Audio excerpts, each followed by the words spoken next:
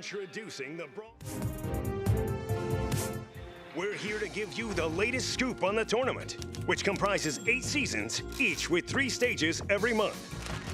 Each season begins with the Championship Challenge, a global event where those who win 15 games before 3 losses advance to the next stage. The second stage of each season is the monthly qualifier, where players form organized teams and battle it out for points and glory within each region. And you guessed it, the third stage is the regional monthly final, where the top 8 teams from each qualifier play in broadcasted matches for even more points towards the World Finals. Now listen here, folks. Each region has allocated World Final slots. Here to help us take a regional tour is none other than our friend Spike. This year, we have 7 amazing regions competing in the tournament. Europe, the Middle East, and Africa. Latin America, South. Mainland China, North America and Latin America, North, East Asia, Eastern Europe and Central Asia, and of course, Southeast and South Asia, Australia and New Zealand. Winners take home cash from a stash of over $1 million. We can't wait to see you there.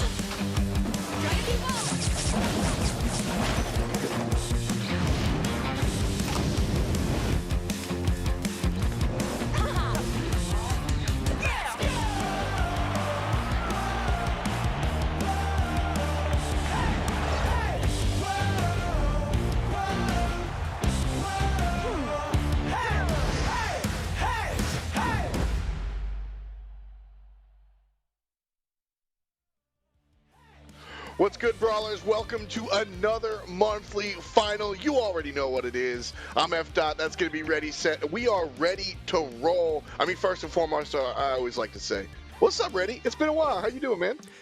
It's been a whole month, F. Dot. I'm so happy to be here, man. This is my favorite time of the month. Every single month is NA and LATAM North with yours truly, and we're going to be bringing on Nick, aka PrettyHair, later on in the show. But what an amazing set of teams that we have today competing, F. Dot. Yeah, we've got a whole bunch of squads that have gone through the ringer. You know how it works out here. You got to prove yourself on the proving grounds of the game itself. One of the coolest things, you got to go through our big tournament inside, and then you find yourselves here in the monthly finals to really figure out who's top of the crop for now. So a lot of fun stuff here as far as that's concerned, and of course, bigger picture as well. You know, we're competing to see who's king as far as this month is concerned, but there's the big, like I said, the big picture of the BSC in general. Ready? Yeah, and take a look at our format for today. It's going to be a top 8 single elimination bracket, best of 3 format for our quarterfinals, and then as we move into our semifinals and finals, it's going to move to a best of 5. 2 blind brawler bans per team. We're going to see between 2 and 4 brawlers banned across the entire match.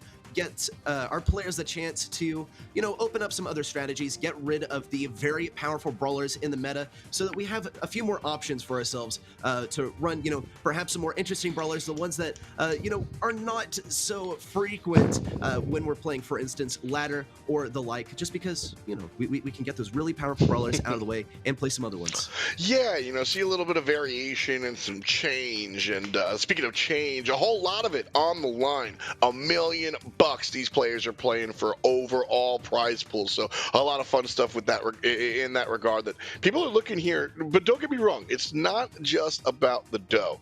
These guys love to play for bragging rights. It's a big deal. Everybody's kind of got to be up on top, and we've seen a big shakeup lately. You mentioned that we've got a lot of good teams here, and we totally do, but I think they might not be in the same position as we would expect. We saw a shakeup last time around with respect to who wound up on top, and the seeding this month is not the same.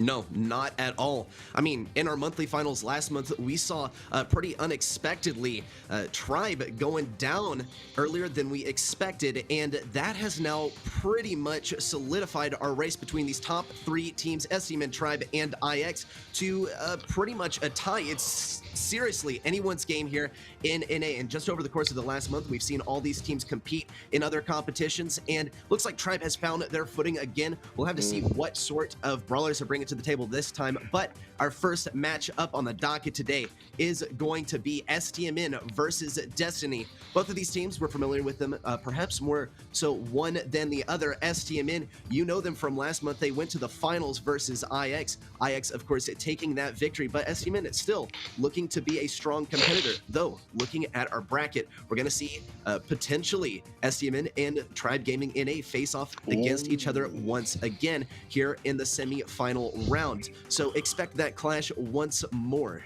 And you know, that one I think is usually, or historically, when we see teams kind of snowball over, I'm not sure that last month's results are going to be indicative of this month's for a positive. When I look at STMN losing out to IX in those finals, it was a hard-fought victory for IX, but STMN stood up tall. Today, OG and Bobby are going to be playing with Jar, and then Destiny is Shots, Fauna, and Giuliani. And so, looking at these players, you know, STMN definitely the top card, but we've discussed this a number of times on our finals where we look at these teams and you go, okay, this team is a higher seed. We have certain expectations, but as far as the lower seeded team is concerned, there's less information on them. So definitely something to keep in mind when you look at these matchups. First map mode, we're going to go to a dry season here. That's going to be Bounty. We head to Heist, Kaboom Canyon, and then Parallel Plays will be the hot zone spot if we need it. But dry season here for Bounty, yeah, it's the desert, baby. Yeah. Bounty, listen, this is El Clasico. Kill or be killed. Get those stars. That's it. That's the whole game. Yeah, I mean, it seems really simple, but then you get into the whole semantics of, okay, you know, maybe we're going to rush in the last 20 seconds. This is when we're going to get our push going. It seems like the 20-second mark is just, you know, it's this alarm that goes off and says, push in, push in, push in. We got to get these last few stars before the round is over. We also have our bans coming in from both teams.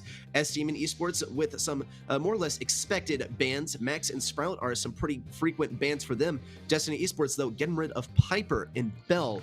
Bell, of course, very frequent. We're going to see Stu actually in the mix today, but Piper, I think, is a little bit more targeted. Piper is, of course, one of the comfort picks of Bobby, and if you've been keeping up with the championship series so far this month, you might know that he is our MVP this month, but it is a more comfortable brawler for Bobby, and I think, you know, perhaps you're playing against not just the enemy team, right? Not just the brawlers. You're not just playing the game mode. You're playing against the players, and you got to know your enemy. Piper, I think, a good solid ban for Destiny Esports, but it is going to leave Stu available. You're totally right, and honestly, I do think the Piper ban is fine, even with Stu in the mix. First of all, both teams can play Stu, and like you said, you've got to play the player, not just the actual brawlers. And so taking Piper out, you hit the nail on the head. It's a comfort selection, and I hope y'all are comfortable, because here we go, our June monthly finals starting now. STMN on the bottom side of your spectator UI in the blue, and Destiny in the red trunks. So the first kill goes to Bobby playing the Brock, who I literally said 5 minutes before we went live, no chance we see Brock at all. And bang, there he is. Yeah, it's really surprising, but we are seeing Brock start to shake up the meta once again. He has that rocket fuel, which players seem to be using either for the wall break, but sometimes they also use it to get a very long, or rather large AoE on that explosion at the end of their range to guarantee a little bit extra range on their shot. I gotta say, one of the more interesting picks that we see coming out from STMN this time is the Squeak. OG is on the Squeak, and here he goes for that gadget.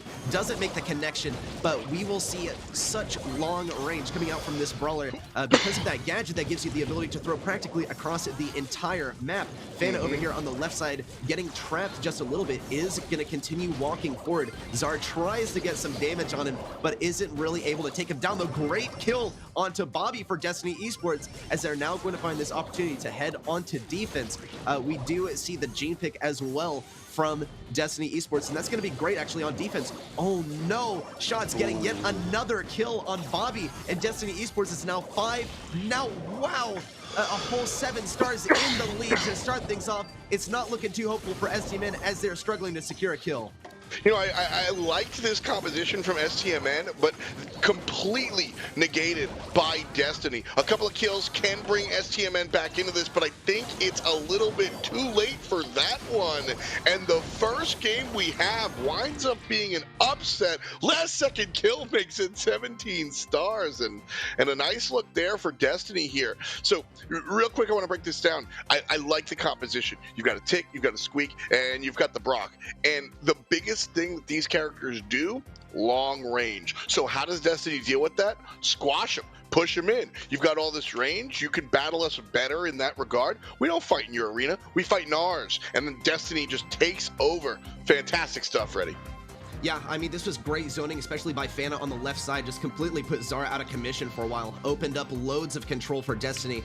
I mean, the Tick pick here, right? It's all about control. You're not really going for kills as Tick. Yeah. You're always putting down those mines to get a little bit of zoning, some control for yourself, because look how long those mines stay on the ground. You establish this zone where you know your enemies are not going to walk in. Take a look at the comparison, though. These two players, Bobby and Shots, I mean, you know, just going off against each other one time after the other. We did see Bobby fall just a few times there to Shots, and I think that's absolutely crucial. I mean, in the Nanny versus Sharpshooter 1v1, Nanny is usually going to win because she has long range and she's able to shoot around obstacles. Though we don't see the Nanny coming out from Destiny Esports this time, it's going to be the Stu, which we were sort of anticipating, but did not expect him to come out on Dry Season.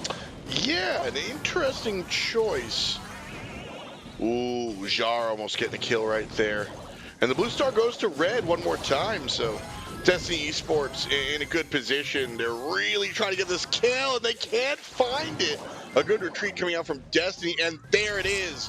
Jar finds Shots in the back. Stu not able to really kind of make the noise we might have expected, but still a minute to go, Reddy, so a whole lot of brawl to be played. That's 2.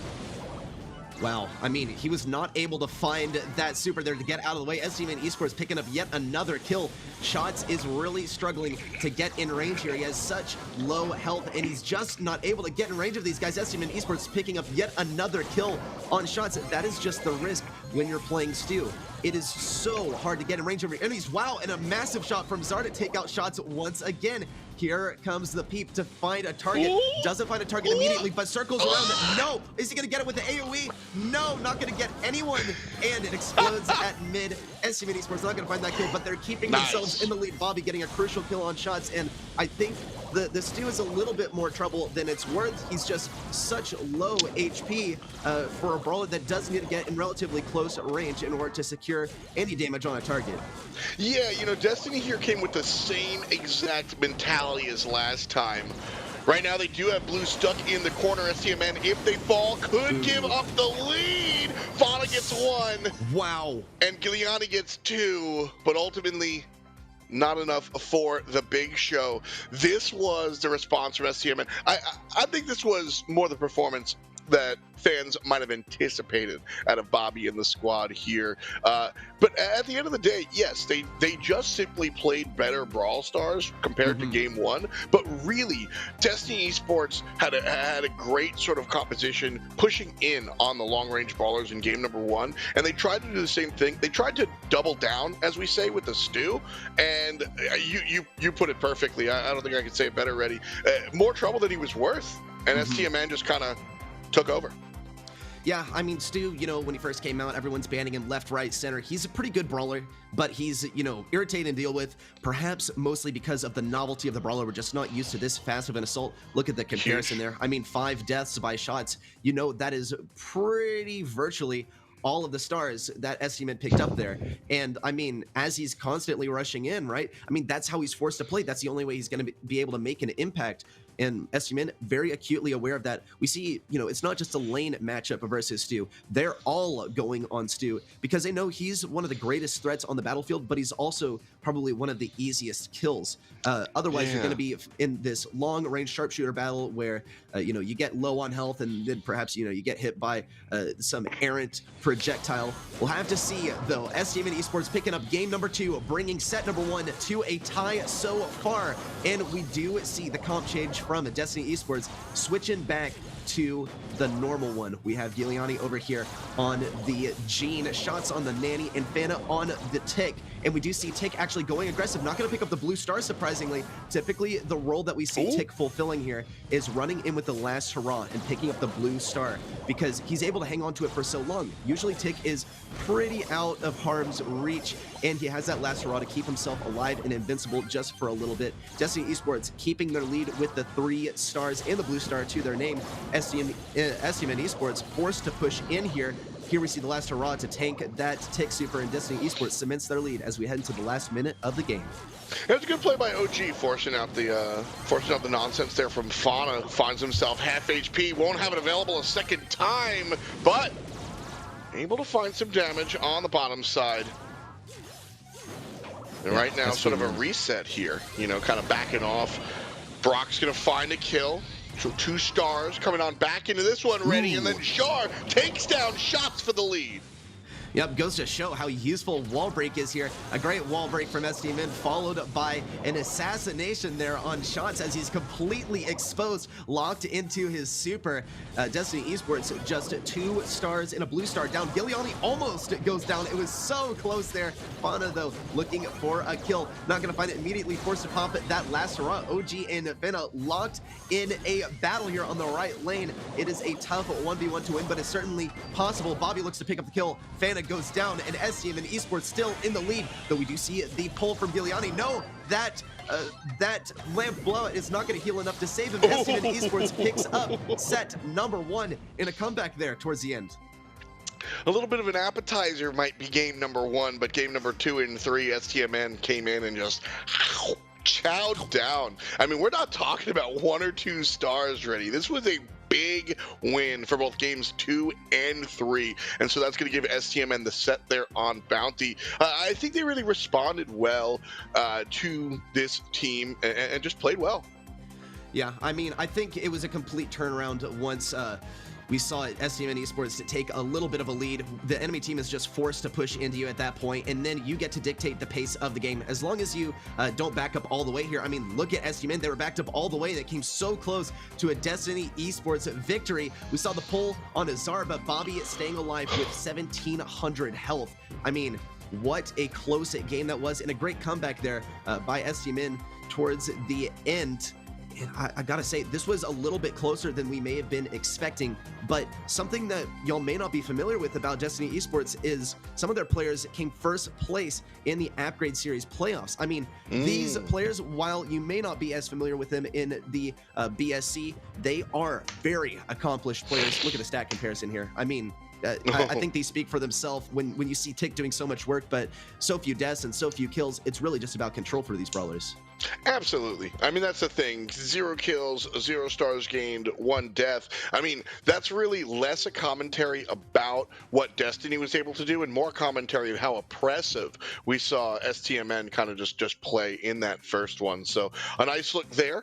And we're going to head over to Kaboom Canyon and look at the heist box this time around. So a fun one, an interesting middle of the map.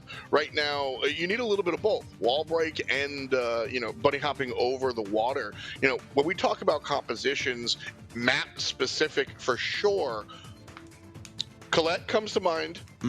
Obviously, it's heist, grass is green. What else are you thinking? Okay, this is going to seem like a long shot, but we're going to see Brock again from STMN. I can almost guarantee it. I agree. You were talking about the wall break. You're talking about the long range. Here's the thing that we've seen recently, just in the last month.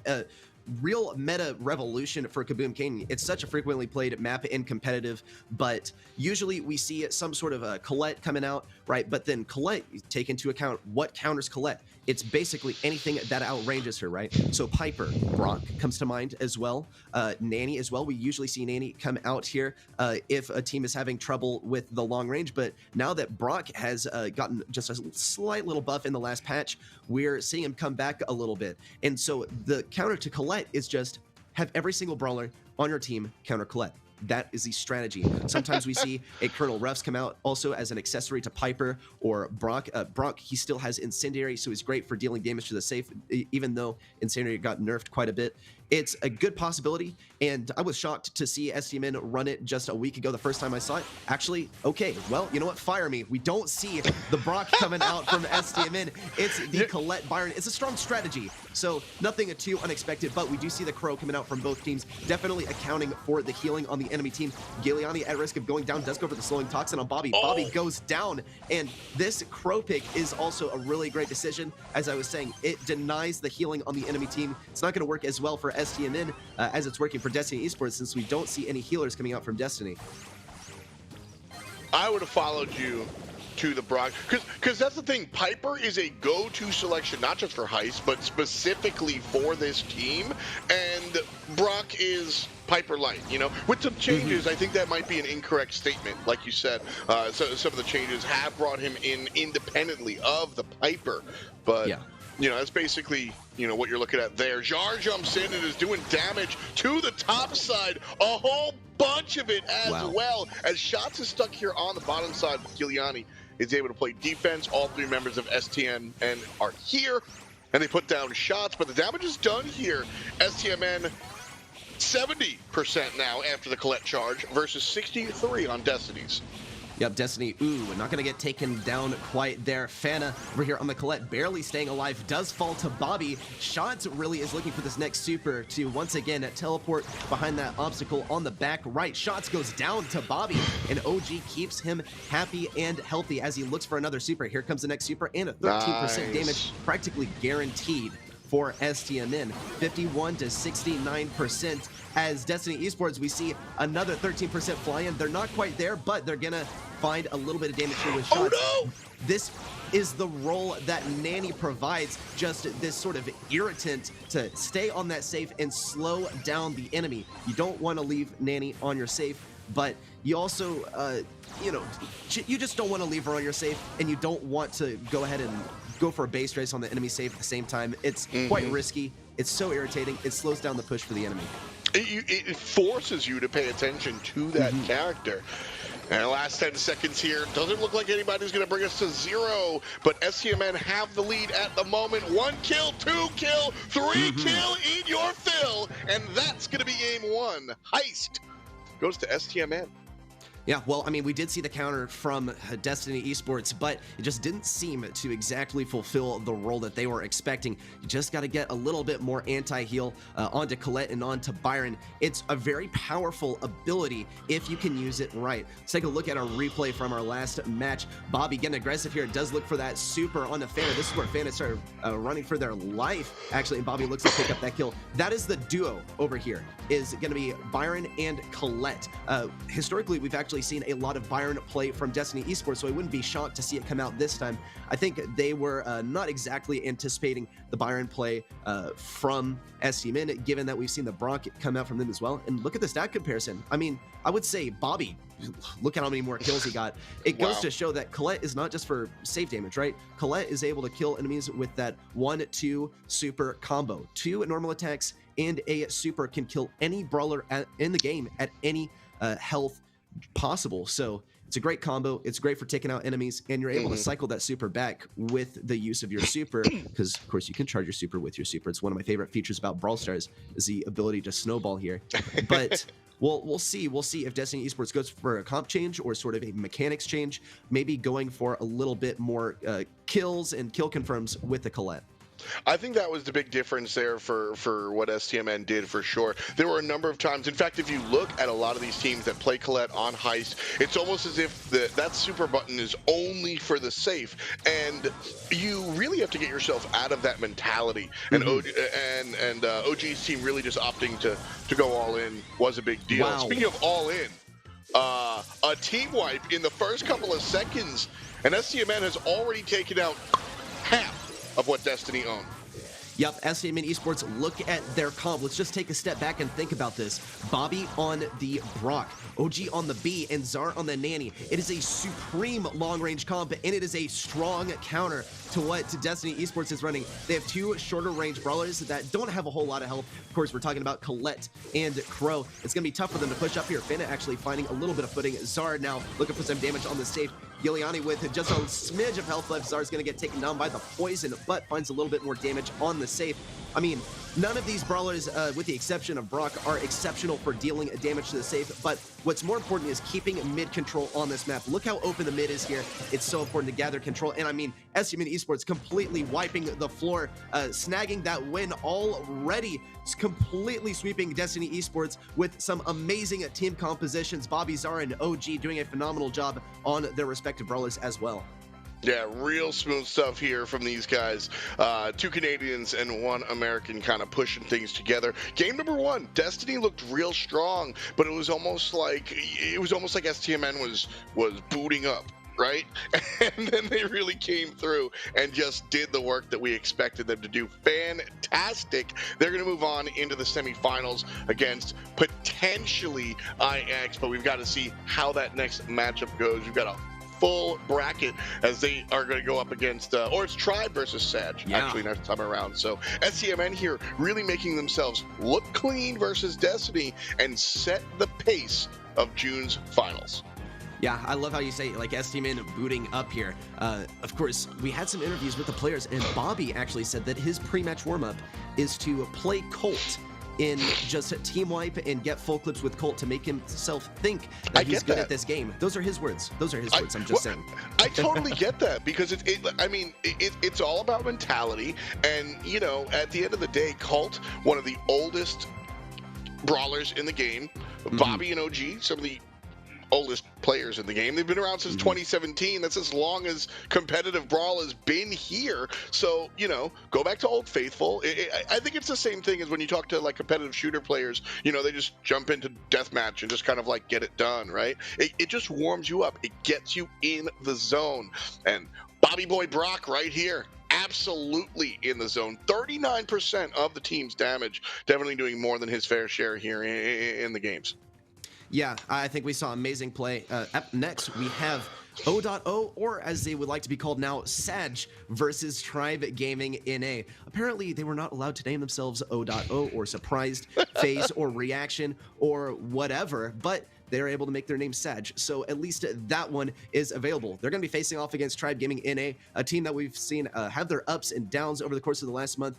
Hopefully now on an up, as they were a little bit upset at our last monthly finals where they went down to STMN. It could happen once again. They're on the same side of the bracket. And when we have 3 top teams here in NA, that is a little bit troublesome, especially considering that only 2 will get an invitation to the World Finals. After last month, it could be really anyone's game. We're going to be getting into this very shortly. Our players from Sadge are going to be Toast, Fade, and MW. Tribe coming at you with Corey, Tyrant, and Zulon.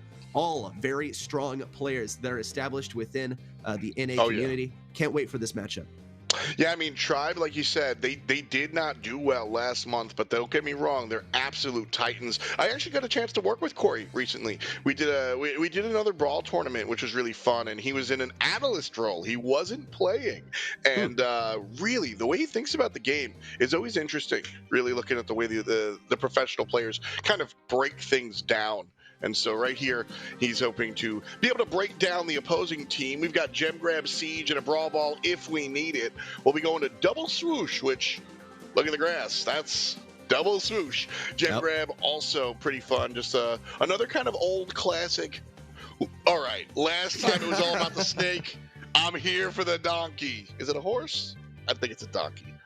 Yeah, you love to see the transition. First it was the NA Snakes, and now it's the NA Donkey, right? Let's get into our bands, though. Max over here, the band from Sadge, as well as Stu, and Tribe Gaming NA with the Mort band and the Bell band. Okay, Mort band, we know what that means. That means we're going to see some Sprout coming out from Corey, most likely. We have seen him switch onto the Mort sometimes in Siege, because I love how we talk about the Siege Mortis. It's a memed concept, but why does it work? Okay, well, let's not question it. Okay, get him out of the situation. We are going to see some assembly required because it's best of 3, and that set number 2, we don't want to risk it. We don't want to deal with it. Get him out of here.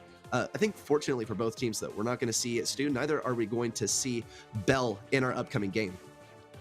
Yeah, for sure. Double Swoosh.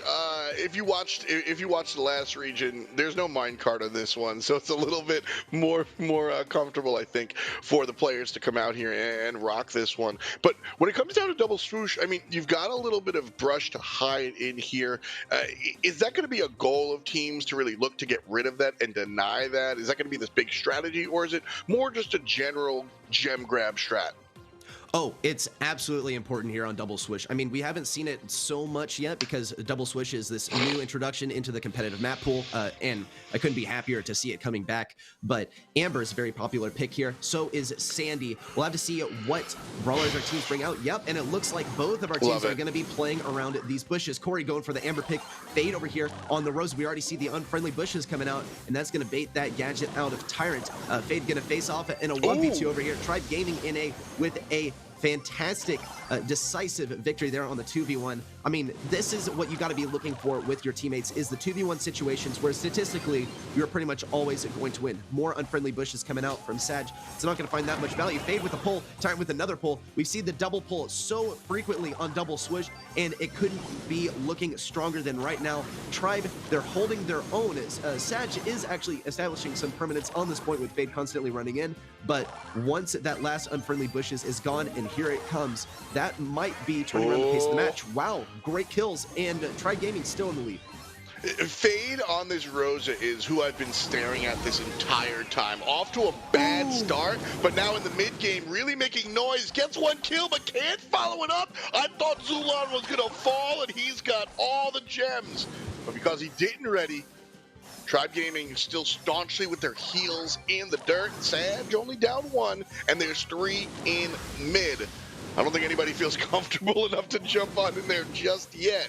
But Sadge actually doing a pretty good job here versus Tribe in game 1. Yep, here we see the pull coming out once again. Tyrant's ready with this one. Gets toast. And he is, well, I think it would be a little bit redundant, but he is toast. Tribe Gaming NA bringing it back with 10 gems on Zulon. He doesn't have that pull ready, but he doesn't really need it. They seem to have good control, but 2 supers from Sadge could change the pace of the game. Here comes a pull from Tyrant. Big jump. And a jump in from MW Fade looking for the kill. He's not going to find it on Zulon. It's so close. We would have seen the countdown reset, but it's not going to happen. So close. Like what a nail biter. I have practically no nails left by now, just after one game.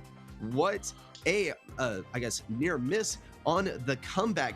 It just goes to show the power of the double pull. We see the Tara, we see the Jean coming out. You're never, ever going to be missing a pull. See how Zulon goes for toast here as Tyrant has his pull, and how Tyrant went for the enemy that Zulon pulled. You're able to cycle those off of each other. You no longer need to be getting that cycle yourself. Look how close this was. Just a split second longer, and it would have been a totally different game. And look at the stats.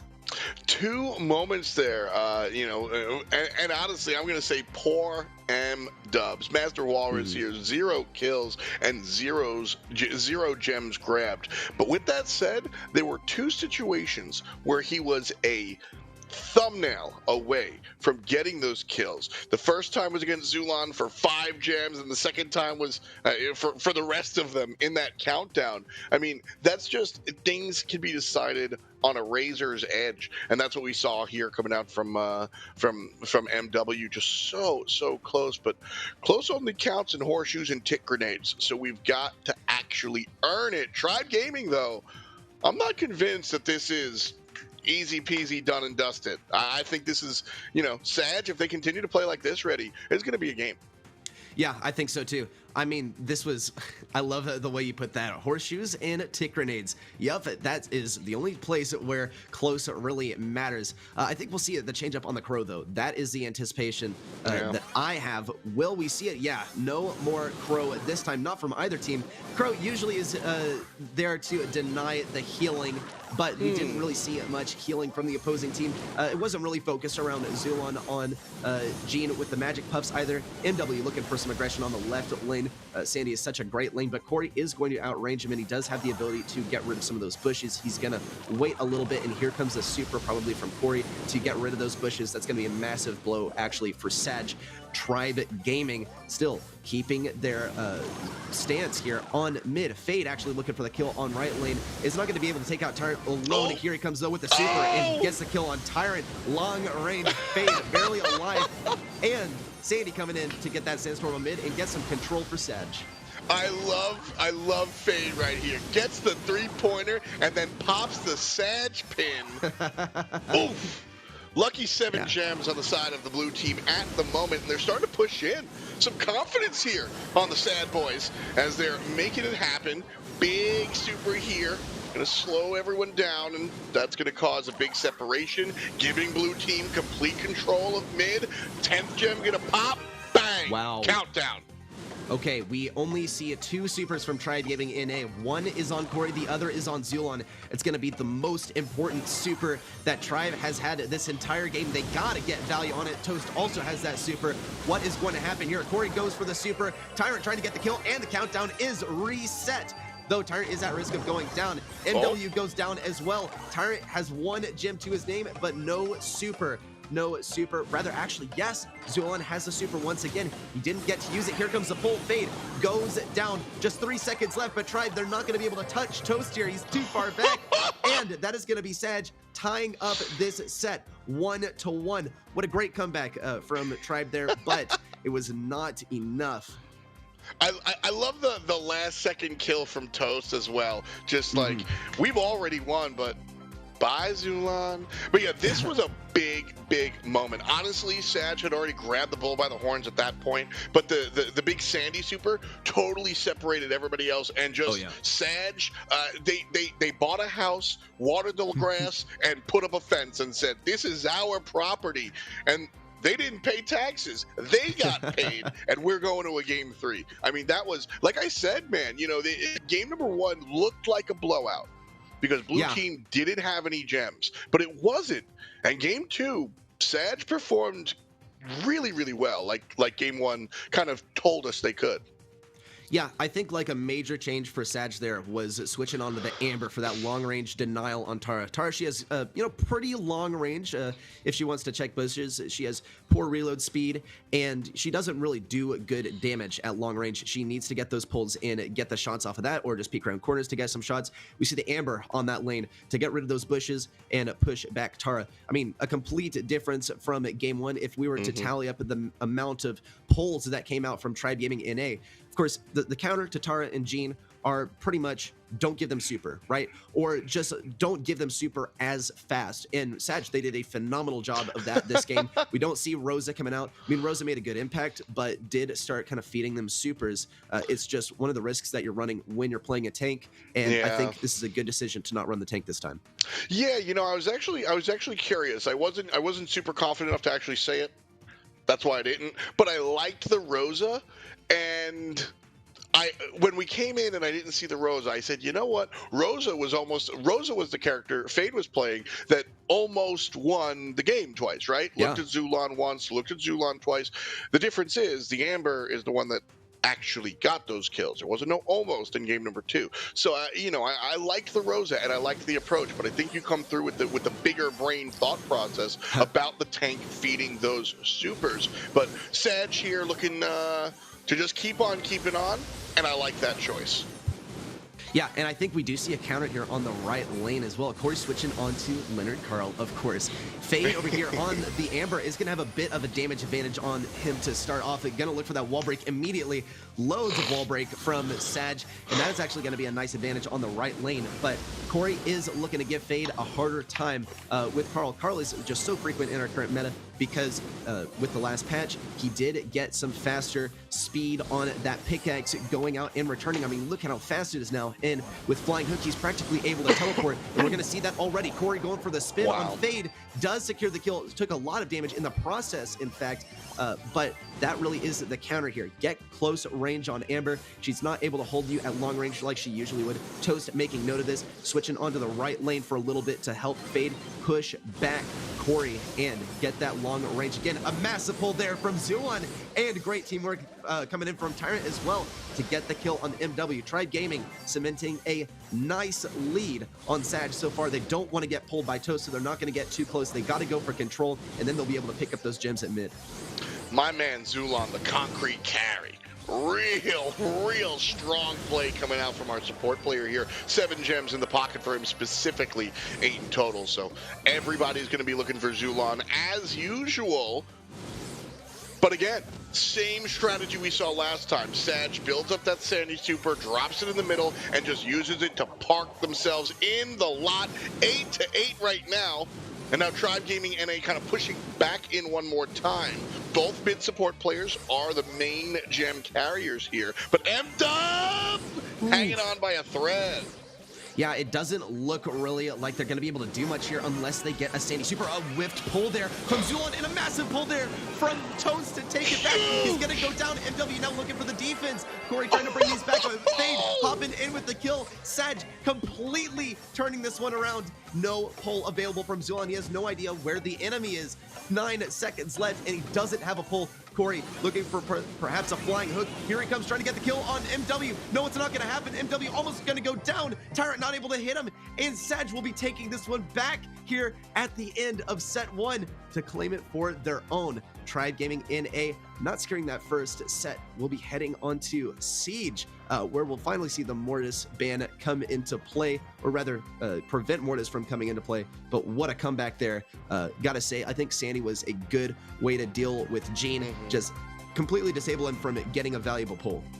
Yeah, absolutely. The Sandy Super was a really big deal for how they were able to go ahead and win this one. But also, I mean, this was all Jean, right? The end of this game, the Jean pull winds up going ahead and ultimately winning it. You know, games 1 and 2, when you come down to this sort of contest, like, sure, they have to be kind of like quarterback mentalities, as we say, right? Play to play, forget what just happened, and that's what Sadge kind of does here. Their ability to just kind of like come back, forget the tribe, kind of honestly trounce them, and then that's the play that wins the entire set. And that's what I was laughing about. Fade Fade hits the pin, like y'all know, you play when there's like a delay.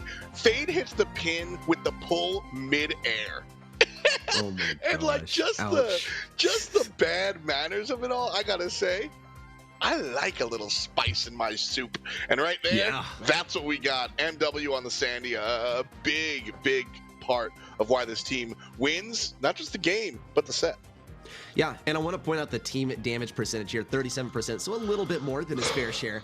And this is actually pretty good for Sandy, considering that Sandy has such short range and was faced up against brawlers that completely outranged him, every single one of them. So it does go to show, really, like the mechanics and the movement abilities of our player rather than just the brawler. Great gameplay so far by Sadge. Definitely a worthy opponent for Tribe Gaming NA. It would be a massive upset if Tribe doesn't take some assembly required, as well, that means it would be going to Sadge. And Tribe, they're currently pretty much neck and neck with two other teams for those top 2 spots in NA. It's still anyone's game at this point. Massive upset incoming unless Tribe really turns things around.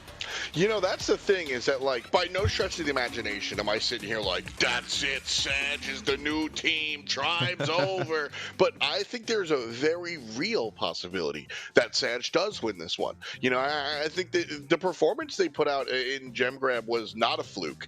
It was not accidental. It wasn't just like they got a good pull and kind of nailed it. It was strong, confident play. And as we go into Siege, you and I have discussed this before, where Siege is strategic. You've got to go ahead and make sure that you grab the right nuts, grab the right bolts at the right time, and, you know, see if you can delay the enemy push. And I think that gives Tribe an advantage, only because that's where I think Tribe is their strongest. They're mechanical players for sure, but minds like Zulon and Corey, that's really where Tribe makes their money. And so I think this is a game mode that Tribe is more well suited for, and Sadge definitely has an uphill battle here for set number 2. I think so too. I think generally Tribe is really good at this, sort of passive gameplay and control-based compositions, and that's why we do see the Mortis ban, right? They want to keep Sprout available to themselves. Corey, of course, being a very powerful Sprout player. It's not really as simple as that, though. Of course, we do see Tribe coming out with a completely different comp. Sadge with the triple tanks. This is what I was about to say, is these comps completely destroy the control-based comps typically. Fortunately, Tribe, they're not running something too control-based. They got Tyrant over here on the Barley. It's going to be massive control, but they have some tanks of their own in the counter to the throwers as well. 2 Siege bot coming in from Tribe Gaming, and a nice start. Daryl's dead, so he's not going to be able to stuff this robot just quick. There he comes up, and a bunch of damage hitting the robot. Not a lot of damage hitting the turret, though. Okay, well, I'll check myself. 30% done by Tribe Gaming, and a lot of that in that sort of latter half of the bot's lifetime. Fade falls down rather easily. A 1-2. And the bolt's being picked up here by Tribe, who have control of the midfield, which means they're more likely to wind up with the next bot, which, honestly, the way they're playing, we could just end this in 2. Oh, man. Yeah, we'll have to see. I mean, Zulon looking for his next target is getting some great pulls into Tribe's Ike range. Fate actually looking to stuff it back Tyrant here, but it's not going to happen. Of course, Barley is such an important kill when you're on defense because he does so much damage to the safe, and we're probably going to see it. Toast also going for the defense and the pneumatic booster to advance himself forward. They're just going to completely ignore this bot to start things off. MW waiting to heal up a little bit, and it does look for some damage. Tyrant, though, coming in with a super, and it is all but over. Tribe Gaming taking this one home, and I gotta say, right, just judging by the comps, I think Tribe was very prepared for what Sadge had to offer. Usually we see Tribe go for something more control-based, and they're, playing pretty passively, but this is what Sadge was expecting as well. They come out with the tanks. They're looking to just win the objective, not necessarily win the control. Tribe, they're prepared. They got the Gene, and they have the Carl as well to account for it. A great choice there. We're going to have to see Sadge come out with more than just a counter comp this time, since I think that did help them win the first set. Just smart comp choices. It's not going to help this time when Tribe is one step ahead. Completely agree. Like I said, my opportunity to work with Corey on this side of the field was really eye-opening. The way that he and his team, and I know Zulon from, just being Brawl Boys, right? And like this is the spreadsheet daddy team. You know, this is the squad that does their homework. And I mean, realistically, Sadge, Toast, Fade, M-Dubs, Yeezy, we know these guys. They're not nobodies. And so this is Tribe showing you that this is their profession. They are professional players that have done the work to be here. You know, game one, or set one, they got outplayed. I'm not going to say it any other way. Yeah. But Tribe Gaming here in this set, this is them going, listen, I know how you guys play, and we can do it better.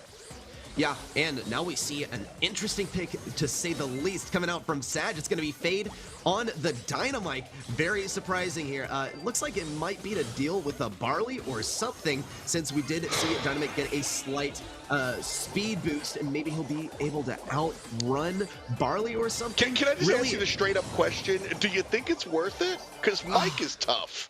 I don't know. Really, if we see just one push from Sadge, if we see one bot coming out from Sadge, then that could be the game changer, since Dynamite has this insane damage output. Here comes the demolition.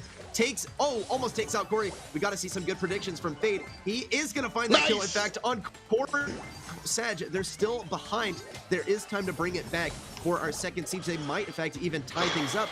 But with a bolt secured for Tribe Gaming NA to put themselves at 9 bolts, we are going to see this bot go to Tribe. And it looks like the last bot will, in fact, be going to Sadge. An important kill right there from Tribe, as Dynamite is great for stunning the bot to get a good defense. MW ready with the pull. We're going to see some massive stalls as well. MW going for the pull, does get the pull all the way to the edge, but Tribe Gaming, they're completely committing. They have to win on this push, and it looks like they just might do it. 50% left on the set, and it's over. Oh my gosh, sometimes the words, they just can't leave my mouth at the right rate. Yeah, at that timing my words per minute, except not typing. Am I speaking? I wasn't even timing that. I was like, man, it's already over. I wanted to watch a set. Tribe Gaming really was just like, listen, this isn't how we do it. We're going to Brawl Ball, whether you like it or not. This was dominance. Game 1 and Game 2, pure just unabashed dominance. You mentioned all of the tools that Sadge had to deal with this bot, and it still wasn't enough. Tribe just came out here and put on a clinic. Yeah, and I mean, Tribe Gaming, they were absolutely accounting for it. Look for Zulon looking to get MW away from that bot. Doesn't manage to fully get him away from the bot, but, you know, just goes to show that, like, they're very well aware of what counters him here. We also saw Zulon pulling Dynamite right as that bot was spawned for them, and that is extremely, you know, sharp there, as we prevented the stun on the bot. And here we see the stat comparison as well. I mean, you know, pretty even between these guys. Yeah. Really, Gene is good. He's like, you know, pretty good for defense, but that's not what you want the pulls for. You want the pulls for the kill confirms and perhaps to deal with Barley. So usually what we saw Gene in the metaphor, just on Siege to deal with Barley, you know, 2 brawlers that are kind of frequent, but now we see both of them just completely cemented in the meta. It's good to see, and a great counterplay there as well from Tribe Gaming. We'll see what they have to bring in set number 3. Yeah, I mean, you can really do whatever you want with a Gene, but here on Backyard Ball, not always his. Sometimes, if you're looking to break in through that middle section, because that's going to be the biggest deal here, folks. That wall right in front of the net. We usually see a lot of Piper here because of that reason, and honestly, pick a character that's going to be able to break stuff. Yeah. So definitely expect to see the wall breakers come out here. But, you know, this one, I felt very confident after seeing game 1 that Sadge was going to be able to bring that back. Just like I felt very confident that Tribe was really going to run the table with Siege. Brawl Ball? I don't really know where I'm going. What are you feeling, Reddy? I mean, if we see, okay, this is kind of random, but I think we might see the Brock come out here. Okay, wall break. I think so too. Right, I was wrong in the Brock prediction the first time, but I'm wearing my Brock pin today, so I think, you know, maybe I'm giving myself a little bit of Brock luck on who's gonna choose Brock. We'll see. We will see. It's a little bit more frequent now. It's way easier to get those wall breaks, and as we know, it's so important to get the wall break on this map. Otherwise, it seems to be a very stalematey map. So we could see this go all the way to overtime and then see the goal in overtime, but If not, right, it's only going to be in the absence of 8-bit. 8-bit really slows down this map. We might also see the Crow just to kind of, slow down the pace of the match to your own pace. If you're ever on defense, it's super, super useful. Carl, also, I think a good pick on this map, though. We'll have to see. Our team's going to bring out the Carl counter this time. Are they going to bring out the Surge? And does that Surge possibility introduce the possibility as well of Colonel Ruffs? It's a very convoluted meta, but these are the interactions. Yeah, I mean, that's a back and forth that you really got to take a mind at. And so we'll jump here into game one of set number 3 as Tribe Gaming loses their first set and wins the second one, honestly, as fastly as they get in there. But the Sprouts, always some of my favorite gameplay. We've seen some incredible plays out of Sprout players in Brawl Ball, specifically being able to block last-second shots or whatnot. But a nice rep, I think, on either side. There's the Crow that you mentioned for sure, coming out from Tribe Gaming on the top side. So we'll see how this kind of works out. But we're seeing that sort of back and forth, the dance here, where nobody really wants to go too hard just yet. But with Corey falling, can Sadge push up? Yeah, we'll have to see. Toast now going aggressive on the left lane. Tyrant tries to get on Fade, but he's not able to. Toast looking for the kill. Doesn't use the gadget, so Tyrant's not going to go down. Fade, though, is pushing him back. Toast now looking for another kill. Look at how long the range is on that shot. He's able to hit people behind walls. Zulon is forced back here out of position, but he's able to find footing here at mid. Doesn't get the kill on Toast, though. Fade looking for the kill. Zulon still on just 252, but he stays alive. Fade trapped back here. He's not going to use the tick super quite yet. Yup, not going to use it. He holds onto it for the next push. NW trying to establish control as well. Doesn't find the kill on Corey. A great, just very well-timed Garden Mulcher there. Another thing I want to note is both Sprouts are using Overgrowth. We haven't seen this star power used so much since it came out, and it was absolutely just ridiculous. You can hit someone from a mile away on a single projectile. Now, though, it seems to be pretty good for securing a little bit more range, and that shield is not as useful these days. Though, the mid fight is pretty much at a stalemate. It's going to come down to who has those vital supers or those vital plays. Probably Zulon or Fade with their supers. Here comes combination. MW slowed down. Zulon forced back, though. He might find the kill on MW. No, he is stuck. Does get the kill on Fade, and Sadge still pushing up despite being down. Nice. No, that was a perfect response. MW covers the teammate's death by pushing up and getting the response kill. If MW doesn't do that, we see the all push in from Tribe, and they're able to grab the ball and go all in. So really, really smart play. Seems counterproductive, or counterintuitive, rather. You lost a teammate, fall back? No. Push forward and respond. Overtime. No goals just yet. Everything blows up. 1 minute on the clock. Ball on the side of the blue field. But it's up to Sadge to kind of push on up and get out of here. But Tribe Gaming are the ones with the pressure. Yeah, Tribe, they definitely have control here. Now they have their enemies right where they want them. No supers, no abilities available to them. All of Sadge seems to be focusing down Zulon. They know he's the greatest threat here. Fade, at risk of going down. Zulon has his killer be ready to go. Toast over here gets taken down, and a clean, and a little bit of stalling there from Tribe Gaming as they take us to match point. They were not cool with being taken this close to getting knocked out. They're going to be taking game number 1. Great gameplay from both sides this time. Though Sadge, they weren't able to close out this game before the walls went down, and that was really the decider. Tribe Gaming, their comp was simply better in overtime, and it's something you got to account for in Brawl Ball, is how you perform in overtime. Tyrant with a nice super in there, the pass to Zulon and the jump in. I wonder if that's exactly what he was going for. I wonder if he was, trying to go for the self pass on the super. Maybe we can only speculate. Maybe a little bit here, but yeah, no, I don't think you're wrong at all saying that. Yeah, I mean, Tribe feels some sort of way. This team, listen, they lost in semis last time. That's a fall from grace. Yeah. Going from a top team to losing in semis. You don't want to lose here in quarters. That would be a little much for them. And so Tribe, but Sadge are really putting the screws on them. And I think with respect to that last game, a little deceptive. Tribe Gaming were largely in control. They needed to wait for that sudden death, I think, in order to bring it home. But as soon as sudden death hit, I really saw Tribe kind of just like own that field, and it really didn't seem like Sadge post sudden death were in the driver's seat. Before that though, Reddy, I think Sadge were really doing well.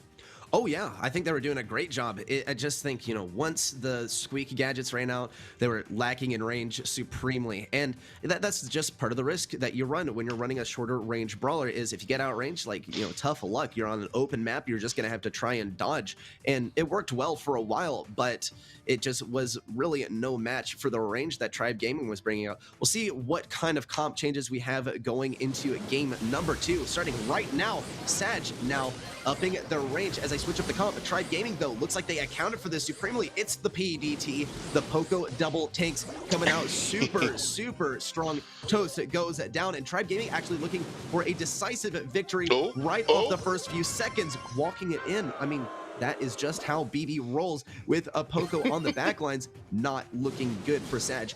They, you know, we're not wholly not accounting for this. MW has to get the anti-heal onto Tyrant and Zula. It's going to be the biggest counter here, but Corey already finds a kill on the right lane, and it's looking like it's all falling apart for Sadge. Yeah, they're not going to be too happy about this one for sure. Tribe Gaming looks like they were like, huh, we didn't really, okay, nice response. Fade does a good job here from wrapping around the right-hand side. Long-range shots can prevent too much control, but Corey, and yeah, sure, now just Turtle or Frog, right? You've got 90 seconds on the clock here. Just hang out. You got the one goal. Tribe Gaming, and this is sort of what I was alluding to when I was talking about Siege. I think a lot of other teams kind of like, you know, look to just complete tackle Sadge here. Tribe Gaming is playing smart. They go, look, you know, we're kind of tilted a little bit. You know, we want to win hard, but if you're not going to give it to us, you've changed a little bit of stuff. Awesome. We'll just play it smart. Put the ball in the corner. Easy peasy. Yeah, so something that happened like a minute ago by this point, but I just thought was so entertaining was Toast using that super to get away, and then he just falls right into BB's bubble and dies immediately. It was such a tragedy that we witnessed about a minute ago. Sadge, though, finally finding their control at mid with these walls broken down. It's exactly where they want to be, but they don't have the right walls broken. 30 seconds left. They got to get this ball. Yeah, Toast, don't shoot at the ball. You got to get rid of some of these obstacles. Tribe really trying to go for the defense here. If we see the anti-heal onto these guys, though, we might see the goal from Sadge, and it's looking like it will happen. Tyrant trying to hold on to as best as he can. Here comes a pass on MW. MW gets the goal, and Sadge will be keeping themselves in this game. And this is a bit of a replay of last game, except this time, Sadge is the one with the advantage going into OT. MW getting the key anti-heal onto Corey. Now we got to see it onto Tyrant. Tribe Gaming falls back as they're facing up against 2 supers and loads of anti-heal. Big difference here. MW trying to push on up, and honestly might have an opportunity here. Tyrant fighting up from Toast. And a nice play here on the right-hand side. 35 seconds to go, or a little bit. Crow jumps in, puts him down. Ball still in the corner. Fade's got to cover for MW because he did take a lot of damage. And pushing up. Blue team grabs the ball, passes it back to midfield, just in a more accessible position. Timer still ticking down. Now it's Tribe's ball. Yep, Zulon passing it to Tyrant. Tyrant looking for the score, passes it back to Corey. Is it going to go in? Yes! Oh my gosh! What a series of passes! And that is going to be the ending play.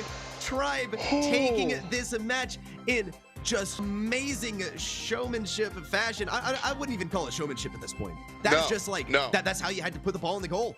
What absolutely. on earth? Just the cleanest play I have ever seen in the entire history of Brawl Stars. And listen, this is what I talk about when I talk about the maturation of esports scenes. Go back and look at tape from 2018, 2019, 2020 at the way players play Brawl Ball, and look at that, what you just saw, and get used to it, because that is how you're going to have to play Brawl Ball. I remember playing basketball in like the 3rd grade. That was the last time I was good at sports. But you know, the biggest thing the coach says is nobody can run as fast as you can pass. Yeah. And it's true in Brawl Stars as well. You saw the way that they started that. We're looking at the whole set, but I'm sorry, I'm on this Brawl Ball. The super pass was important to set the whole thing up. Man, Sadge had it until that moment where Tribe went, this one goes to 11. And they really shifted on up and brought it.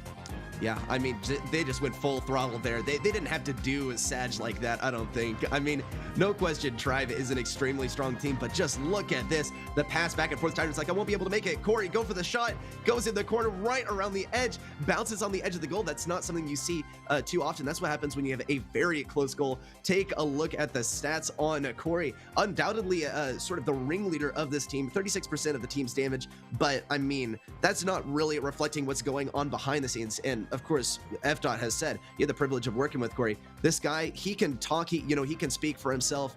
He's a great leader and a great communicator, and no doubt, he's one of the most valuable players on Tribe's roster.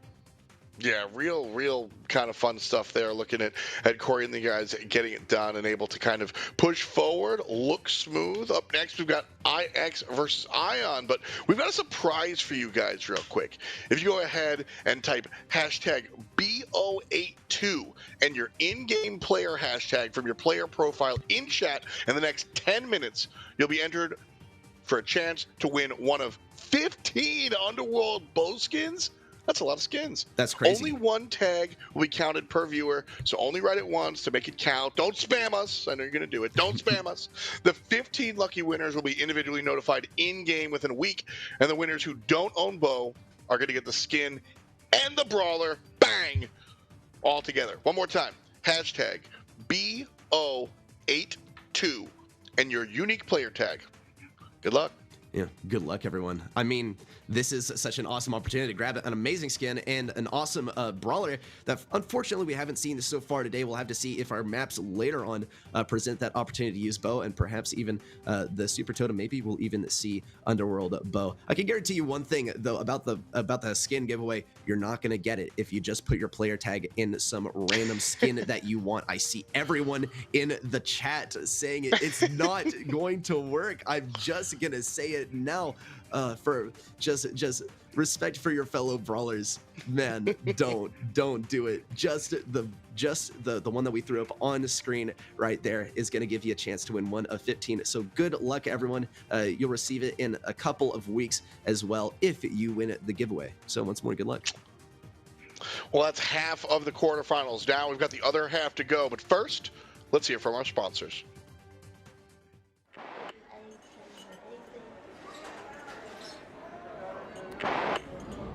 It's here, the ultimate comatose collaboration from Poco and Sandy, featuring hit tracks Tired of Losing to You, I'm tired of losing to you, Dying for a Lion, no more fiesta, por favor give me siesta, and the number 22 hit single, The Sleepy Joe.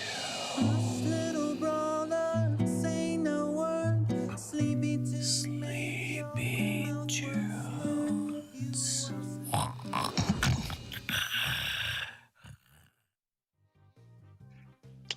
Welcome back to the BSC monthly finals, folks, and I'm still FDOT. Reddy's gonna go take a break because we've got my man Nick PrettyHair here. Great to get the band back together as always, dude. How you feeling? Absolutely. What a photo finish there, man, in the Brawl Ball. Shout outs to Tribe. A really electric start here for North America. But everything kind of going as planned, I would say, here so far in our quarterfinals.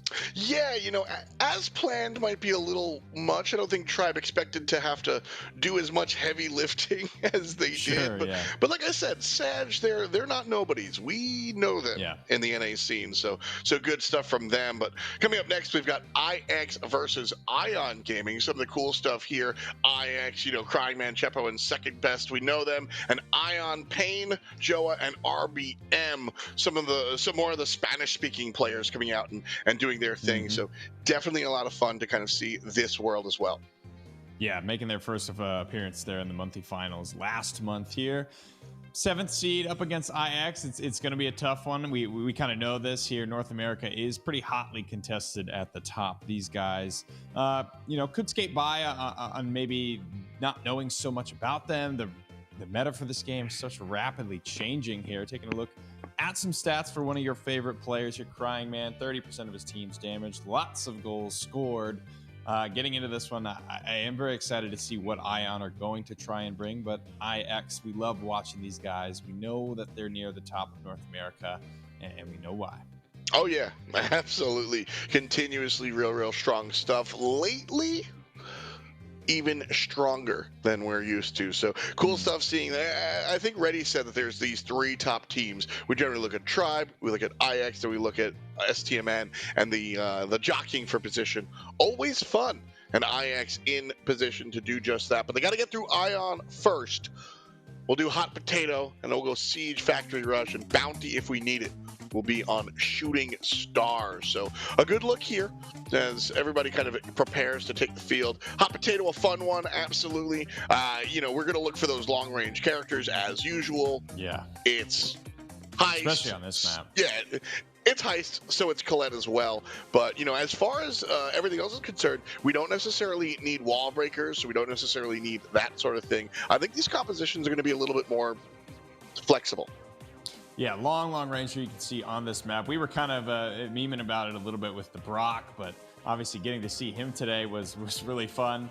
He's a guy he's been in and out of the meta for sure. We're going to go ahead and take a look here at some of the bans for this set. Really start to give us a look at what we are going to be taking a peek at. Bell, remaining banned out roughs, as well as the Stu. The Bell double ban here, I think, kind of tells a little bit of the story of this character. New character, not the newest at this point, obviously. We have a new character every time we come back for one of these monthly finals. But the Bell we have not been able to see so much of just due to that raw strength. I mean, a character with range, she's got anti-AoE, she's got so many tools in her kit to really make the enemy team's life a living hell.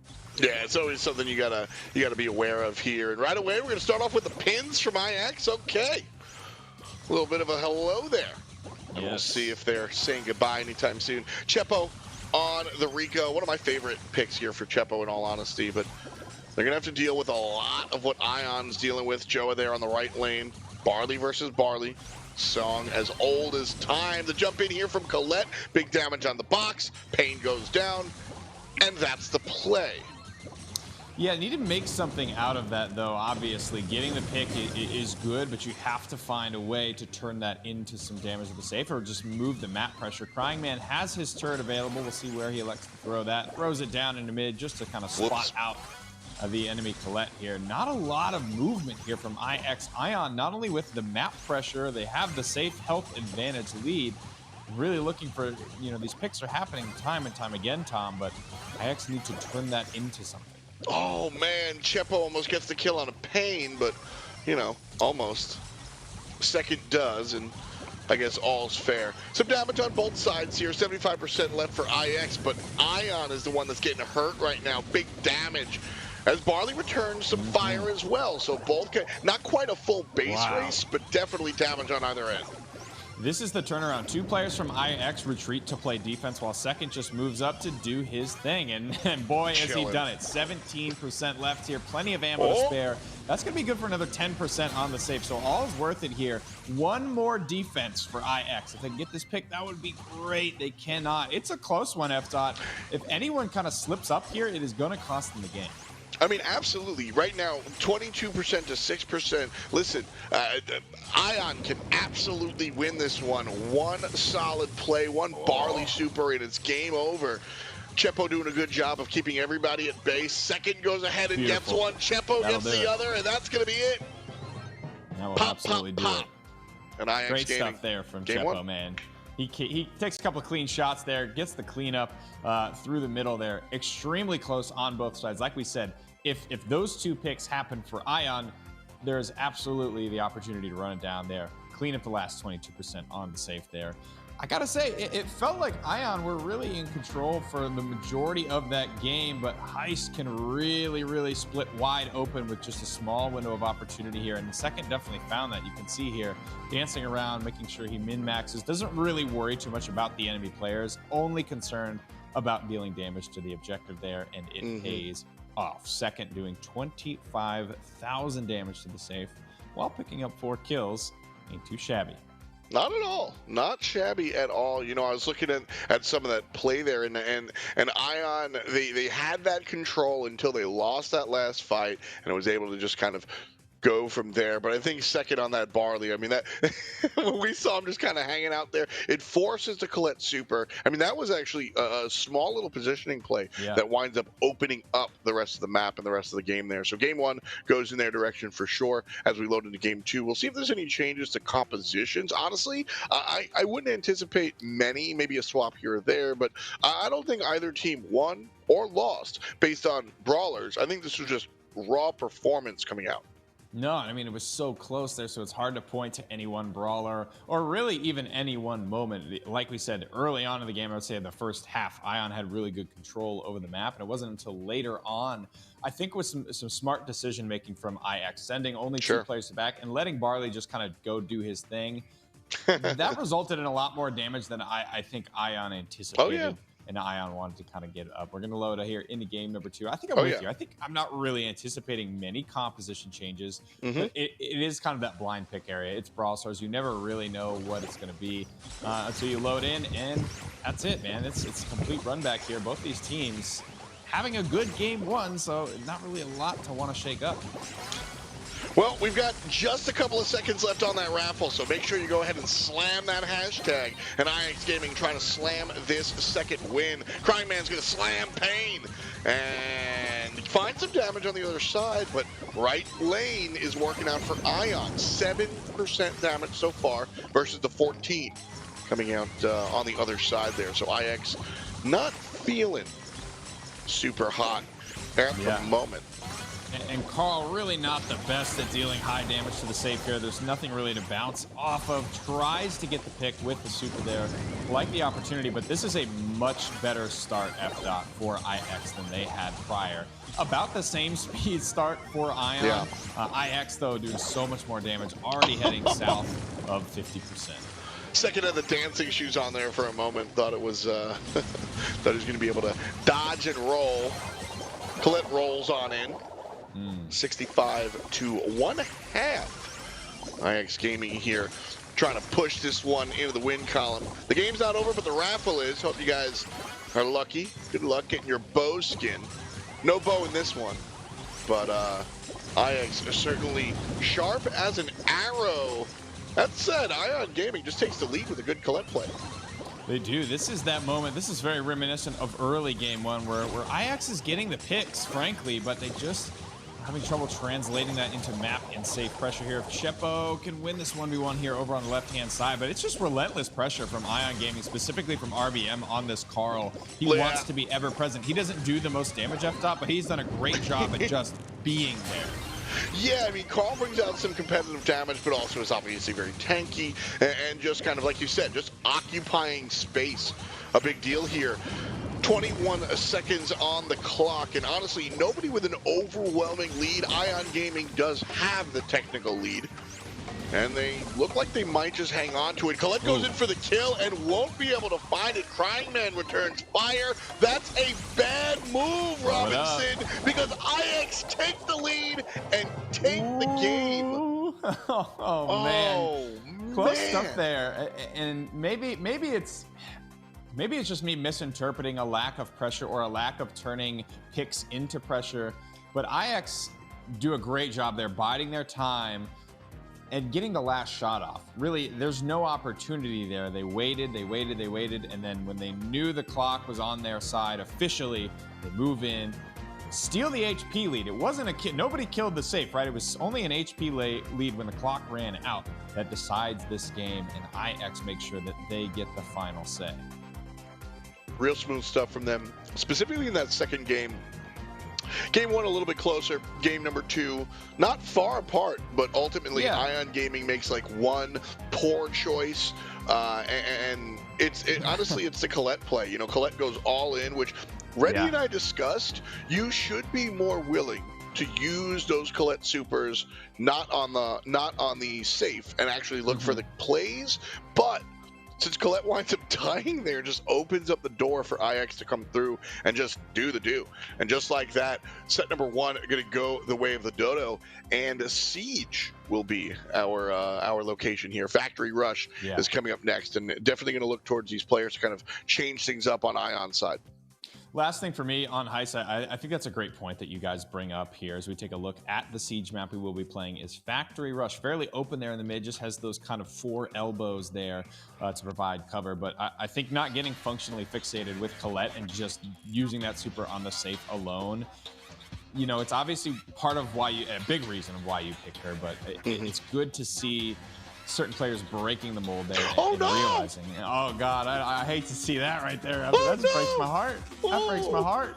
Listen, I know I said friendship ended with Snake. Now Donkey is best friend, but oh no, the Brawl Stars Snake down for the count. What will we do? Still doesn't mean we want to see our boy end up like that, man. I mean, oh man, hopefully Ion doesn't go the same way, because like I said, some egregious mistakes that I'm sure, you know, these players are no slouches. I'm sure they're kind of beating themselves up, even more so than we're bringing attention to it. So hoping for a turnaround here in Siege. I generally root for a game number 3, so you know that's where my bias lies. Bonus Brawl Stars, but you know, looking at Siege, always it comes down to the X's and O's. You've got to be able to maintain control of that center spot, PrettyHair, and then of course you know, get those kills and find the damage. I don't think we're going to see another Dynamite. I'll say that. As much as I would love it, I mean, it's a high risk, high reward character. One of the more fun ones. I love his ability to kind of bounce up and down. I've always thought it's cool. It's a very old character, very OG. And there's still nothing kind of quite like the self-bouncing Dynamite play in Brawl Stars. In my opinion, some of the most fun stuff to watch here. But the principles, I think, from Heist, specifically around biding their time until the moment is right and striking when there is no opportunity for your opponent to respond, that is something I think that translates very well into Siege. You only get 3 of these robots. You only get so many chances, unlike Heist, to really make a statement. As we load in here to the first game of Siege, taking a look at our comps, we've got Amber maxes for both sides, Jeans, Spikes, and another Carl. Always a big fan of Jeans on this game mode. You know, I generally focus on the defensive ability, being able to pull the bot. But Reddy was saying, you know, you got to be able to look at the offensive capability, confirming those kills, and that's certainly a big deal right now. Pain bringing the name as Ion Gaming pushing in, and they were able to get a kill, but they weren't able to do anything to the Ike, and that's a rough look. I mean, that was just a lot of, they were stacked up, all shooting in a straight line. Of course, you've got Amber really kind of filling up the screen with projectiles, but that was so much damage to the enemy Siege bot. And IX is not without bolts in that first phase, Tom. They had 2 coming out of it. They're grabbing their 3rd and 4th, 5th, banking these things, really starting to pick up momentum. Ion have 4 in the tank. Obviously, this Siege is going to go the way of IX, but keep an eye on these 4 bots from Ion Gaming, Tom. That could come back to bite IX. I agree for sure. That's certainly something you got to take a look at. That said, IX already got 3. They got Joa as well. The bots have HP, and they got to walk all the way around this middle section to have anything broken down. And some decent damage. 17% done by IX. Not overwhelming at all. Oh, and Chepo with a big pull on the right-hand side, grabbing some bolts, just trying to move them to safety, but unfortunately unable to get them there. This is a real instance of, you know, with this map and these comps, nobody really has that wall break, so it takes a long time for these bots to make their way to the Ike, so it's really important to have a big one. This is going to be close here, 2 seconds. It is going to be Ion's bot. They will have the last word, F-Dot. And the question comes down to how solid can this defense be for IX? That's the big question here. Jepo looking for So the IX. Oh, okay. There's a nice pull there coming out from IX. They've got to put the Ion have to basically find the dub here. Yeah, pushing it. 83% is what they got to beat, and they do. Ion Gaming here. Okay, thumbs down, says second. Doesn't like it. Thumbs down pin. Yeah, and that's I'm always here for it. It's all comes down to that last word moment there. That's not a particularly bad defense by any stretch of the imagination from IX. In fact, it's very good. They get their Gene position, hits the pull, pulls this bot back out of turret range. The robot only comes in with, I don't know, roughly 18,000 or so, but it's the nature of the last siege, Tom, that it's so all in. All three of these players do not care. In fact, they are planning to die on this assault, this all in, just to get as much damage as possible. That's not something that IX could have done in the second siege, because if you're going all in and all three of your brawlers die, you're ceding mid control immediately in that third round, right? So that's kind of the benefit of getting the last word here in siege, is that you do get that opportunity to just lay it all out on the gridiron and sacrifice yourself to get this a little bit more damage out. Yeah, exactly, and I think that was the key here. You know, again, I look at Siege to be maybe the most tactical game mode that we really play here in competitive Brawl, and that choice to be that last go for the last word, that worked out because they only had to beat 17% damage, right? 83%, you can absolutely kind of push and do that. If that's a much larger percentage, that becomes a much more difficult equation to balance. But they had the chemistry and they made it explode. So Ion Gaming here with one in the pocket, trying to bring us to a bounty game. But the first siege bot goes to IX. Just trying to dance long enough there to bank that bolt, unable to do so. So Josh will clean one up. 2-2 here when we go into the next bolt phase. Again, it's a long road for this siege bot to even make it. Nobody, you know, with a ability to throw over the wall, break the wall, do any damage over the wall. So it's all on the bot. The bot will do about 9% for IX. And mid control, again, don't want to go all in here because you want to have mid control in the next bolt phase, and they certainly do, and they're off to a great start. Letting the sounds of the game entertain us for a moment here. But 5 bolts on the side of IX, likely, well, I say likely, but definitely not certain. We're tied now, and no pickup there. All right. And so, all right, it's only old school reference, but it's like Onyx just using bide. Wait for next turn, baby, because we're really gonna come through with the Thunder Punch. 10 bolts in the pocket for Ion Gaming right now. PrettyHair, I think they want to go to bounty. They certainly do, and they will have a pretty good opportunity to do so if IX are now able to grab control of mid once again soon. 20 seconds, and the bolts continue to accelerate the rate at which they spawn. But even considering that, Tom, I don't know 15. if it's going to be enough to set them up to actually close this gap. Cleaning up bolt after bolt. There's 11. 12 has been banked. It's going to be... No, I think this one should still go to Ion here. It was close. 14, it was close. 15. Oh, I mean, we're my talking goodness. 2 seconds from being another tie ball game, in which case... IX would have won on kind of the technicality that the clock would have just struck 0. No defense is going to be good enough to stop this level 15 bot and the all-in from 3 brawlers here. Taking it to the house, kid. 39%. And we are going to bounty. Man, that's got to feel terrible for IX to like, well, we just got to wait. We killed you guys, but you like look up at the scoreboard real quick, like, I guess we lose in 10 seconds. Too much. So rough stuff there. Siege, I think Ion played that intelligently. Really smooth stuff. You know, I don't think that was the most wrinkly of brain matches. I think they absolutely kind of just like beat some dudes up, got a level 15 Siege, but really smart stuff there coming out from Ion. IX did not slouch, really put up a fight in that second one. And so Bounty, I mean, you know, I really like when the rubber match, the tiebreaker is bounty. I find it just, who brawls better, baby? Yeah. And still with some sort of tactician play. So good stuff as far as the siege is concerned. Like I said, the second one was really just about the level 15 siege bot, folks. Yep, and you can see there, that was That was seconds away from being IX's game. Obviously, they still would have had to win another one here. You don't really rarely see the ties like that, especially in the third phase when there are so many bolts spawning. So what would have happened there is just no bot would have spawned, the clock would have run out.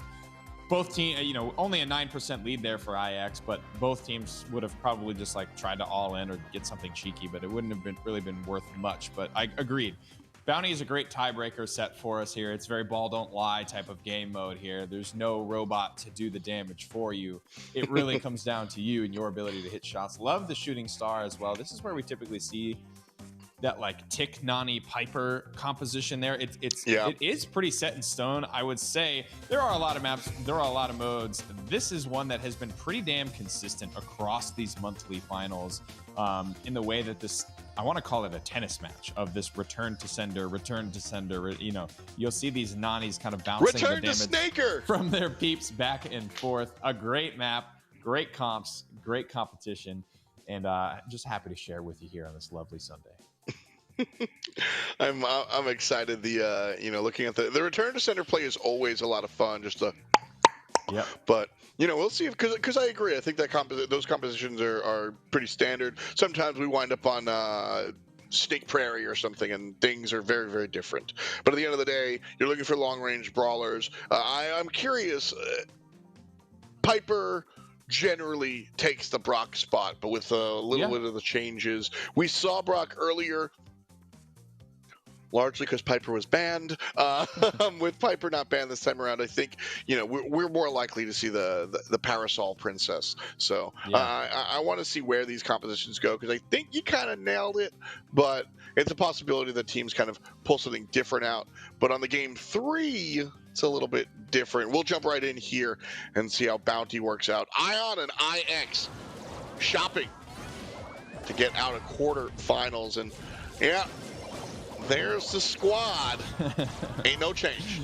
We know them, we love them here, and they are all lining up. Piper on Piper, Tick on Tick, and the blue star using that invulnerability gadget to grab the blue star, as well as it looks like maybe getting a kill before we load it in the game, because it's a 3-star to nothing lead for Ion Gaming. Yeah, early on, right lane, Piper fell down. Crying Man was not able to win the duel. So, a decent lead here for Ion. Again, always cool. You know, North America is generally dominated by USA and Canadian players, but you know, don't forget there's different players. So, you know, 2 Mexicans and a Guatemalan player here on the side of Ion Gaming. Certainly trying to make a name for themselves and their side of the region. I thought that was the start of a rabbi joke walking into a bar. No. Ion Gaming just kind of making it happen. And like I said, repping their side of the region. And you love to see it. Bienvenidos. As Ion Gaming not really backing off here. Taking that mid blue and then getting a kill and just not quite banking it. Oh, here it comes. Return to center. Not getting returned. Piper down for the count. Tied at 3. Blue star on Ion's side. Nice gadget usage there from second to keep himself alive and out of combat. So now he can return fire. It's a 3-3. It will be all tied. This is pretty interesting given the kill. That was on Piper. That was the most valuable kill. 15 seconds on the clock. This is usually where we see that all in. Very difficult super to deal with here. Chepo's just going to elect to take that one on the chin from downtown. At the same time, F'd up from downtown again. RBM. It is the Piper dip here, ladies and gentlemen. 8 stars at the last second. Beautiful shots from RBM. I mean, unequivocally the difference maker in that match. Yeah, I mean, that's all of the analysis I have for you. RBM killed the players and won the game. That's it, folks. Just real good sharpshooter stuff. You love to see strong Piper play. I know I do. And so that's how that one went down. We'll take a look at the highlights real quick. And yeah, these are the highlights. Bang to the face and then bang from a distance. And just real attractive play there at the end, bringing Ion Gaming one step away from semifinals. I really do enjoy watching Bounty holistically, but this map in particular, very fun to watch here. Neither of the Tick players able to pick up kills for themselves, but the way kind of these compositions play out, and you saw the majority of that match, is fairly stalematy, and that's fine. It usually kind of does play out that way, and it comes down to a single push at the last kind of second. There's other moments like the headstrongs from Tick. These characters, Tick especially, it's kind of hard to actually deal with the pressure that super can prevent. So that's one of the few moments. It's the Nani supers. It's really the Tick and the Nani activating their super abilities. That's really in between the game end and the game start. Those are the moments and the things you're looking to play around to actually make something happen, because at this level of play, you can't really just wander out into midfield and start hitting shots and not get punished for it. So Blue Star, we will see go. No early kills this time. IX Gaming with a small lead. And let's talk about it, Tom. I mean, this is 2 seed versus 7 seed. And if Ion Gaming win this, it's over. IX are going to be knocked out here in the quarterfinals. Yeah, and that is a big deal. How did we get here? I mean, it just feels Ion have come out of nowhere today. I mean, dude, it's honestly, it's fun to watch. North America has been shaken like a maraca, up and down. I mean, just different teams coming through. The crown does not belong to anyone, and I'm so here for it, man. It has really been an exciting couple of months in the Brawl Stars scene, specifically for NA and LATAM. Pain. Ooh. Just the way that the tick attack came out there. I mean, that was what saved his life. I thought that was the moment to get punished for. Chepo, very nice damage there on RBM, and there it is. That's a 7-0 lead with 36 seconds on the clock, folks. Make it a 9-0 lead. Ion misstepped and are punished heavily for it. And there's no cover to hide around. No. I think this one is blown wide open. Chepo's worth 5, but at this point, you're needing 2 full team wipes to actually climb back into this. And I just don't see it happening. Yeah, that one's all she wrote. And Ion Gaming, you know, I think they know it as well, just kind of hanging out, going through the motions here. IX are going to bring us to a game 3. Wow. Set 3. All the marbles on the line here. And I'm ready, because listen, I'm the bad guy. At me. I root for the upsets. And so I'm looking at Ion like, yo, do it. It's you know, my job is to be the commentator and just get excited, and that's just exciting. Ion's playing really good Brawl Stars. Like I said earlier, they're not winning because of flukes or oopsie daisies. They are intentionally finding their dubs. This one they get blown out. Absolutely. I'm not here to say Ion Gaming unequivocally better than IX, but there is a world, just like last time, where Sadge put up a fight. There's a world where our predicted results are not what we wind up seeing. Great stuff here from Jack Chepo, as per usual. Yeah. But all right, Nick, I'm going to put you in the not so cold seat. Who wins? This is a moment. You've got Piper diff game 1. You've got the Nani diff game 2. I think you see a little bit of the nerves here from Ion, and it comes down to whether or not that they can just continue to be stone cold that they were in every game prior to that one. That one looks like, you know, they slip a little bit hard here.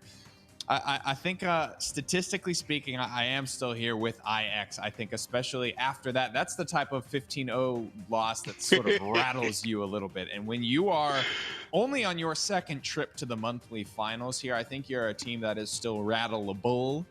Whereas IX, I wouldn't put them so much in that camp. So I'm going to cast my vote for IX. Lo siento, mi amigo. I think that Ion Gaming going to come out and just hit him with the JR. I really think that they're going to be able to make it happen. Oh, wow. What is this composition? Logo for Poco. Let's do it, You're baby. right, dude. This is the JR Smith composition if I've ever seen it. This is the run it down. Look, let's make if no ands or buts about it. Ion Gaming, they've got to get in the faces of IX Gaming right now. They have to use the sustain and the HP pools to bully out IX, and they have to do it soon. They can't afford to get chipped away. Josh gets in there. That's the first kill, and they will retreat. The ball is in the court of IX now. But map control is something you want to try and maintain, but with this thrower, with this tick, there's going to be so much constant pressure. This is going to be tough to pull off, Tom.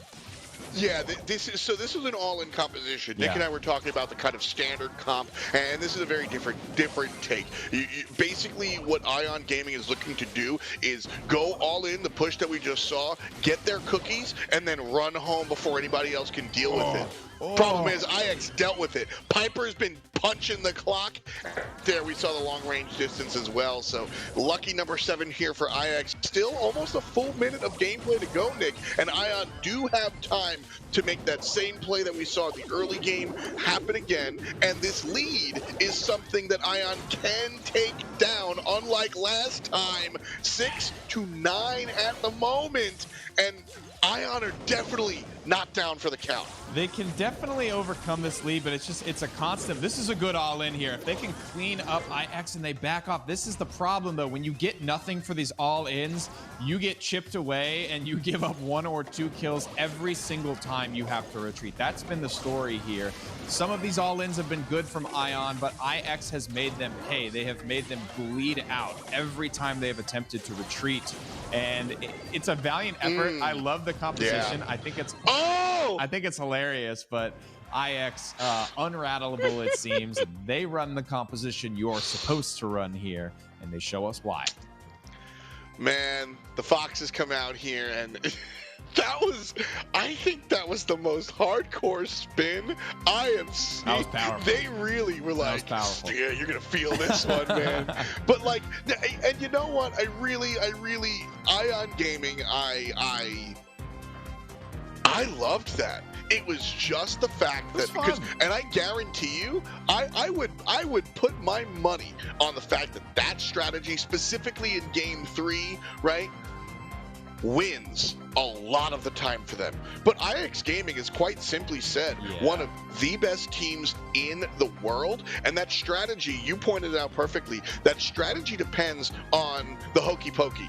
You put your right foot in, and then you put your right foot out right away. Problem was, IX Gaming, while Ion was putting their right foot out, chopped it off every single time.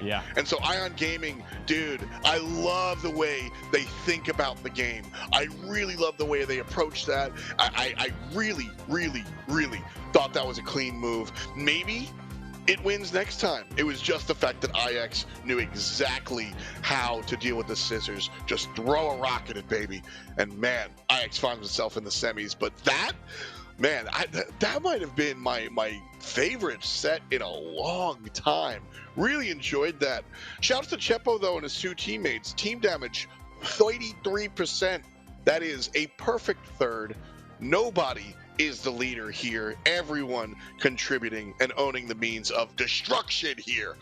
Love to see it. It was a really great set, and I love the way that you break it down. I think that's the type of long shot that probably does work in a lot of situations for Ion, and probably against any less of an experienced team. They showed us, frankly, that they could win with the comp on that map. It's not that they couldn't play it.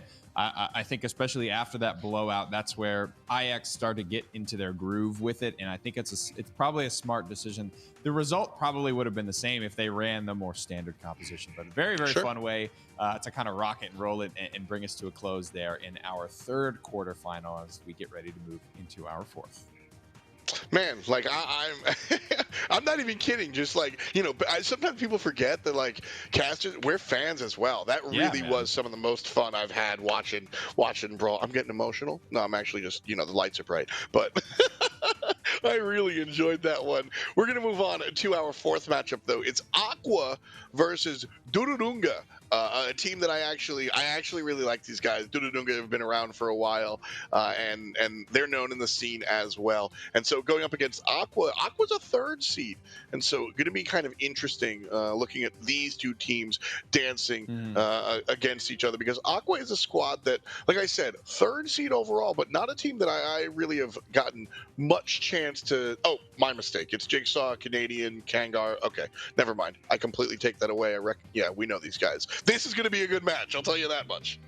Yeah, it's players that have, you know, come from different teams, and of course, DUDUDUNGA, not only a fun name to say, you can see Cute Molly Eslivy, as well as Kennedy down there in the bottom side here. This will be our final quarterfinal here before we move on to start to make this that best of 5 bracket. This is still going to be your best of 3. This is going to be a fun one to watch here because there's no like clear favorite, right? You have these top 3 very titanic teams in North America. This is not one of those quarterfinals, so I think we could be in for a bit of a slugfest here, and that's always where I think things get really, really fun to watch. So buckle in, folks. We start off with Brawl Ball, we go to Gem Grab, and we might wind up on Hot Zone. You know, Nick put it perfectly how, dude, you said like both these teams are kind of really close. I completely agree, and I think honestly, I don't know if I would have predicted 3 sets for a lot of the other ones. This one I do. Yeah, you know, exactly. A lot of these guys evenly match. Also, long-time players. You know, competitive Brawl Stars has been going on. It's 2021 already. Wow. About 4 years now, and some of these names have been along for the ride the entire time. Shouts to the bands real quick. Gene and Stu, see you later. Amber and Bell, banned out by Kennedy and Co. So going to Brawl Ball, expect to see a lot of the 8-bits, a lot of the Sandys, kind of standard stuff.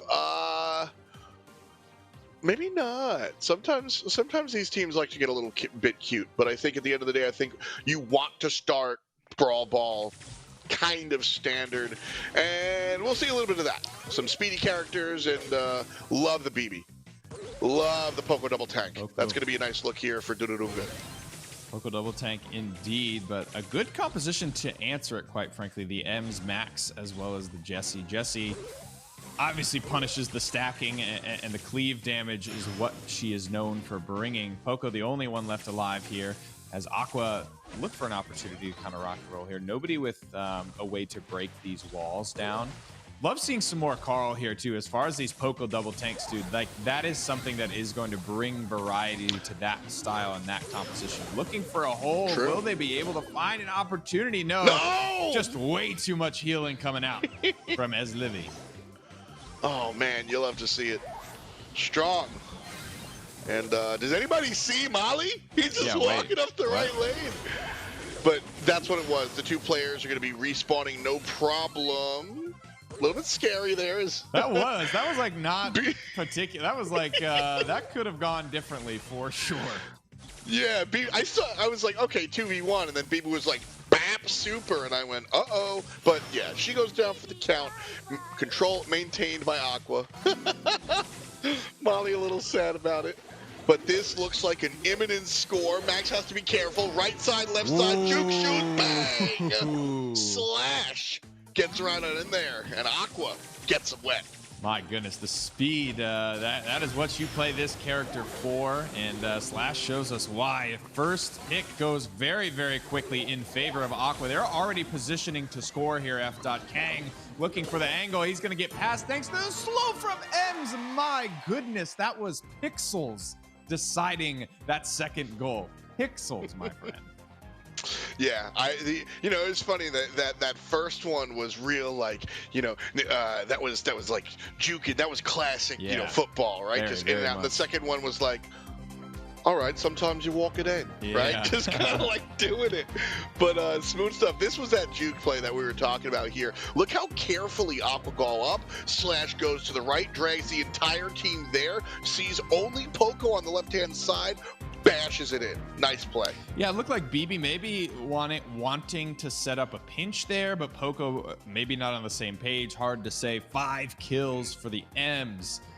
Wow. Jigsaw getting it done, not scoring any goals. That's not his purpose. That is not what he was brought for, but he certainly delivered for the purpose that he was drafting that character for. That is, that's insane. That's a lot of kills for Brawl Ball. I mean, especially all on one character. A character that doesn't necessarily do a ton of hard DPS, but I think good positioning, good slows, being where he needed to be for the majority of that game. And so much so that he has inspired the pick on DUDUDUNGA's side now. And that always feels pretty good. I mean, I really think Ems is one of my favorite brawlers. I don't know if I go so far to say one of the best, but just the way that she controls space. And space control is one of the most important things in Brawl Stars.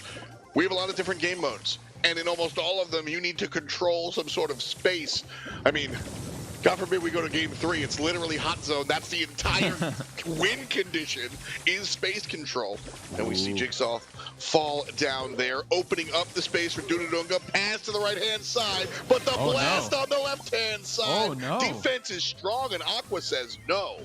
I say that's a blunder to me. I mean, I think you have the opportunity, even if you like don't even miss the goal that much, even if you just kind of tee it up to be one-timed in by a teammate there. I think that is a dropped opportunity for DUDUDUNGA here, but they are not letting off the gas pedal. They did it before.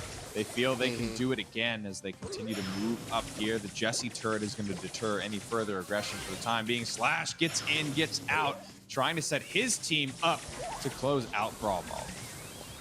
All right, tough stuff here. Molly, not the best defender, but Ems certainly is. Again, that ability to just kind of like, you can't walk here. Wow. Real good stuff. Kang can't walk at all. And Not again. Slash. Not again. Zoom in. No. Oh, big play. Big play. Oh, Jigsaw saws him down. That happened so quickly. And we got another round to play. I thought there was a lot to unpack there. We'll have to do it in the replay section. My goodness, there is so much that could have determined a different outcome there, but it played out the way it played out. Aqua have an opportunity to close out this set of Brawl Ball if they can either hold or score again. 26 seconds on the clock as Brawl Ball winds down. Waiting for an opportunity here. And DUDUDUNGA is doing a good job of not giving it to Aqua. That said, we got 10 seconds to roll. That's Aqua's got to push, and they can't at all. DUDUDUNGA get the kills, and they score it just to say ha-ha. Oh, man. Great stuff.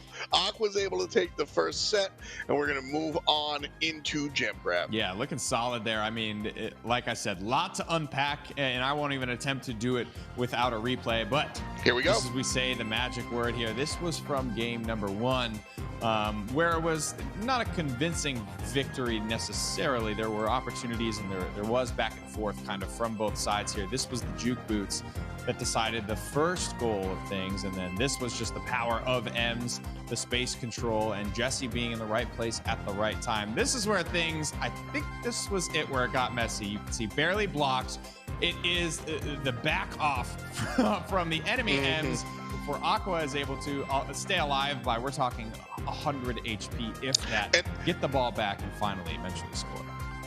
And it was the good target acquisition, or the target prioritization, I should say. You know, Max realizing that he had to find that she had to find the damage on the right-hand side, and Ems being an AoE character, that was a big part of it. Yeah. Basically, every single star had to align for that play to like happen as it did. That one, you know, that's definitely one you break down in the slow-mo and you take a look at how each individual kind of snowflake fell to make the happenstance snowman. And right here, you know, that's a corncob pipe and a carrot nose for sure. As we push on forward into mine and Ninja's favorite map, Minecart Madness. This was, dude, they played this in the finals for the previous region, and I always love it. Listen, it's not RNG. You can see it. Player versus environment. This is where Brawl Stars fights back, and so you gotta watch out for those minecarts. You know what I think the dirtiest play is on this map, Nick? Is it a gene pull into the minecart? No, but I changed my mind to that. I mean, you can do a lot with it, and it's hard to do, but it's a lot of fun to see. That's a good one too. That's very Sprout. Good. You see these players that like push up and then they're just stuck because Sprout's like ding. Officer, I didn't kill him. It was the minecart all along. I didn't know I couldn't do that. But so we got here. Aqua looked pretty in set number 1. Not convinced that we are not going to hot zone, but not convinced that we aren't either. I think that, like we said before we jumped in here, these teams, even though it was a 2-0, these teams are relatively evenly matched. DUDUDUNGA here grabbing the first 4 gems. Yeah, I mean, and the first couple of kills as well. If this is a tale of things to come here, DUDUDUNGA are very firmly in control. Here comes the cart, but Crow's not even going to be around to meet it. 8-Bit looking very, very set up. Piper positioned very safely. Cheat code is going to keep 8-Bit alive, and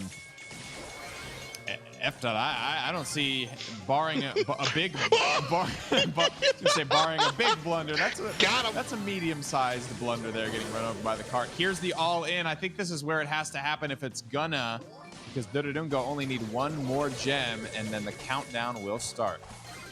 Well, this is sort of like a half in. They didn't go all, but they did, they being Aqua, push up a little bit. Crow gets smacked in the mouth. But it doesn't matter. Aqua's so far away. The minecart is doing a great job for DUDUDUNGA of really kind of like that 10-second push that Aqua wanted to go and full send. They had 5 seconds taken off of the clock because minecart came right down Broadway and they couldn't do nothing. And so a nice look there from DUDUDUNGA.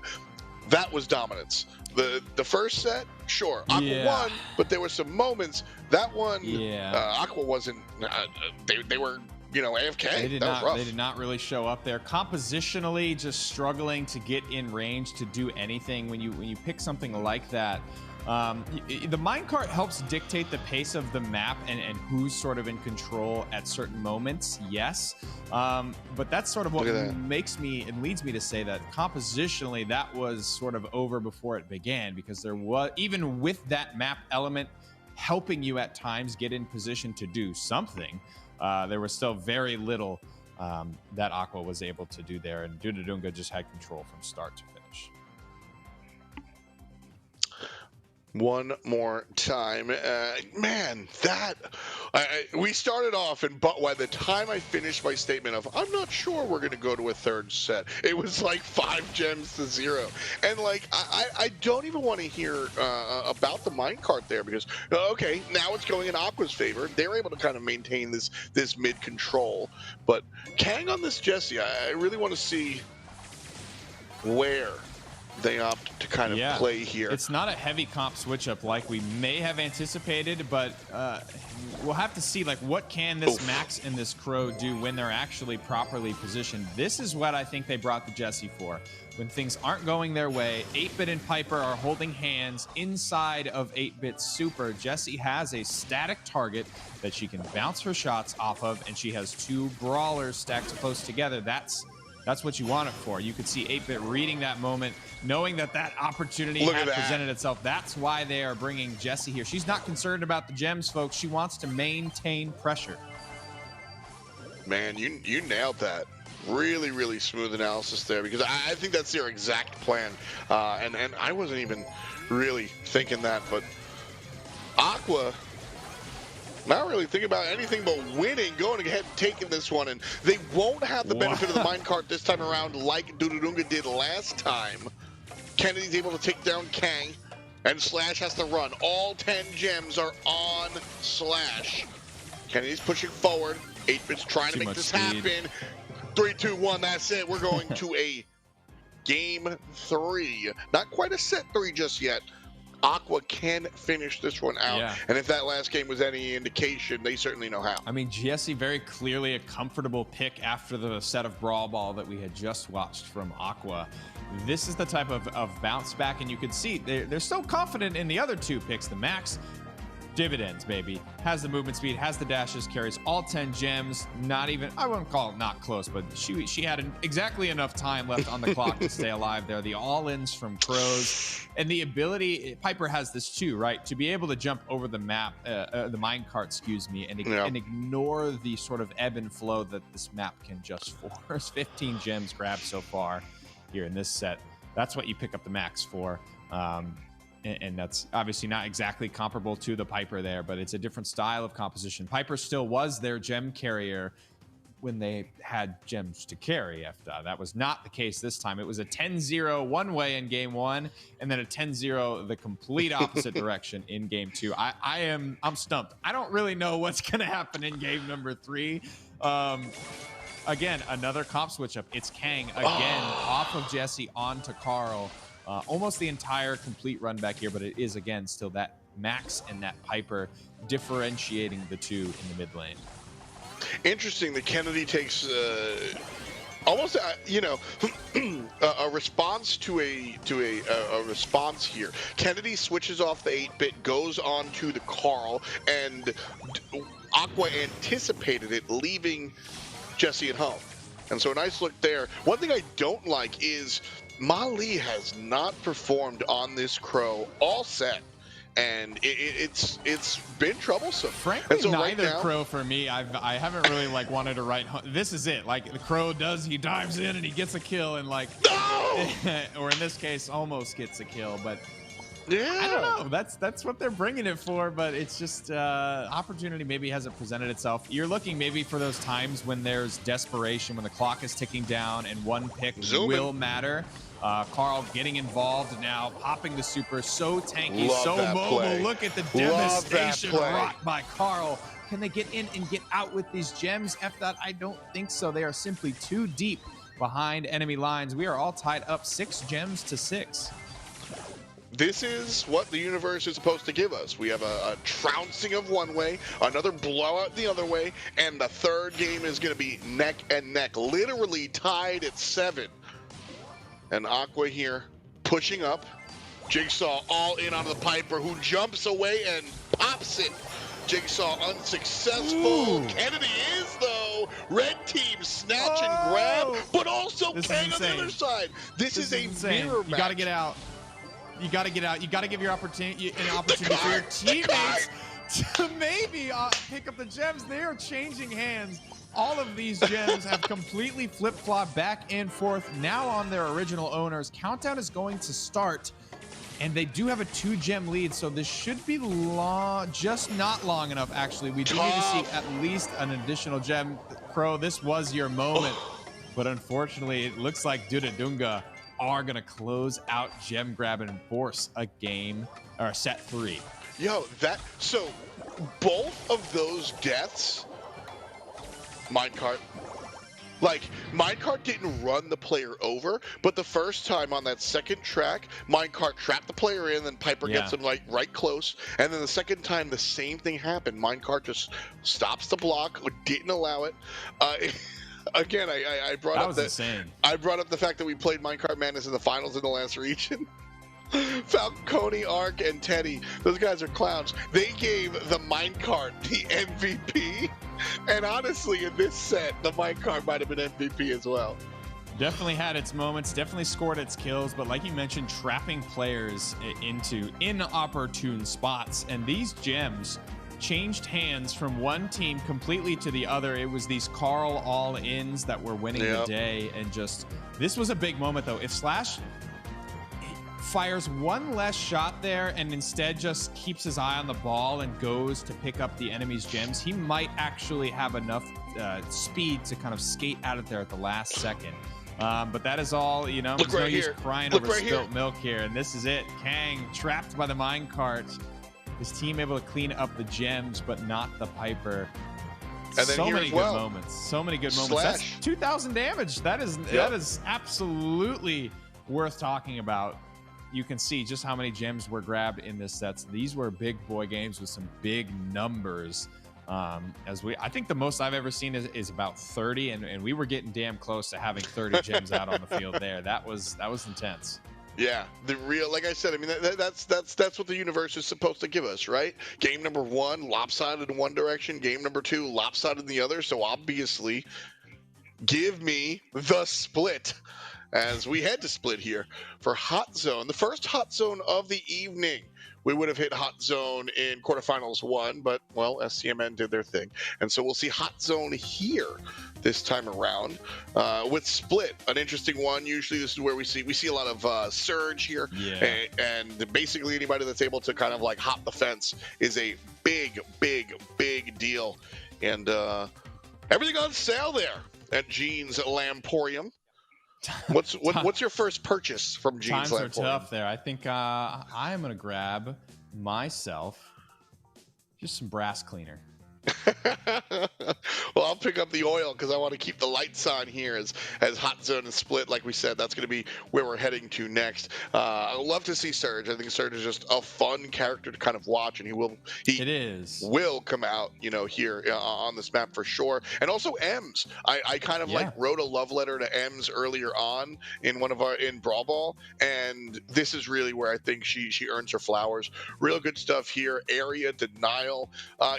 Hot Zone's an interesting one where we see a lot of different characters come out because of their ability to play this game mode differently than some of the others. It is, and I'm really looking at Carl here, just kind of with a question mark of he's back now, and he lends himself pretty decent, not necessarily to Hot Zone, but this Hot Zone, there's a lot of walls around where you're playing specifically, and that's where Carl's DPS increases. When you have a backboard to play around and somebody, again, Hot Zone fundamentally, when you're forced to be in the same area as Carl and you're going to eat that entire spin to win, it's devastating stuff. Not saying it's going to happen, because like you mentioned, we do have a fairly consistent composition, fairly consistent setup that we see here. The double surges come out, no Emses, little Colonel Ruff's ass and some tick, but no tankiness this time around. We have at least our surge guess right. I like the Ruffs specifically because exactly what excuse me, Kang did there. The sandbags are just they really cut that whole entryway down, and then you're able to find the bounce shots as well. So Ruffs on this one, definitely a character that I was thinking of that makes a name for himself specifically on this map. Jigsaw jumps in, that's what we're talking about, hopping the fence, but kind of just dies for it. And so a back and forth here, DUDUDUNGA trailing, but obviously very quickly now zooming up as they have control of both spots. 31 HP. It's just a matter of time. There it is. Nice trades here from Jigsaw. He's going to take back control of the right zone here. But DUDUDUNGA pretty soundly in the lead here to the tune of about 20%, and with reinforcements on their way. It is certainly getting spicy over here in the left-hand lane. Kang is coming in for the rotation, trying to help out, forcing the pinch. And Cute Molly nowhere to go. Right zone is captured, so now just having to clean up this left one here. But DUDUDUNGA capturing their left, so they really just need to clean up the right. This one is still very, very close, within a single percent. Not showing any signs of stopping. Aqua's able to push forward. Look at this, Kang on the left-hand side. Abe coming from the right. And the kill onto the enemy Ruffs. Nice. And, well, it's rough stuff for them. Nice play there. Like you said, kind of back and forth, real close. Really, really close. I love this kind of like last second. It's going down 2v2 in the left-hand lane. There is still this 1v1 happening. And this is still an important 1v1. Obviously, the left-hand zone is where the game is decided, but only because Red already had it locked up, and they were just as close in a position to win there on the right-hand side. So you see, as we get into the replays here, Slash throws his super to the right lane to actually help make damn sure that Jigsaw wins that 1v1 and can close out the game.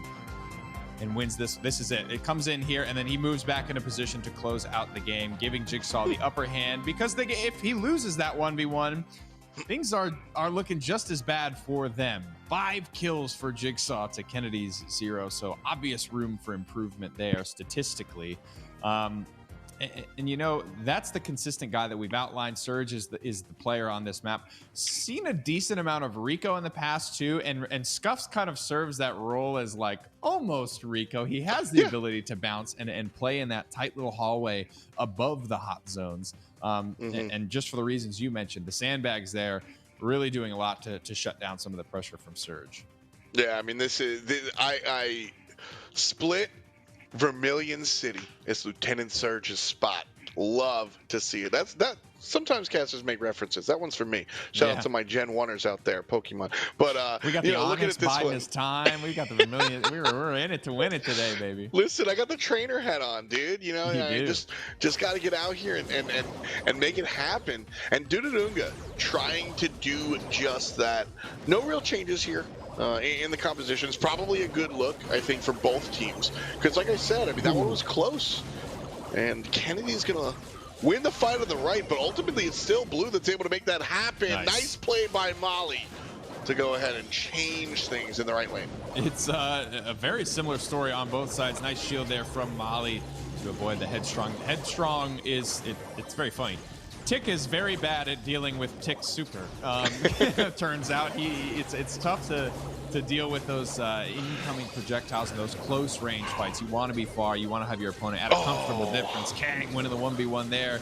Nice shield from Molly. Again, absorbing a lot of damage, but unable to turn around his fights as a result of it to show just how far behind he really was in that fight. Kennedy losing the 1v1 on the right side, now shifting over to the left side. Aqua leading by a large margin here. Almost 30% and climbing. Damn, Jigsaw's getting greedy there and is punished for it. There is an opportunity for life here. Obviously, it's a big hole to climb out of for DUDUDUNGA, but they are in position to do so here. Not quite so much with the destruction of the wall there. That's where the range is going to start to punish Surge, and he's going to sort of feel his limitations there. Headstrong comes in, quickly dealt with. Enemy Headstrong making its way towards Molly, but Jigsaw cleans him up, so the 180 comes out. And look at that, Headstrong comes back to help from whence it came. That was a long journey, but Aqua nailing down our hot zone victory. That is game, that is set. Folks, that is match. That is your quarterfinals all wrapped up here as Aqua claim the bottom side matchup.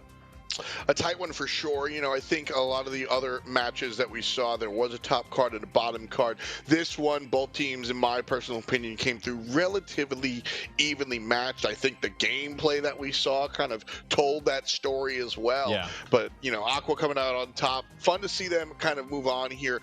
Jigsaw was real impressive for me the entire set, or the entire match, I should say. You know, we'll run the tape back here all the way back to Brawl Ball, where this is where Aqua looked arguably, you know, I think the best here, where they won in a multitude of ways. And then shifting over to Gem Grab, Nick, you know, this was all in the other direction. Yeah, Gem Grab was this was a very fun one to watch for sure. This was a little bit more the speed that I don't want to say hoped for, but I kind of expected. These guys were good. They were prepared. They knew what they were doing. They knew the comps they wanted to do. They knew the adjustments that they wanted to make. The minecart here dealing a critical 2000. Kind of the minecart playing a little heavier for DUDUDUNGA than it was for Aqua, but Aqua, when it came to hot zone, was just a little bit better in game one and then solidly in control of game number two. They had a lot of things going for them. We'll take a look here at Slash's stats. I would say it's kind of interesting that each player really shined, I think, across a different set. Slash looking great here in Brawl Ball, obviously. If you can remember back, this is a pretty long quarterfinal, but this was that sort of hokey pokey. This was the fancy shoes goal scorer, if you remember back that far. Yeah, you know, and I think he made some important plays there, even in hot zone for sure. So, you know, I highlighted Jigsaw. Slash absolutely came through and was a big player. The whole team, even Canadian. I'm saying even Canadian. I mean, RC's a great player, and everybody, you saw that 31%. Or 32%, everybody kind of putting in their fair share. So a nice look from these guys. They're going to go ahead and move on into the semifinals. But first, we have a clash of the Titans, STMN and Tribe. Nick, we've seen it before. What are your thoughts? I'm looking forward to it, man. I think the points are close in North America. These matches mean so much. I think there's a lot of history here between these, and both of them have played pretty good today. I think that given that we saw most of these quarterfinals go to 3, well, that's the distance, right, for the quarterfinal. I think what that translates to is it just these lower seeded teams playing better today, or is it maybe that gap closing a little bit on the rest of the pack? Is it a slip up? Is it we're holding back a strategy, keeping it in the pocket? There's a lot of ways that this can go, and I think I'm just so excited for this matchup. This is one that you do not want to miss if you're a fan of NA Brawl Stars. I think you painted it well. I think the competition's just getting a little bit stiffer. But, you know, when it comes down to these two teams, STMN, Bobby is one of the strongest players. I mean, in the scene, right? He's been around for one of the longest as far as everybody else is concerned. His teammate's name is literally OG, but Bobby's an OG himself. And he is one of NA and LATAM's most valuable brawlers. Yes. Let's take a closer look at Bobby.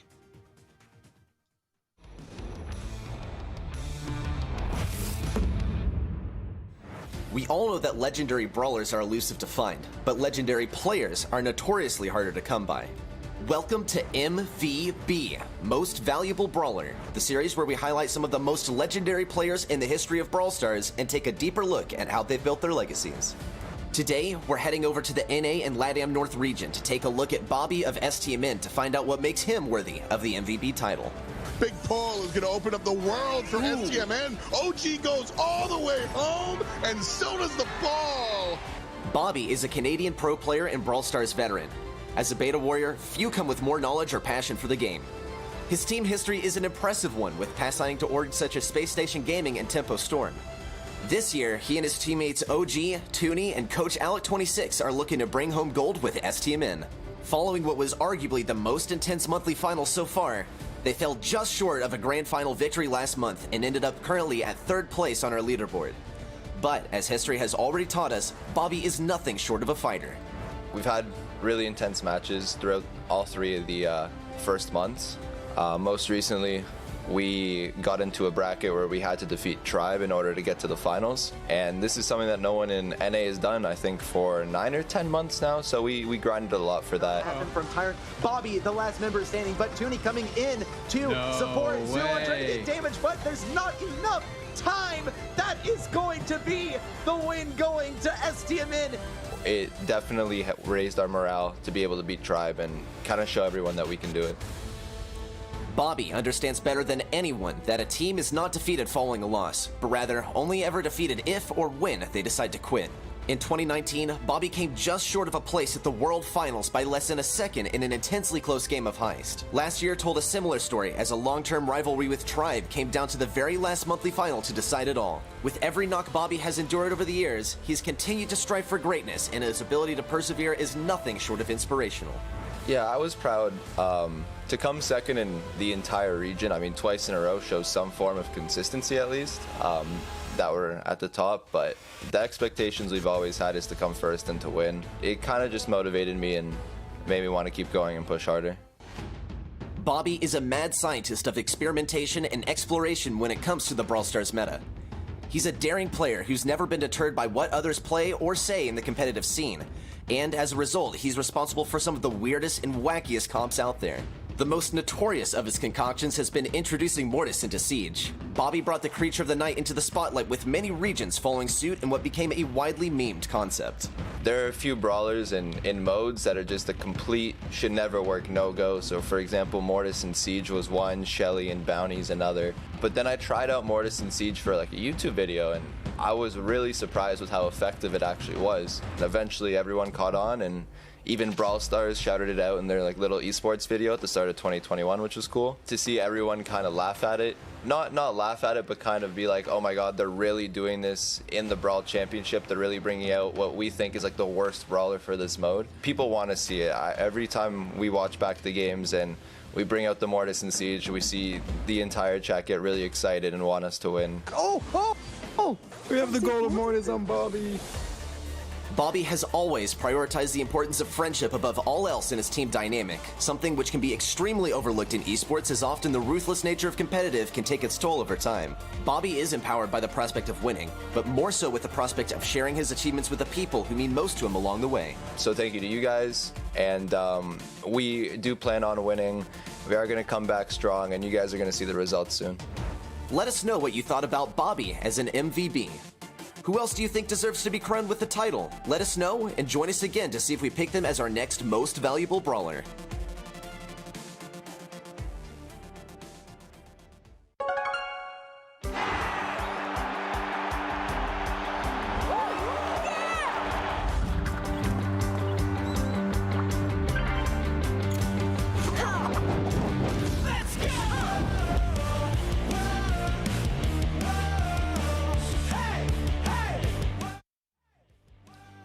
Hello and welcome back, everybody, to your Brawl Stars Championship. Now in the semifinals, my name is PrettyHair. I'll be hosting you through these next couple of matches, and joining me once again, you know him, you love him, you just heard him voice over the most valuable brawler video. It's ReddySet, and this is it, man. This is the team you were, the players specifically that you were breaking down here. Now they have upset Tribe Gaming once. The points are close in North America. All of this matters so much. Can they do it again?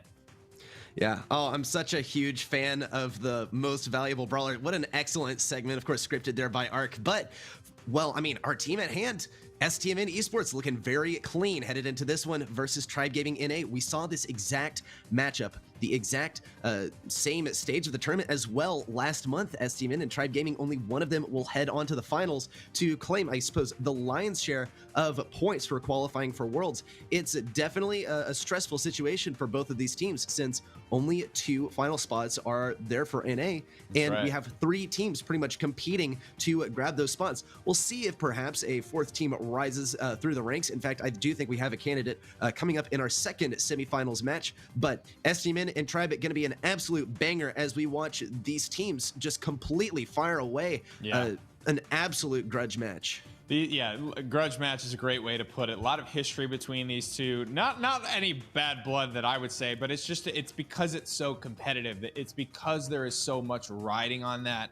A lot of these regions are close, but not quite as close as North. I mean, we're talking like 10, 20, 30-ish points separating first from third. I think I saw there in that last video. I mean, it is close here, ladies and gentlemen. So these matches absolutely will matter, and of course who wins the finals matters. Like, the work is not done. Even if STMN able to defeat Tribe here in the semifinals, it really would still behoove them to actually win the finals for the day. We have a fun new thing for you guys to do. Who do you think will win this month's finals? Vote for your favorite in chat now using the hashtag above the team that corresponds to who you want to vote for. So if you're trying to get a Tribe, you're a big fan of Tribe and the boys, hashtag fear the Tribe. If you want STMN to take it, a simple hashtag STMN will cast your vote. Reddy, I don't want to set you up to be biased here, but do you have any prediction, any way that you might be 1% leaning today? Yeah, I mean, Tribe, I think they've had a great journey over the course of the last month. They were struggling in the last monthly final, of course, went down to STMN, and I guess the sort of the food chain went Ike's to the top, then STMN, and then Tribe. I think this is going to be an excellent matchup. Tribe, they have gone sort of up and down over the course of the last month, found their footing once again. I think Tribe does have a very good chance of winning this matchup, though overall, I kind of think IX is going to take this one. Okay. Because they have sort of had the privilege of not having one of the other top 3 teams on their half of the bracket, so perhaps they can afford to only scrim the last maps, only the ones in the finals. And, you know, this is just a bit of the RNG favoring things, but it's anyone's game at this point, and we're going to see loads more monthly finals, so I think everyone's going to get to benefit a little bit from this. Of course, our first map coming up, it's going to be an excellent one. Yeah. Absolutely.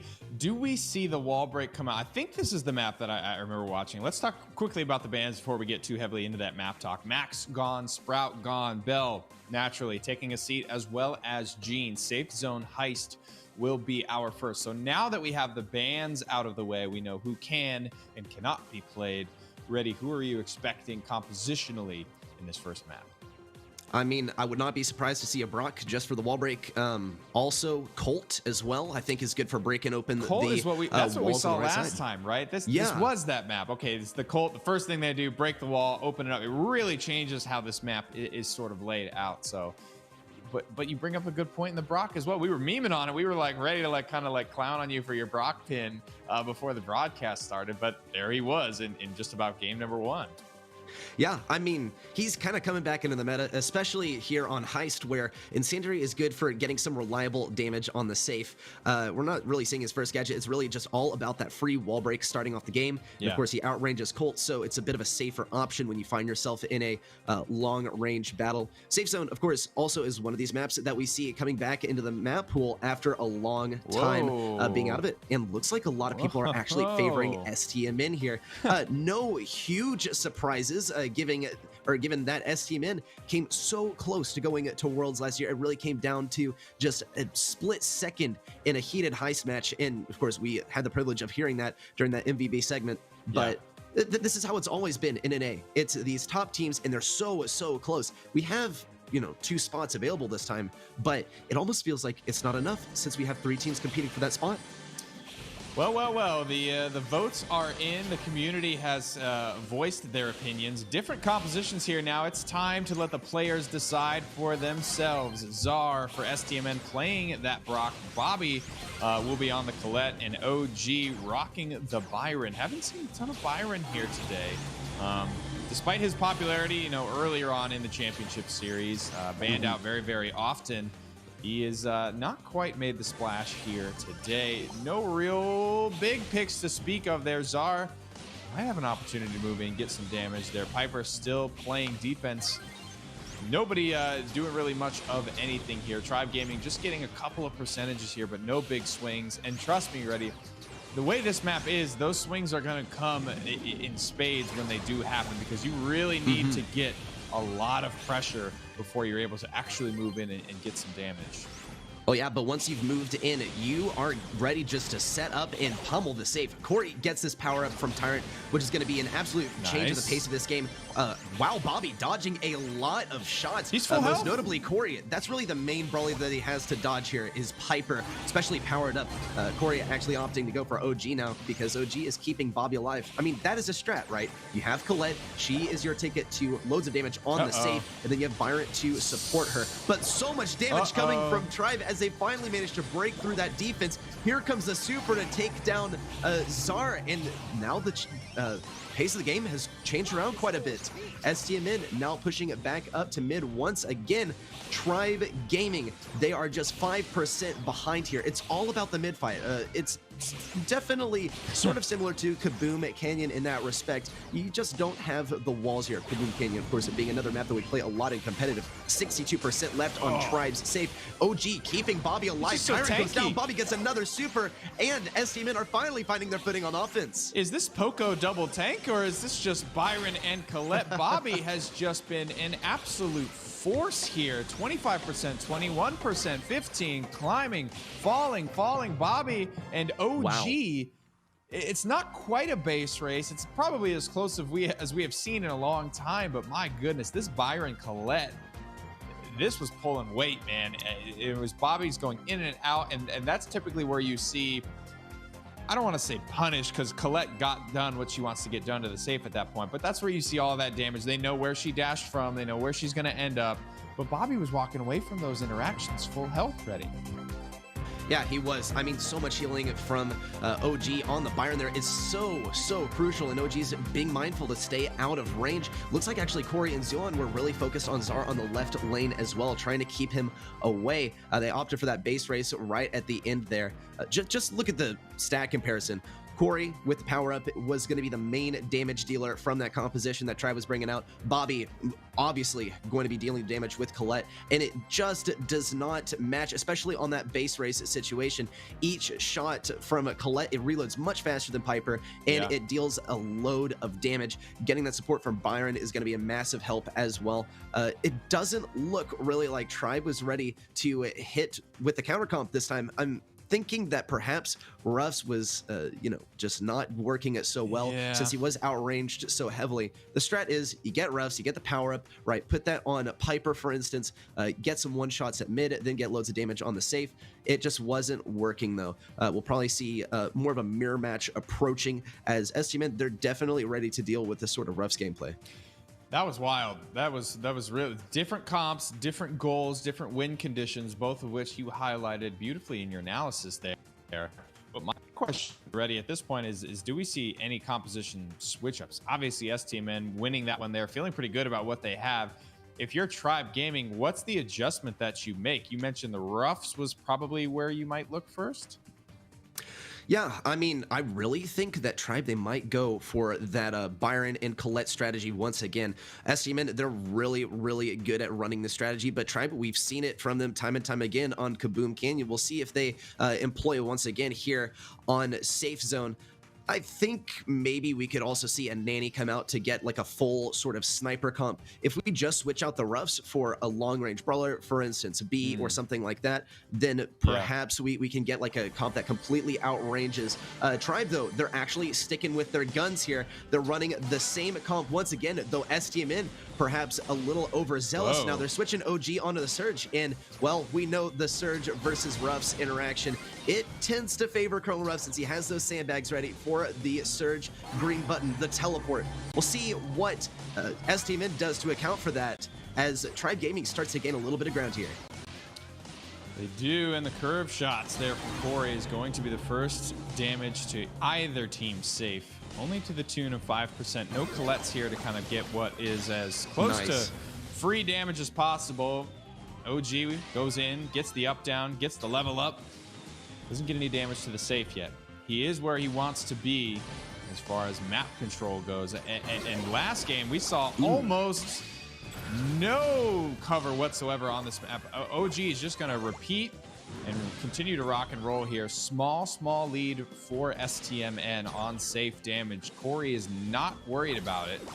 What prevents OG from just continuing to do this? He is on the Tribe Gaming safe and just ripping it to pieces. Yeah, looks like Tribe, they've just accepted that they're going to have Surge on the safe, and they'll just handle it when they respawn. Zulon now going to go for it. Loads of damage coming in from Zar onto that safe. Corey takes down OG, and that is a massive blow for OG. He's 2 teleports down, and he's back to level 2. He's lacking that range that he needs to compete toe-to-toe with Tribe. Here comes the next teleport, though he does get taken down. He picks up the kill, but is taken down. Hopefully for him, he has that super ready to go when he responds, and yes, he does. He's going to be able to compete at least a little bit here with Corey, who does outrange him and now has essentially a one-shot for a bunch of different brawlers here. Here comes a homemade recipe from Bobby to hold back Corey, and a great combination there between Azar and Bobby to take down the left lane. Tribe now all the way on the back foot as their save percentage starts to barely tick away. Just a few more bits of damage from STMN and they'll be in the lead, but they are letting loads of damage come in from Corey. 15 seconds remain and they gotta push up here. They have to win this game here now. Corey still powered up from the Ruffs. Up, down, out come the heart bombs. 8 seconds on the clock. Brock Super isn't enough to get the damage out. One last shot from the Brock Rock'em, and it's going to be Tribe Gaming winning game number 2, forcing game number 3 here in Heist. It is close, but no cigar. Both teams safes on their last legs there, 6% to I think 13 was the final number. Great stuff from Surge. That kind of felt like about as good as it could have gone for the Surge player. OG gets lots of 1v1 picks here. Critical shots missed in this moment by Bobby. He misses 2 onto Corey. Corey jukes, hits both of his, and that's where a lot of that final cleanup damage is done by Tribe Gaming. So awesome shots there. The powered up Piper certainly came to play and showed us just what it can do. 20,000 damage to be precise. 3 kills and only a single death to his name. Bobby never able to get a shot onto safe there. All aboard the struggle bus. Yeah, I mean, if we talk about the comp that was coming out from Tribe there and just kind of their general gameplay tactics, they play passive. They just go for control. They inch up just 1 inch at a time and they enclose around their target or the objective. STMN, they're going for something a little bit more explosive. It just seemed like we saw Piper, you know, main damage dealer there from Tribe Gaming. And, you know, with the power up, right, it was just, you know, so much damage coming in from the safe. Surge, I don't think that was exactly intended for the safe damage. I think they're brawlers that can get better at safe damage from just going there and going for a base race. Nanny, to name one. Surge, perhaps they were expecting a different kind of matchup. He did get some incredible kills there with a teleport, but you know, that's kind of what you expect from Surge, is you get a guaranteed kill from that teleport. So it's nothing super unusual with the kills from Surge. We'll have to see though, why are they sticking on the Surge? Maybe we'll find out this game. Tribe sticking on the same comp as STMN, staying on the same comp as well, though they're going to alter the lane matchups. OG switching over from the right lane, doesn't want to face up against Tyrant. Tyrant, though, says, nah, I think you will face up against me, OG. You want to walk to the other side of the map again? This is not a great scenario for the both of us. Tyrant just, he wants to run it down. Obviously, both of these teams know where the advantage lies in these particular lane matchups, and they just do not want to give it to Bobby. I mean, or excuse me, OG. They will continue to put this Ruffs in the face of Surge as many times as it takes. Opportunity strikes now 15% and climbing 20, 21, 22% damage done by STMN. That is a great start for the boys in blue. Yep, great start for STMN. They just gotta hold their defense and not give a super to Tyrant. It's gonna be a little bit easier at this stage of the game since, well, we'll see. We'll see. He's pushing up now, has those sandbags down. Yeah, Tyrant just so outranged here, and he's missing so many obstacles that he needs to get that super off. It doesn't look like STMN's going to give it to him. Tyrant also at risk of going down. That shot barely clips around the side. Zar uses the super actually to get rid of the sandbags, which are really Ruff's key to getting the super here. OG with the teleport forward does manage to take out Zulon, and now the level 4 Surge is in full force. STMN just gotta hold control here. Tyrant, though, has the super ready to go, and it's very quickly gonna find its way onto either Zulon or Piper. Of course, Corey over here on the Piper. Tribe now finally finding their footing as Corey is looking much more menacing with that super ready. Bobby is just having his way with Corey, I think, this match. Hits a great shot across the map, cross court really, onto Corey. Dumps 2 more into the safe before popping that super and getting back out to safety. The opportunity for the turnaround, though, as Corey grabs not 1, but 2 kills. He is juiced up, laying into this safe. Crazy big damage done by Tribe Gaming here at the last second. They have the map pressure. They do not have the safe lead just yet. 6% is all that separates them, and there it is at the last second. No! Oh, and it is going to be Tribe Gaming. Very, very close there. Opportunity for it to go either way, but they just had all 3 brawlers on the save. Base race against the Ruffs, powered up Piper, and the Brock was too much to handle. So much damage, Tribe Gaming able to take it. I think it would have been a completely different game there if we'd seen Bobby survive that aggressive super. He got taken out by Corey as soon as he landed. It was such a disaster. It would have been a decisive win there for STMN, but Tribe with 1 key pick there was able to take this one by 10%. Look how close this was. Wow. And Zara doing as much as he can on the safe, but no, not without the damage from Bobby. Take a look at the difference between the damage, though. Bobby definitely stepping up to fill the role of Piper here as a main damage dealer. Absolutely. 12.8k%, or rather, damage to the save. Taking most of the damage on the save. We do see Brock mostly going for Ruffs in that last game. I think these were good comps from both sides, but ultimately and surprisingly, Tribe taking the lead with Colonel Ruffs that time. It's going to take us into Canal Grand, probably one of the more frustrating maps in rotation, just because sometimes you do find yourself in these triple throw situations. Look at the 2 opposite bushes on this map. Typically, it becomes a just game of left versus right, as opposed to, you know, my spawn versus your spawn. Each team chooses one side of the map and they're firing away with the throwers. Sometimes you do see the Rosa come out as well. More often than not, though, she does get trapped on one side, just completely unable to do anything.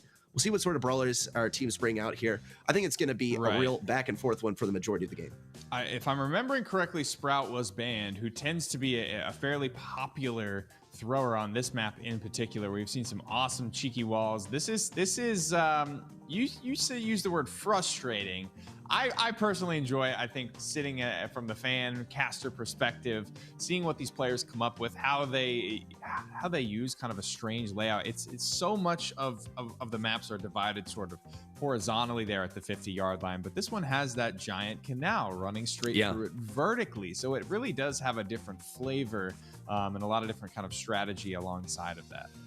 Yeah, sometimes players like to use Daryl or something to employ that canal or use it to their best advantage. We'll see what our teams are bringing out this time. STMN with the double tanks and the tick. Tribe Gaming, much of the same. One key difference is going to be the Rosa versus the BB. We'll probably see Bobby knocking away OG, or rather, Rosa at any possible opportunity. We do see OG go down there. Zion once again with the unfriendly bushes. It looks like the strat here is going to be to pick up a lead early on and then turtle up for the rest of the game. I thought Bobby was going to be able to get most of these knockbacks onto Zulon, but Zulon's doing a great job of just baiting out the knockback and then going for the unfriendly bushes. just barely out of range, dancing in and out of range. Zulon, great move so far here on the Rosa. Now rotating over to the right-hand side of the map to make sure that they can keep the good going. Shield is popped, but Zulon doesn't like the positioning. He's just going to back away. Zar trying to find some damage, unsure, hesitation, in, then out, then back out, then back in. And looks like might just be getting punished here. Zulon needs to be careful. Worth 4 stars here. So he doesn't want to commit more than he has to, right? Why would they? Ready? Tribe Gaming up 1 set to nothing, up 8 stars to 1 here in game number 1 of Bounty. They are in a prime position. Yeah, Tyrant actually getting aggro, and he takes out the Tick Super. Tribe now 11 stars in the lead. They also have that blue star. STMN doesn't look like they were really prepared for this one to face off against Rosa. It's a tough interaction. Bobby gets baited for the knockback once again. It's the classic BB counter, is to bait out that knockback. Tribe Gaming leading with 15 stars. They hardly even need to move at this point. They're almost guaranteed the game by now. Here comes the last unfriendly bushes and the super from Zulon. I mean, there's no contest in this game at this point. It's going to be going to match point, or rather not match point, since we're in the semifinals, but it is going to be going to set point. Tribe Gaming looking very, very healthy here. I think they did anticipate what STMN was going to run, and they just did a beautiful job. I wonder what sort of role the BB was exactly going to fulfill. It most certainly, though, was not going to be able to deal with Rosa in the way that they were hoping. Just not enough knockback, and Tribe Gaming taking game number 1. Handily. And that is not a pun on Rosa, because frankly, Tyrant here on the Carl getting involved, getting a lot of damage done. Zulon, 10 stars gained, 5 kills, and a 0 deaths on his Rosa. I can't imagine a better slash line. Zar's Carl, not quite obviously as electric, and even if you compared the two Carls head to head, I think you would have gotten the same story being told there. ReddySet. Everyone there for Tribe Gaming looked in control, and I think I like what you're saying about just reading the composition, maybe looking a little bit predictive. That's the type of stuff I think at this level that has to happen to see a 20-1 game of Bounty, right? That's the type of just, it's a composition thing. It's not necessarily anyone playing bad or making blatant mistakes. It's just we don't have the answer for what they brought, and they do. Yeah, and I would even say, you know, it's not even just this level of play. Sure, like having a better comp is going to do massive favors for you. But even just in NA, right? Our meta is kind of to counter comp the enemy, predict what the enemy is going to run. In different regions, you know, it gets a little bit different. But as FDOT would say, it's all about the dojo, right? You have to know that to be prepared for the counter comp, right? Because of the region that you're playing in. And it all comes down to, you know, your knowledge of the opposing team. STMN and Tribe Gaming, very well documented teams. So their coaching staff are definitely equipped with loads of footage to go over and advise their players on the comps to run. Of course, STMN and Tribe Gaming both running comps and brawlers on the respective players that they're comfortable with. So it works out pretty well. Right. I just think, like, maybe we need to think about what is the counter to this and start to look at what else could be possibly run on Canal Grand. Something that we've seen a lot is the triple throwers. Not going to have Sprout in the mix this time, but I think, you know, Barley, Tick could do a pretty good job here. Sprout is usually the one that makes that possible, so perhaps not as much, but it's certainly a possibility to get that control.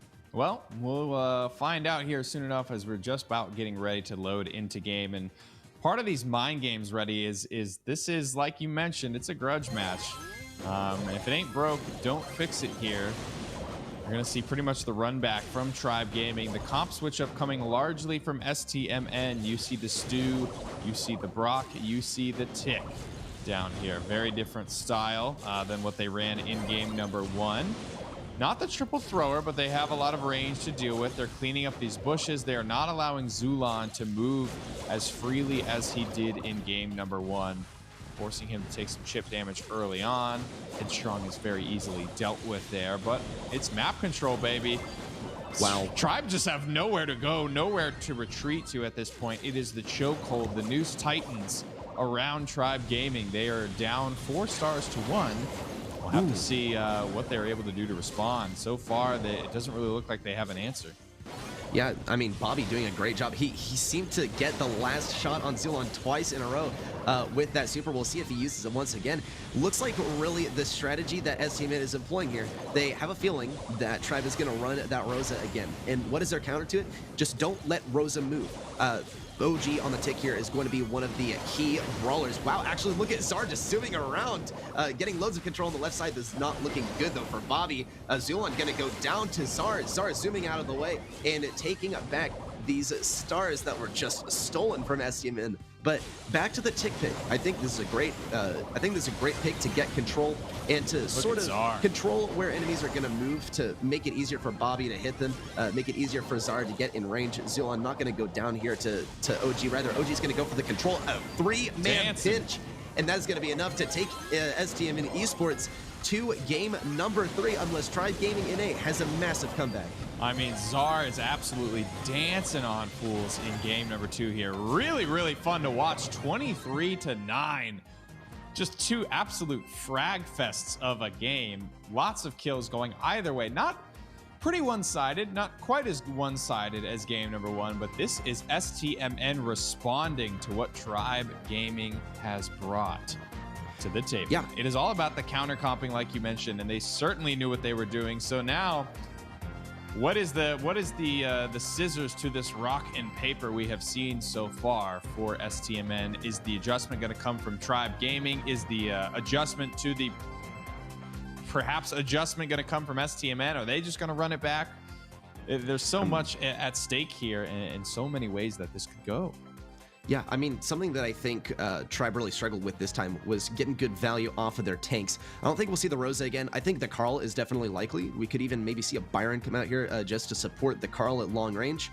But, I mean, the issue each and every game was very clear. Game number 1, the issue was Rosa and also the BB pick, because BB is forced to have this interaction with a brawler that has the, close range, the similar range with her, and that of course is going to be Rosa. Now we switch off the BB and we bring out the Tick. Tick is able to control where enemy brawlers are going, and Tick, I think, was one of the biggest issues for Tribe Gaming this time, even though it wasn't really getting the majority of the kills. It's all about controlling where your enemies move. It's why, for instance, we see Penny doing pretty well on control, even though we don't see her doing well in competitive, or rather picked often in competitive. It's because those mortars are able to keep your enemy moving, and it makes their movements more predictable. Just zoning in your enemies makes it way easier to hit your shots, and it's exactly what we saw coming out from STMN. Tribe probably going to identify that issue and come out either with the mirror comp or something to counter it, though I think a mirror is a little bit more likely, since Tick is able to zone any brawler. It doesn't matter if you're a close range or long range.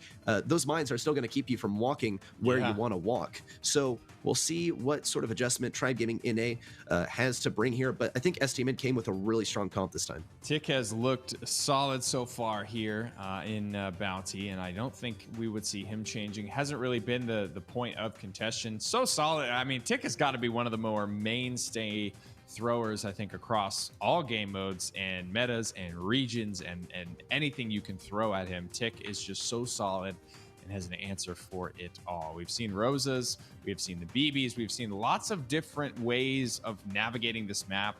Remember, Sprout is banned. He's a very critical part of that triple thrower composition, so unlikely to see that style. And lots of Surge today in this set. Normally, it's just that one hot zone map. I can't remember the name of it off the top of my head that we see lots of Surge. Nice dash there just to stay alive, but STMN early on. Pressure here on the left-hand side, claiming the life of one of the Tribe Gaming players. Not a lot of opportunity for mistakes here, and it is going to be the rocket. Zar stays alive. Can Zulon land this? Carl has mobility ready, but Zar chooses not to use it to stay alive there. Yeah, I think this is great gameplay from both sides so far. OG looking for the control in the right lane, not going to allow Corey to walk in easily, though those mines do explode, and Corey is able to take a little bit of pressure over here on the right lane. 7-6 now, and is getting very, very close. As far as the Surge pick, I think it's really here to sort of try and get in range, perhaps, of Carl. Carl is definitely a tough one to deal with. Here we see Tyrant just going after him. It's because Tyrant on the surge here, he has the invulnerability with the super, and he also has the stun ability that can take Carl out of his super. Carl does struggle in these close range situations unless he has a wall near him to start bouncing that pickaxe off of it. Tyrant's definitely here for the Carl counter, but he's just not able to get in range yet. He hasn't managed to get a super yet either, even with his teleports so far. It's definitely a disadvantage for Tribe so far, though they haven't managed to zone STMN back to their spawn. Start taking loads of damage. Here comes the flying hook to retreat. It might not be the greatest use of the gadget, but it's the one that he was forced to use. Typically, you want to use that on a more aggressive play. Zara forced to use that. Great aggression and great pressure from Tribe. We'll see how it turns out, though. OG on such low health. Corey looking for the control. Who's going to take this win? There it is at the last second. Change of hands. The up down from Tyrant, but he doesn't have the range. Are we going to see a tie? 4, 3, 2, 1 goes the clock. 9 stars to 9. And it will be a draw, meaning we will replay game number 3 there. Very, very close. It's not a draw. Oh, it's not? PrettyHair. Oh, the blue star. I forgot about the blue star. Oh, my goodness gracious. Forgive me. I'm so old. I come from a time before the blue star, and I just wanted to see another game of Bounty. I mean, that was insane. The final seconds there deciding that match. Both teams getting a kill, and it ends up being that pesky little blue star preventing the run back. Pesky blue star. Let's take a look at our last set here. OG trying to get on the retreat. Corey, though, stopping him in his tracks. At Tribe, they were so far ahead in this game, and really can be attributed to the interaction this time between Bobby and Zulon. It couldn't have been more decisively in Zulon's favor. He's holding onto that blue star for the entire game. Zulon, though, going down to Bobby's Brock this time. STMN, they were looking much cleaner in game number 2. It was a decisive comp change for them, but once we went into set, or rather game number 3, I mean, Tribe Gaming, they were looking good. STMN, they were looking good, but it all came down to those last few seconds. Unfortunately, we didn't really see the surge come into play much there. He wasn't entirely able to escape that final rocket from Bobby, as we're about to see when he did go for the super. As we head into the last 2 seconds, look, with the super, he wasn't able to escape that last one, but it just wasn't enough. That kill was not enough to take it back. The blue star is the game decider. What an electric finish here to our set here in our first semi-final. Bobby paired up here against Zulon and the Brock versus Brock head-to-head. Pretty close, 2 kills, 1 death apiece. It's just a difference in stars gained, and of course, that's just the ebb and flow of Bounty and how it goes. Maps and modes, thank you very much. It is Hot Zone, the Ring of Fire, 1 singular capture point there in the dead center of the map. Plenty of bushes to work with, but they're not particularly close to that actual hot zone. So how will our teams elect to use it? It's been a very a tale of long range here today between STMN and Tribe Gaming. They both have great Piper players, though. They both absolutely have the talent and the versatility to pull out whatever is best for each and every map. Yeah, I'm going to bring up a brawler choice that I don't think many people are expecting, but is definitely going to be run. It's going to be Lou. For whatever reason, he is so good here. Just able to lay down that, slippery little super on the hot zone, or just in that entry point to the hot zone. I mean, here are your options. Unless you have a lot of wall break, you are going to have to walk through that choke point up mid to get to the hot zone. And with the super down, you either walk into it and slip around, and then you get completely annihilated by an enemy Piper or the like, or you completely walk all the way around. You take the long way around. You let your enemy get free capture on the hot zone. I think the decision is pretty clear. Just pick Lou. That's the key point I think that you bring up here. Is if you don't come down mid, there is a very large roundabout scenic route that you have to take that will cost you a lot of capture point percentage and time. 61% to 39% here. Thanks for casting your votes and making your voice heard here in the Brawl Stars Championship Series. It is the Lou indeed. You call it out, and here he is. We're seeing Stu, we're seeing Ruffs, and we're seeing Jesse. So almost mirror matched compositions here. And down goes the old slippery super, as you put it, choking off the mid, making sure nobody can move in. And it's going to be some free capture point for STMN.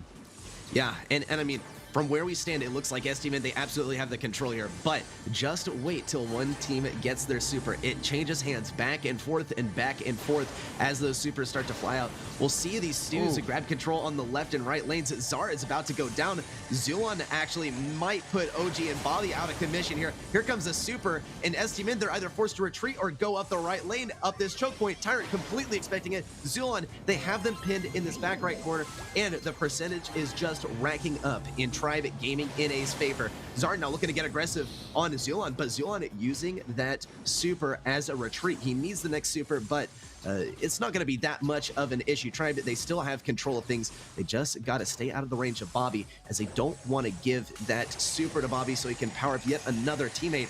OG, he already has the power up on himself, and it's going to be a nice little benefit. But look at the two supers at mid. No one even dares touch that point while the supers are down. Not only do you get frozen over time, but you're slipping around, and it's so much easier to get hit by not only Lou, but Jessie here with loads of damage with that main attack since her buff just a couple months ago. Bobby getting a nice kill, and STMN might bring this one back here.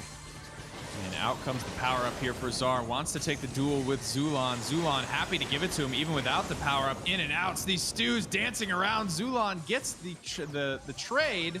Unfortunately, will go down as well. This is the gap closing moment, though. OG throws down the slippery super, as you put it, and able to catch his team back up, but it is an ebb and a flow. STMN have ebbed, and now it's time for them to flow out of the objective. Tyrant needs to get his super down to give his team an opportunity to maybe catch up here. Zulon happy to dance on the objective. It's a tough role that he has had to play with this Stew.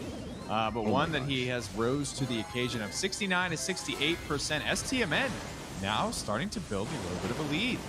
Yeah, I think we're seeing great lane interactions from both teams. We just saw an excellent pinch between Bobby and OG. They're both powered up here. They're going to look to fire up mid, though.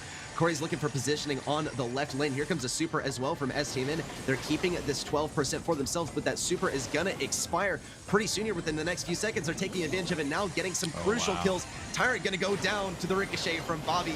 STMN taking the lead as they will take this 100% with 2 seconds left on the clock. I gotta say, I think the Colonel Ruffs was amazing. Just really, really great pick there, because you're able to get good range around that corner. You know, we don't see that sort of role fulfilled by Stu. He has to get around the corner. Bobby, though, is able to take the right lane, getting the ricochet. He's able to keep himself safe and get the supers. OG is staying alive pretty much the entire time and just doing a phenomenal job. It's a great thing to have that power up on your Lou, who's going to be there at mid the entire time. And just look at the difference here. I mean, OG with 4 kills, Tyrant with 0, the DPS and the deaths as well. It's so crucial to stay alive as Lou, because you are the brawler that controls the pace of the match, right? When you're able to keep the enemy off of the point unequivocally, it's just completely in your decision. Yeah, the ball's in your court. There's a lot of times where you saw Tyrant and OG both have their supers available to throw them at the exact same time and kind of just neutralize each other. Nobody's able to really gain much of an advantage, but it was once OG started to get the advantage there with his Lose super being up before Tyrant's. That's where the game starts to slip out of your grasp. You're getting 1, 2, and even at the end, you saw there, the nail in the coffin was the moment where STMN is able to put all 3 brawlers with confidence on the objective, and you just watch that meter skyrocket near to full there as they capture. It's not a timeout. They captured the entire thing up to 100%. I don't know that I'm expecting any composition switches. It was close. Frankly, Tribe were in the lead for a majority of that game, and it sort of fell apart at the last second, and we are seeing almost the run back completely. It will be the Barley coming out from Corey this time, whereas STMN have not made any adjustments to their composition, and why would they? Yeah, I mean, if it ain't broke, don't fix it. But Tribe Gaming is fixing up their comp just a little bit here. They're not running the Jessie, and I think that's pretty justified considering we didn't really see impactful turrets coming out in our last game. Corey now switching on the Barley that he's very, very good at. All right, getting rid of those sandbags. I think that this is a bit of a counter pick to the Ruffs, looking to not only outrange Ruffs, but just get rid of his sandbags. Corey, though, in a tough situation as he's pinched around and forced to slip around in that super. OG takes him down. Tribe still looking to take back the lead. Bobby notices that this is a choke point here that Tyrant wants him to be in. Opts to actually go around the left lane and get more aggressive. Needs to get another power up on Azar. He goes down to Corey, and Corey's now going to be able to push up on OG. OG not having any of that. Opts to flex around to the left lane and give Bobby mid for an excellent pinch. And Corey tosses the super there, just trying to maybe continue to zone out Czar. I'm not really sure. It's OG and Bobby moving up now, throwing down the Lou super, throwing down the Rough super as well. The sandbags blocking out plenty of shops, allowing STMN a good opportunity to close the gap on this capture point and actually start to build themselves a lead. Beautiful response here from STMN. I have to see Corey come alive on this Barley. I think I have to start seeing it pull that weight and trade it out again. Going down here, the Barley not really paying dividends for Tribe Gaming. Yeah, I mean, medical use not really doing Corey many favors there as he is completely sniped out by Bobby, who's by now completely powered up. I want to talk about the 1v1 on the right lane, though. Zara and Zulon have just been going at it this entire game. Pretty much a stalemate on the right lane. Zara, though, picking up some ground. And with both of these Lou supers on mid, no one is able to really advance. Bobby does get frozen, but he's not going to get taken down. Those sandbags are going to be his saving grace, and Corey's not able to get them in time. Zara now has his power up in a decisive advantage over Zulon. Zulon goes down, and STMN Esports are now leading by a fair margin. Bobby also with the kill, a complete team wipe, and STMN is looking so strong from this point. OG needs to get that next super, and then it might just be all over from here on out. The power up from Czar has more or less decided the game here on the right-hand side of your screen. This Stu is absolutely fragging. Look at these time after time, elimination after elimination. Czar has just locked it down, and this power-up, you mentioned the stark advantage that it gives, 95%. That's basically game. That's basically set. Tribe Gaming dropped their first set here in the semifinals to STMN, who wholeheartedly deserve it. I mean, they played their minds out today here in the hot zone, locking things down, running back the same composition both games, and showing us just why. I mean, I think if you play a map enough and, you know, your enemy is not as familiar with it, then you can afford to run the same really powerful comp both times, knowing that perhaps your enemy's not prepared for this one. No doubt, Tribe prepared pretty well for this hot zone, given that they did bring out the Lou and the Stu and did pretty well with them. It just looks like STMN might have put extra effort into scrimming this one, given this absolutely genius rough sticks. I mean, look how well it was able to do, even when we saw some sort of counter coming out from Tribe there. I mean, Bobby here on the Colonel Roughs versus Corey, there's just no question who was in the lead here. Logically, you'd think, okay, well, I can throw over walls, and you know he can't. He can just go around walls. Okay, sure, that's to his credit, but I should logically win this. Well, Bobby's getting massive range and getting great assistance as well from OG, switching off mid and lane whenever one of them goes down. I think maybe one of the biggest things for me that we saw coming out from STMN, not just a comp standpoint, but sort of a team synergy standpoint, was that we saw OG pick up Bobby's lane once Bobby went down, even though Lou is usually here on the mid. I think that was an absolutely amazing bit of evidence for why they won that set of hot zone. But with that, we're heading into, of course, Hard Rock Mine. You just can't seem to escape it. It's in every Brawl Talk, and it's in every competitive match. Love to see it. Some good old-fashioned Brawl Stars here on Gym Grab. Yep, Hard Rock Mine, 2-1 now. This is a best of 5, so if Tribe Gaming win Gem Grab here, they will move on to the finals. STMN looking to upset them as they have done previously. It is possible. It will take everything that they have got. And given how close Bounty was, man, I mean, anything could happen today. That 2-1 could easily be a 2-1 in favor of STMN if things were just a little bit different. But we are where we are. Gem Grab is what we have up next. A very classic mode and a very classic map at that. No minecart madness here today in the semifinals. We're going to save that for our quarterfinals where it lays to rest. Who will win this monthly final? Here is the updated voting percentages. STMN, that is, I don't know if it's just because they have the shortest hashtag, but they are clearly one of the favorites here today. And they are showing us just why. Looking for the win here over Tribe Gaming, but they are down so far. They're going to have to win this Gem Grab, and they're going to have to take it all the way to Siege and win it in 5 if they don't want to go home now. Yeah, I mean, I think both teams are looking very good at this point. Tribe definitely more so than STMN, though every single set so far has been quite close, I think with the exception of Hot Zone. This is when STMN starts to come back, I believe. And I know that a lot of the people who are voting also believe, since STMN still seems to be leading by a fair margin.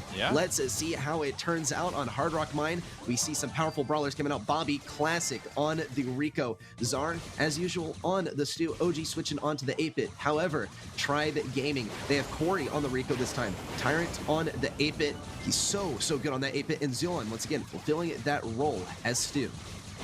Great shots here coming out from OG, putting the pressure onto Tyrant, in and out. I am loving watching Czar on this Stu. I'm loving watching Zulon on the Star too. I mean, these are two great Stu players, and what a fun brawler it is to watch here. 5-1 gem lead for STMN. Tribe Gaming looking for an opportunity to assert some map dominance. They get their tick super down, and they're happy to trade out. It's a 1-for-1. It's all said and done. OG wants to stay safe here. It's only a 1 gem lead right now. There's a couple more out there on the field. Zulon does not want to pick it up, though. He wants to make sure that he maintains his mobility and wants to continue to duel without fear of losing anything is the big thing here. We have very clear, dedicated gem grabbers in the 8-bit players. And those Stews more or less allergic to the gems. Yeah, I mean, OG and Tyrant both on the 8-bit. They both have the cheat cartridge ready to teleport back. It's one of the most powerful abilities, especially here in Gem Grab and on Hard Rock Mine. You're able to make an over-aggressive play and then, just instantly get yourself out of a situation that would have gotten you killed. Zulon looking for the next super here, doesn't manage to make any connections on those shots, and these two teams are going to be tied up. Tyrant sort of avoiding these gems, dancing around them a little bit. Just got to see a gem go more on the side of Tribe, and it looks like they actually are going to get that, though. STMN pushing up just at the right time to claim the 9th gem as their own and the 10th. OG doesn't even have to use the teleport. Looks like he's going to wait a little bit before using it, looking for some more kills. We are only going to see Zulon present here to bring back this game, and it just doesn't look like it's going to be possible. OG is so far back. Tribe Gaming, they're so far back. That is going to be STMN bringing back this game. And I mean, look up reverse sweep in the dictionary, and this is what you'll find, right? STMN, they were on the verge of defeat, and now they're bringing it back with 3 games won in a row. They might even pick up the set and take us to set number 5. I can almost guarantee you that Tribe Gaming, they were really hoping not to go into set number 5 because, of course, that is Siege, and they didn't ban Mort this time, and it's a strong possibility from STMN. It's crazy to see that, and seeing even the little Siege Morta shout out there in some of our video content here as we see the stats for both of the 8-bit players. Not really a blowout of a game, so I don't know why you would expect to see any type of blowout here on the stats. Kills are even, gems grabs almost even, 7-10 there. Obviously, STMN winning game number 1. They are going to be the 10 gem grabbers.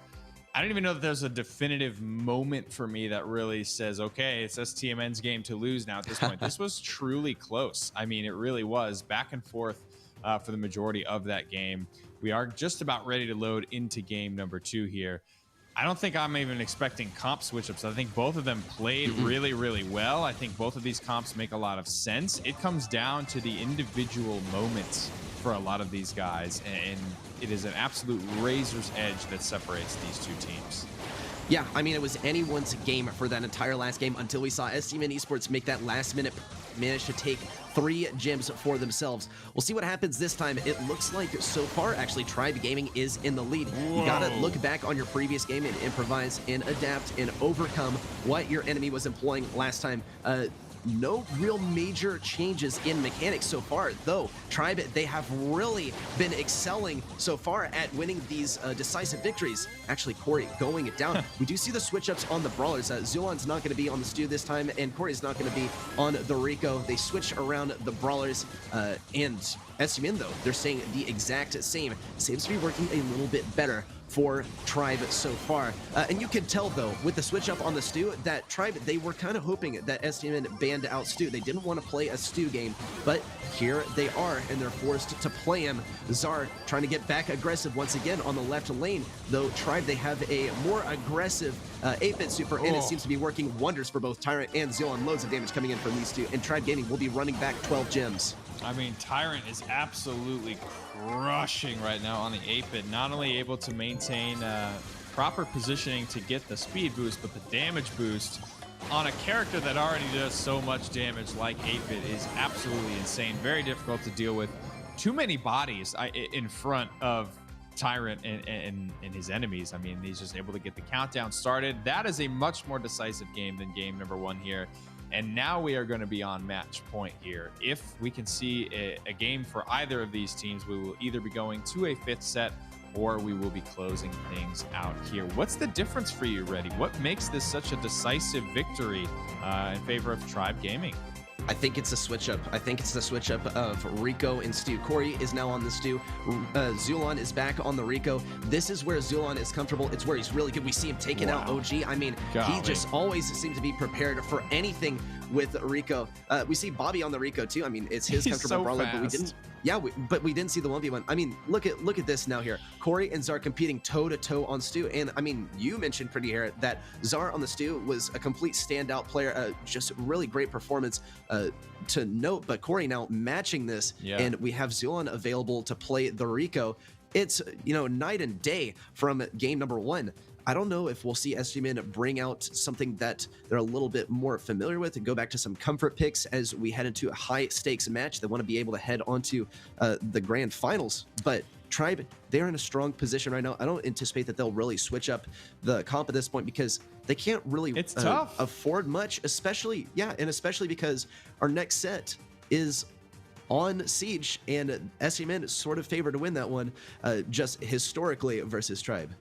I think with all of that said, I am expecting to see, especially with the dominant win there, I don't expect to see much of in the way of comp switch up here. The tough part is this is such a high stakes game, and both of these teams have already won here with this composition. So with so much on the line, I don't know that given my already having success, I'm willing to roll the dice with something else here. We'll have to see once we get into game what these teams elect to do. These are the moments, though, where greatness can be defined. When the pressure is on, when the stakes are high, when the decision is not clear. It's really not what needs to be done to adjust. Sometimes the difference is just play better. Hit the shots, do what you got to do, maintain the map control. It doesn't come down to some magical composition switch up that's going to solve your problems for you. Sometimes you have to look yourself in the eye and say, hey, that's on me. I could have just played that better.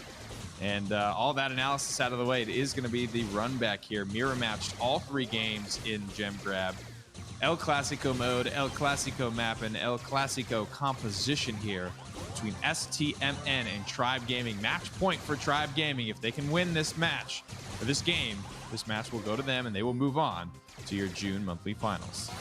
Yep, Tribe looking great so far. Tyrant able to pick up so many gems here at mid. Great, once again, the super from Zulon. It's so characteristic. Zar unable to get around. Look at how fast this Rico is. My God. Oh, he's sped up so much thanks to Robo Retreat. And the funny thing is, a lot of the best players on Rico don't even use it to retreat. They use it to get aggressive and get into situations which otherwise they would not be able to survive in. Bobby going for the super, doesn't manage to take out Tyrant. He finds the defense and the plugged in is able to speed him away. That combined with Corey's speed with the gadget is just too much for STMN to handle.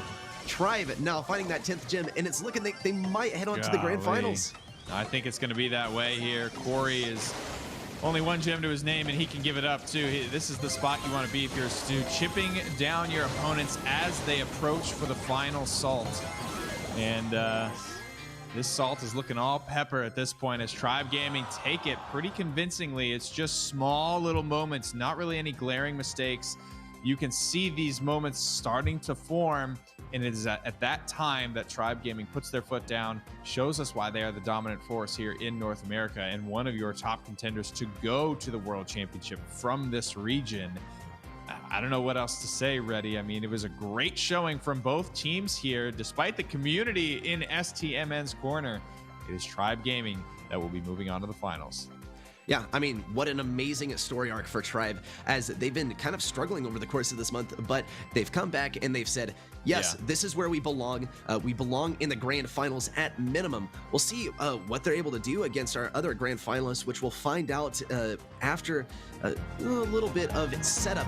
Let's take a look at a replay, though, from our last match. I mean, what a match this was, though. Tribe Gaming taking a decisive victory with the 3-0 sweep.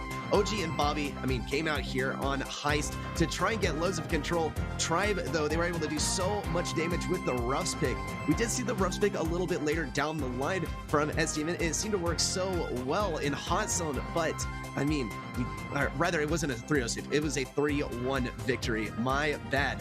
But STMN, though, I mean, I think they were looking pretty good for the majority of the match. Tribe Gaming, though, definitely taking the cake here. Certainly were in Hot Zone.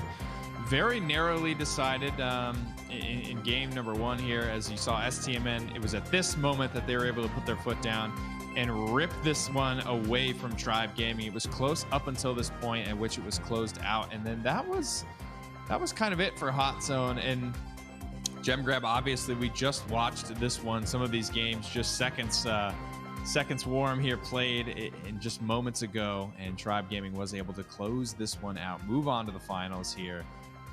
And Corey, no small part in this victory here. 35% of his team's damage, played a heck of a lot of tick early on in the set. And 155 average damage there. It's just a solid performance all around. Not really a blowout either way. I think these are two teams that are very, very close. Now, that's all said and that's all done and dusted here for our first semifinal. It's time to move on to our second. IX Gaming versus Aqua. I don't know, Reddy, if we'll see as tight of a contest here between these two teams. Aqua fighting hard to get here. They had to go the distance in their best of 3, but so did IX. Not exactly a clean performance, or the cleanest as it could have been. They still win their quarterfinal, obviously putting them in a position here now.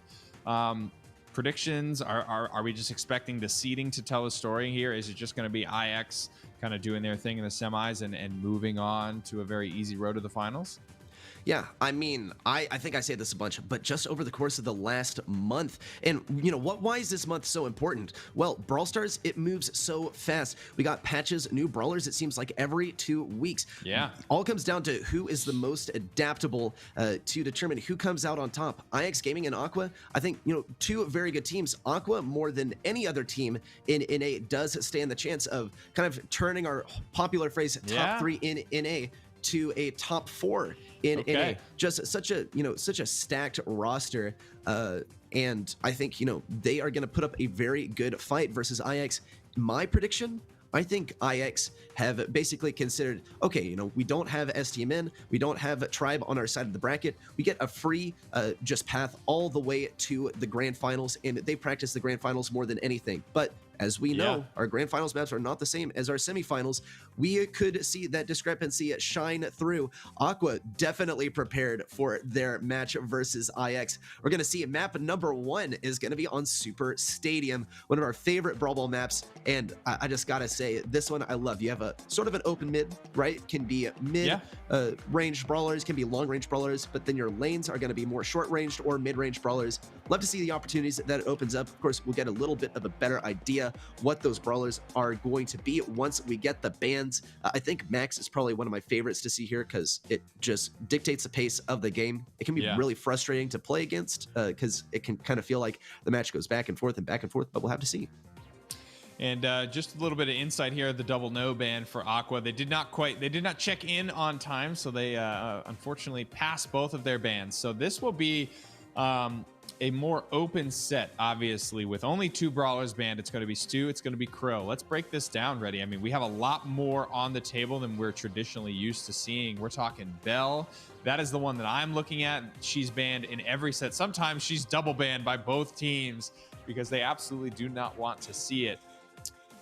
With it open now, is this more of an advantage for IX or for Aqua, or maybe equally as so for both teams? I mean, I think IX with their bans, right, they always ban Crow and Stu. In pretty much every single match that I've watched, they ban Crow, they ban Stu. Just something they get frustrated by, or is there any insight there? I mean, typically in NA, right, there's this sort of mentality of like, okay, dude, like, we're not going to run Poco double tanks. We're never going to stoop that low. But IX, you know, they have no problem just using the strategy that's going to win, right? And you can no longer just shame someone for using the strategy that's going to win. Hey, man, I mean, like, you know, some position you're talking from, you're not winning, right? Of course you're mad. But we'll see. Here's the percentage difference. Looks like people are favoring IX here. I kind of favor IX in this interaction. I think, you know, as far as the like kind of the back end of the team things, Aqua, they're formerly a Philians roster, and you know, now without that org behind them, they are I guess lacking in the time to like check in and things. It is a little bit tough when you're faced up against a team that, you know, has the org behind them and has the research and, you know, has the time to go back and watch film with a lot of staff. We'll see what sort of fight they're able to put up against IX Gaming and hopefully get signed by an org. IX bringing out the Nita, the Max, and the Sandy. Aqua this time at bringing out the M's, the Max, and the Barley. Things are looking quite different across the board. Looks like Nita actually is here for a bit of a counter pick to waste the enemy's shots and buy some opportunities to push in. And so far, not a lot of movement on either side here. A couple Max Supers have been popped, but again, really just kind of juking around. Neither team able to make much of a move here. We'll see that movement speed applied to Chepo and Second as they look to pinch and claim the first blood here of our second semifinal of the day. Sandy dropping a couple of shots here. And I mean, a little bit of map positioning, sure, but like not too much. Finally, the Sandy super going down. Max super deployed as well. M super to counter it, but not a lot of HP left for Jigsaw. And it is Kang hitting some nice shots from downtown on Barley that will shut down this very aggressive push from IX. Yep, IX now falling back. Aqua looking for this opportunity to push up. We see Ems kind of establishing the momentum at mid, shutting down that push from Second, though it doesn't look like it was able to shut it down all the way. Jigsaw looking to push forward once again. Here comes the speed. He doesn't have a super, so it's not the ultimate combination. And he's getting clipped around the corner here by Chepo. That is one of the just main abilities of Sandy, is able to clip those corners. Chepo now looking to get aggressive, picking up a kill on Slash. Second with that ball over to the left side, and Chepo healing up. They are completely surrounding their enemy here. Jigsaw getting a super just in time. Aqua now getting the opportunity to push up. Here comes the speed as well onto Jig, and IX are forced to fall back here. Chepo's looking to throw down this super, an aggressive one too. It is the rude sand Slash with the crazy blade, but it's not able to go in. It was so close. A last minute save there by Second, and IX will bring this up to Aqua's goal. My goodness, I mean, we saw this in our quarterfinal matchup with Aqua, the use of the gadget, the dash, the super, all of the movement speed in Max's kit. But we are ticking down our final 10 seconds here. Not a single goal scored. Aqua have completely skunked the aggression. They will have the advantage here. Coming down the home stretch, just barely. Can they save the ball? Crying Man fumbles the juggle there at the last second, and they will leave the ball down there at the goal. They're going to focus on map pressure right now, allowing Second the opportunity to get this ball moved out towards midfield. The Nita super is popped. The Bear, you know, basically dusted immediately. Not really much to deal with here. Range is kind of in favor of Aqua ever so slightly. They need to make good use of these Max supers. Crying Man, the shortest range brawler on the field right now, struggling to do much, but I don't even know. Does this one's just draw all the way out ready? Does anything end up happening here? Only 17 seconds left on the clock. There's a kill from Chepo on to Kang. 13 seconds on the clock, being pushed into the corner. IX needs to make a move soon if they want to score the goal. I just don't know that they have the manpower to do it. There's too many enemy brawlers left alive.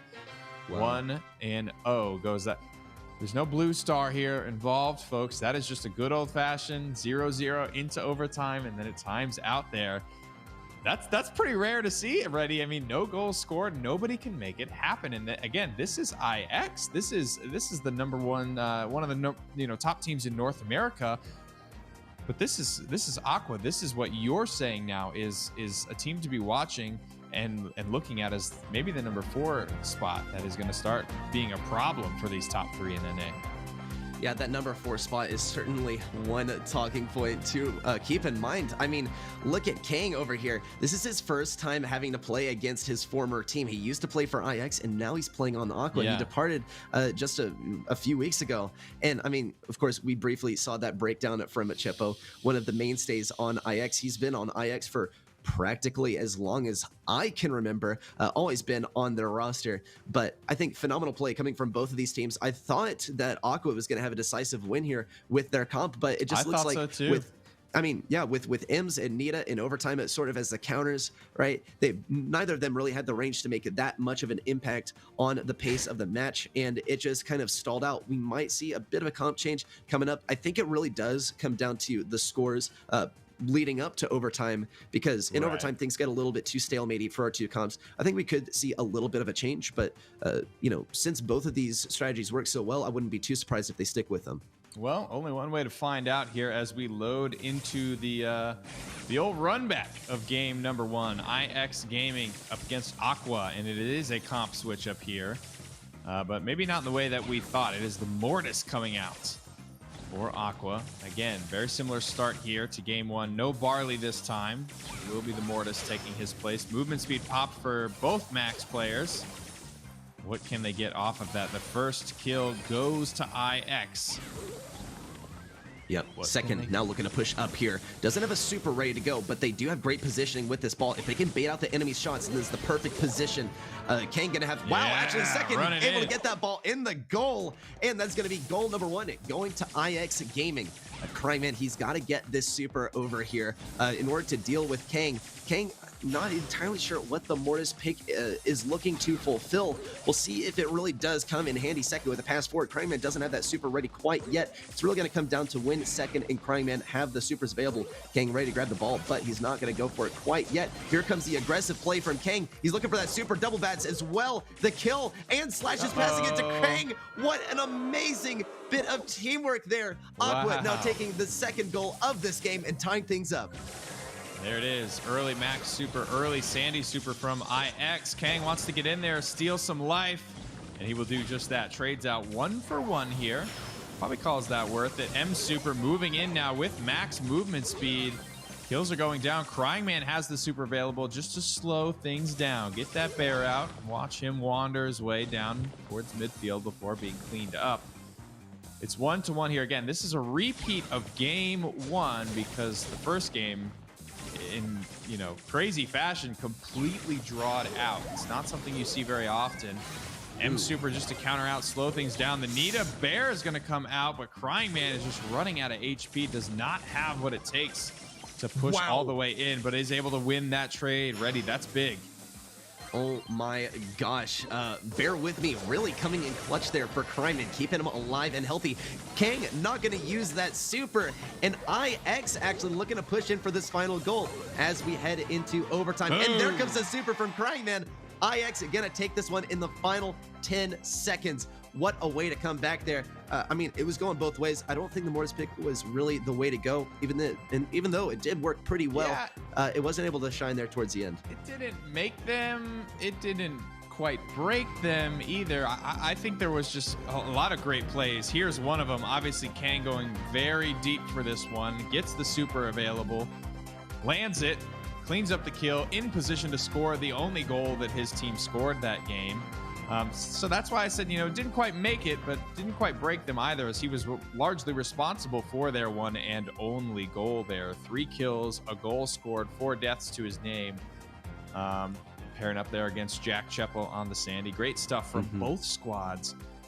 And that, again, this is only game number 1. Nobody's out of it just yet, so we will move on here now. Potentially more comp switch-ups. We saw the Barley in game 1. We saw the Mortis in game 1 run back.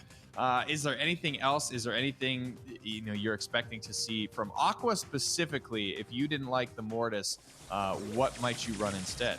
I was going to say Carl, and we do see IX bringing out the Carl this time, but not Aqua. They're going to keep Goat Saw on the M's. Slash over here on Max, speeding in. Jig gonna look for that kill on Crying Man. Crying Man probably ready for the teleport. He's not gonna use it, actually. Here comes the speed from Second to establish the pace of the game once again. Kang getting aggressive. He has that ball available. Is he gonna go for the goal? Crying Man goes down. Slash is ready. Gadget in, and Slash takes the first goal. Aqua now leading by 1 point here, shaping up and looking in way better shape than before. We see that speed coming out from Slash right off the respawn, but they're not gonna be able to make much use of it. Second leading the charge here, though, with another speed. Chepo trying to get in here, but doesn't quite find the opportunity.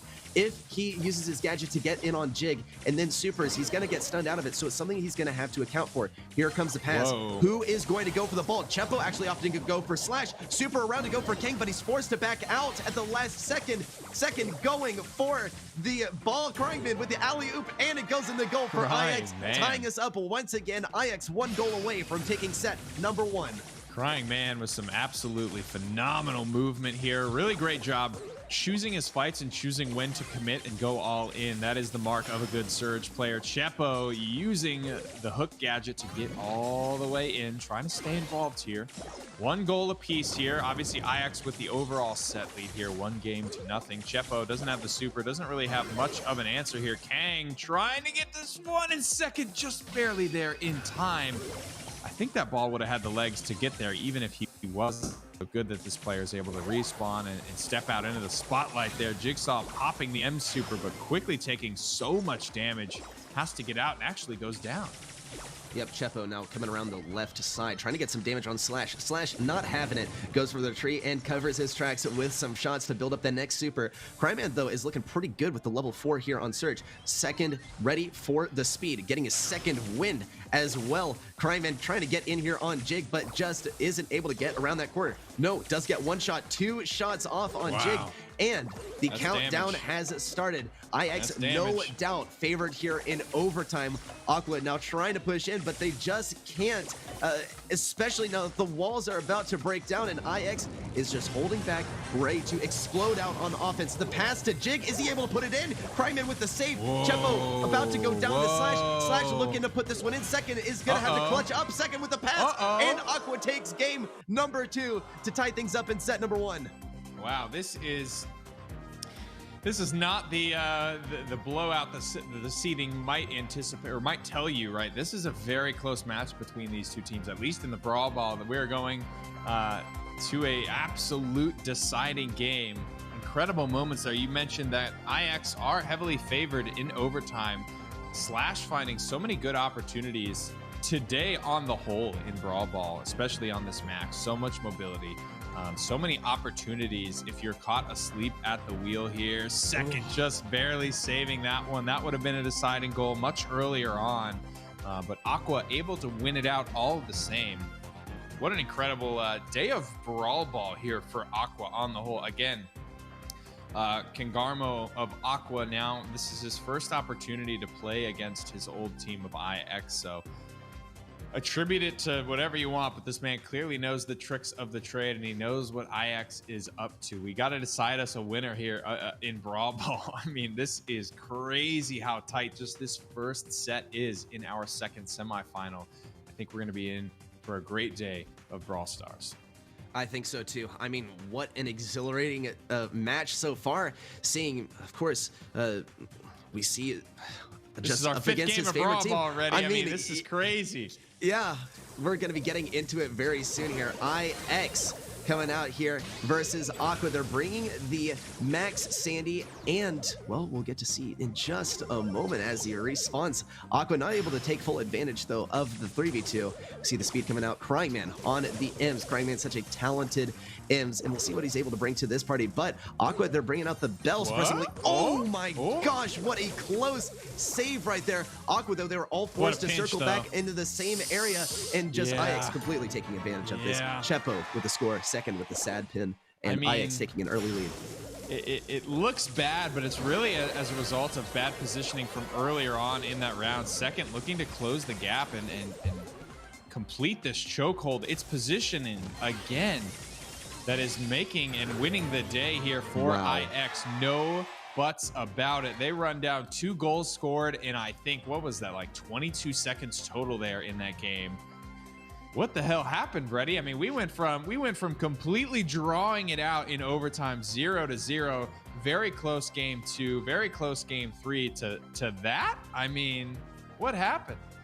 It looks like IX just kind of picked apart what Aqua was thinking, or they realized, like, okay, early game is where we're gonna prosper, right? Because they got to overtime twice. Aqua winning it, of course, in one instance. IX, they just got to know that they got to finish this one out quickly, so they're using their gadgets a little bit more liberally. Crime getting aggressive here. I mean, here comes second, right? Rushing this one into the goal. That was game number 1, looking so clean. Kang, though, with an amazing play and the collaboration with Slash to put in the first goal of this game. I mean, it was just back and forth, and then we head into overtime as well. We saw Kang go for a bit of a score here. Slash was able to get that dash in and pull that one off. It just seemed like in this game, Slash always had the gadget at the exact right moment. Yeah. Just an amazing game 2, but complete domination in game number 3. It just didn't look like Slash was able to make much of an impact here on Bell. It wasn't the pick. I mean, just got completely clobbered there by IX. We'll see what sort of brawlers come out in our next set, but it's pretty clear here for set number 1 here in game number 3. I mean, 4 kills from Chepo, such great control. Slash not really able to get anything there with Bell. We think, like, okay, and it's mid, the Bell, good. man. It's Yeah. the character. She's the number 1 ban brawler on the day. It's crazy to see that. I don't want to put it all on her, but I think there were some missteps, there was some mispositioning going on for Aqua. But my goodness, I mean, I was looking forward to seeing Bell today, and we definitely still could going into some of these more long range maps. But my goodness, that third and final game, or well, how many games of Brawl Ball did we play? We ran one back, we went all the way to the distance. That 4th game of Brawl Ball, very, very decisive in favor of IX, and we will now be moving on into Heist.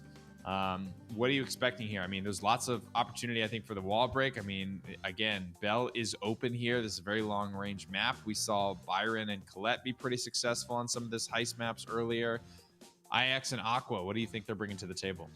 Okay, I think specifically from Aqua, we'll see Jigsaw bring out Brock, right? That is one of my main predictions. I think we'll also see the Piper coming out and potentially Kang running the dog. I think that is what we can expect. Look at the difference. I think pretty much the same percentage of people are expecting IX to take this win. A very nice, clean win by them. Or perhaps, was it even clean? Should I even go as far to say that? I mean, it was so close there in set number 1. Set number 2, I think, is going to be quite close too.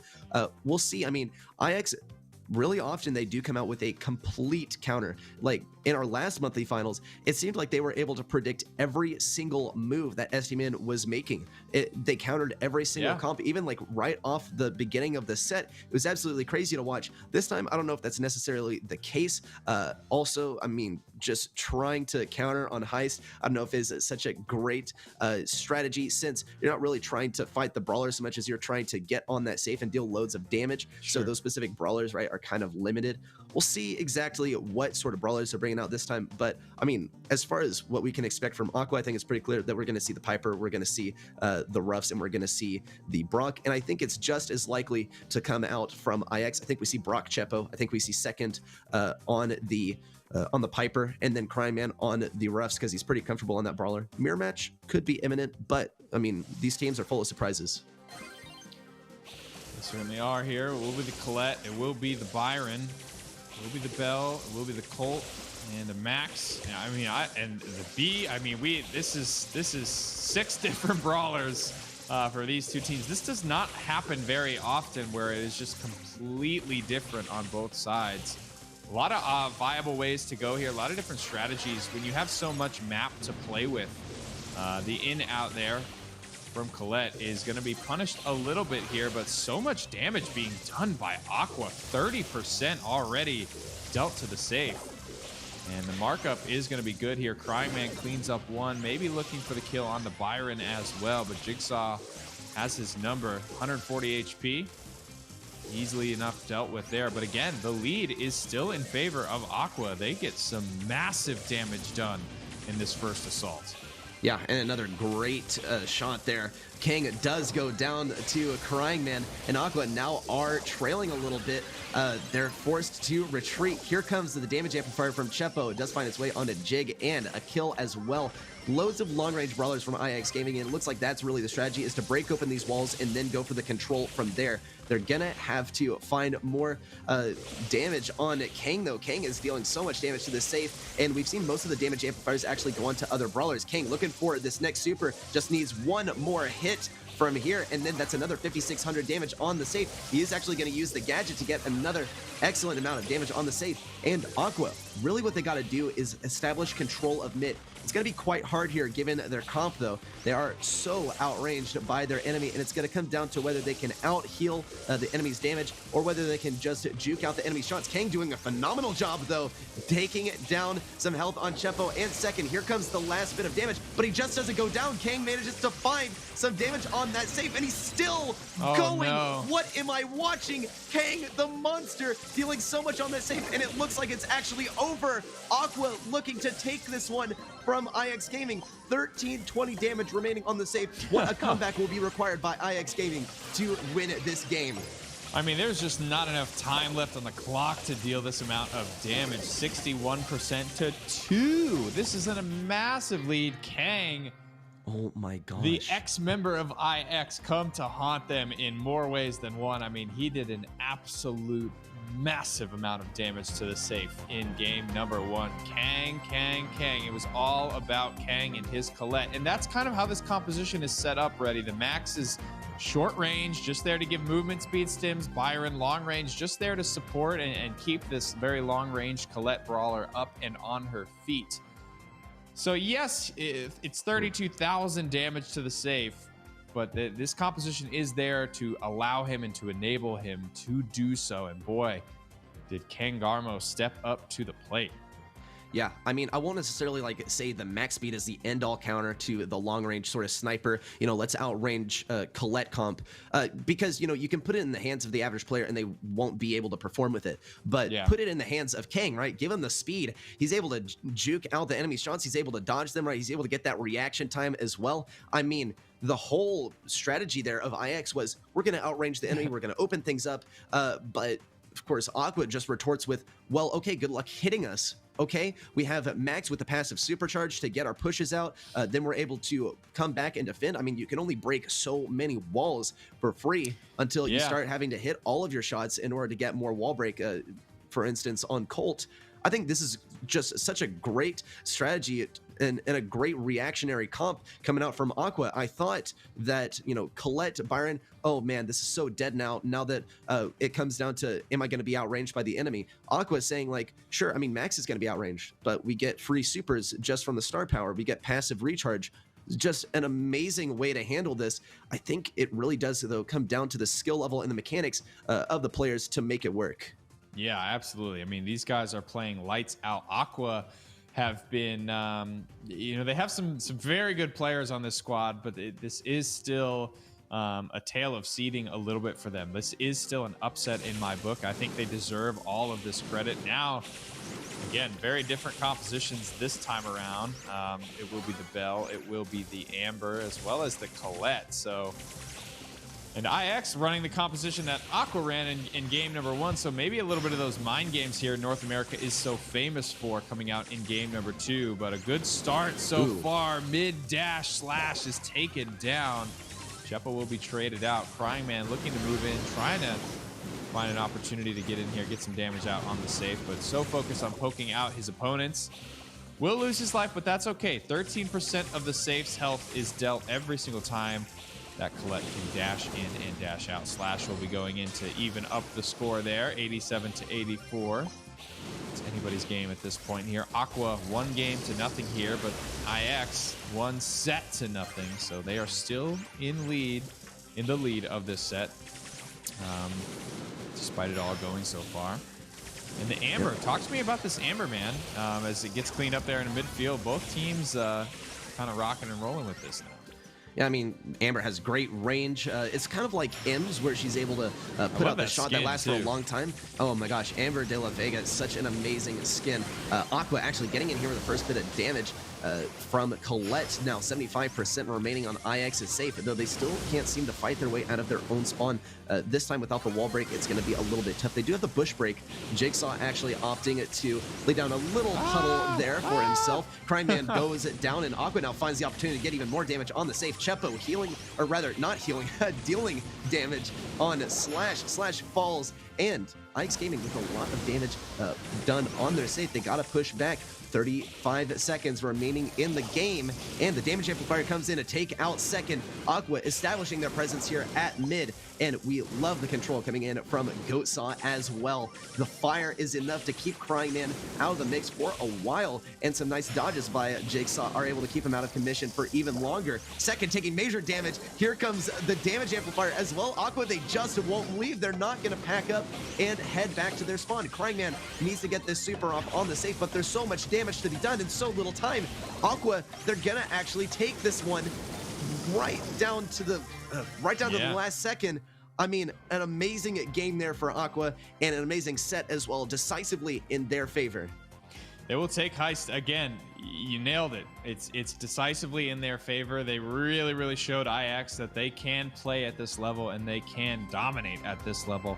I love what you said about the Amber kind of being a good answer for Colette. She always has some ammo in the tank. She always has some pressure to sort of keep her at bay.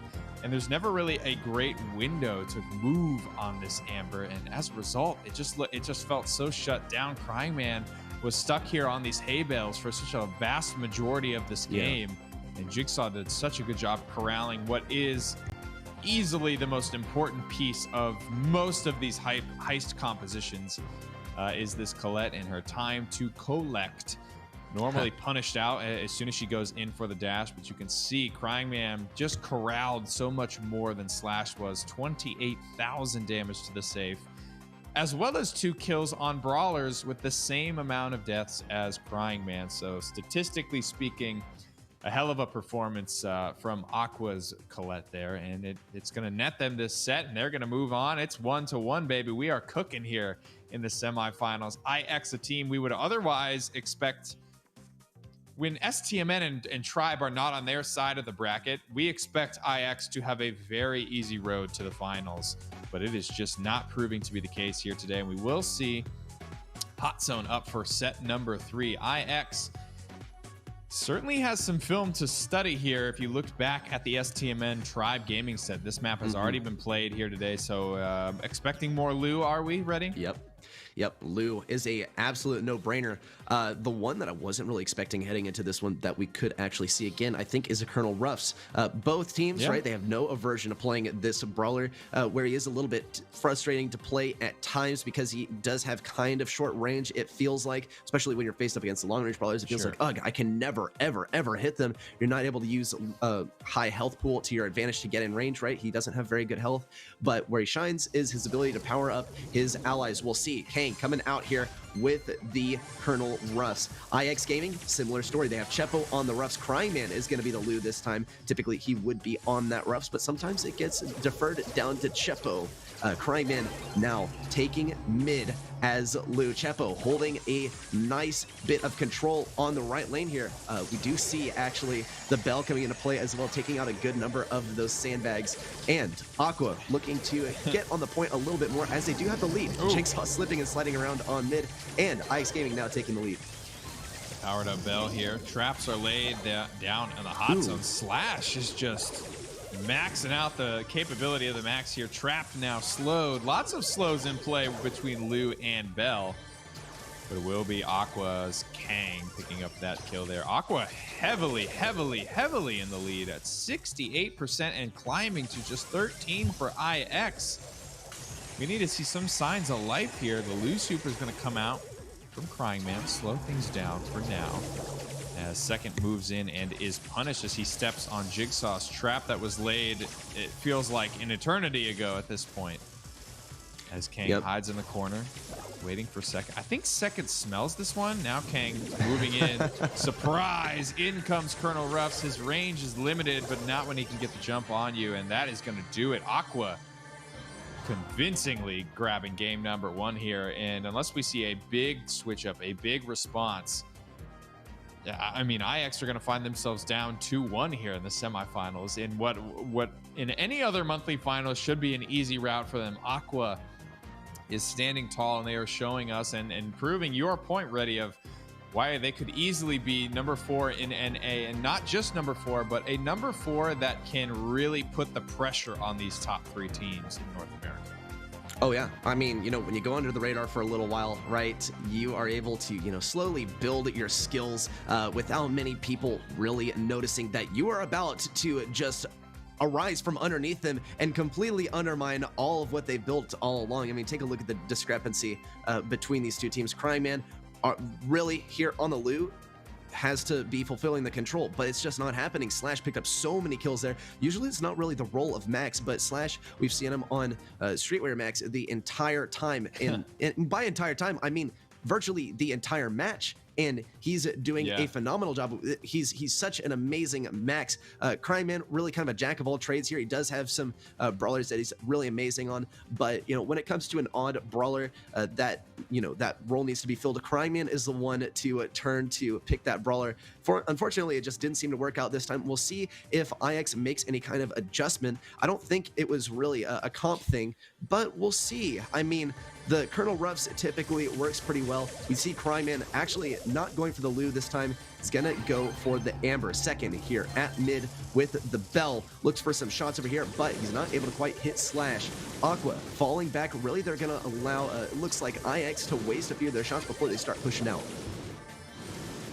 And the first kills are coming out for Aqua, moving in with lots and lots of movement speed. The sandbags go down. Bell's dumping shots in just to get that cleave damage. Destroying some of this cover is Kang, dropping the Colonel Ruffs buff, powering himself up.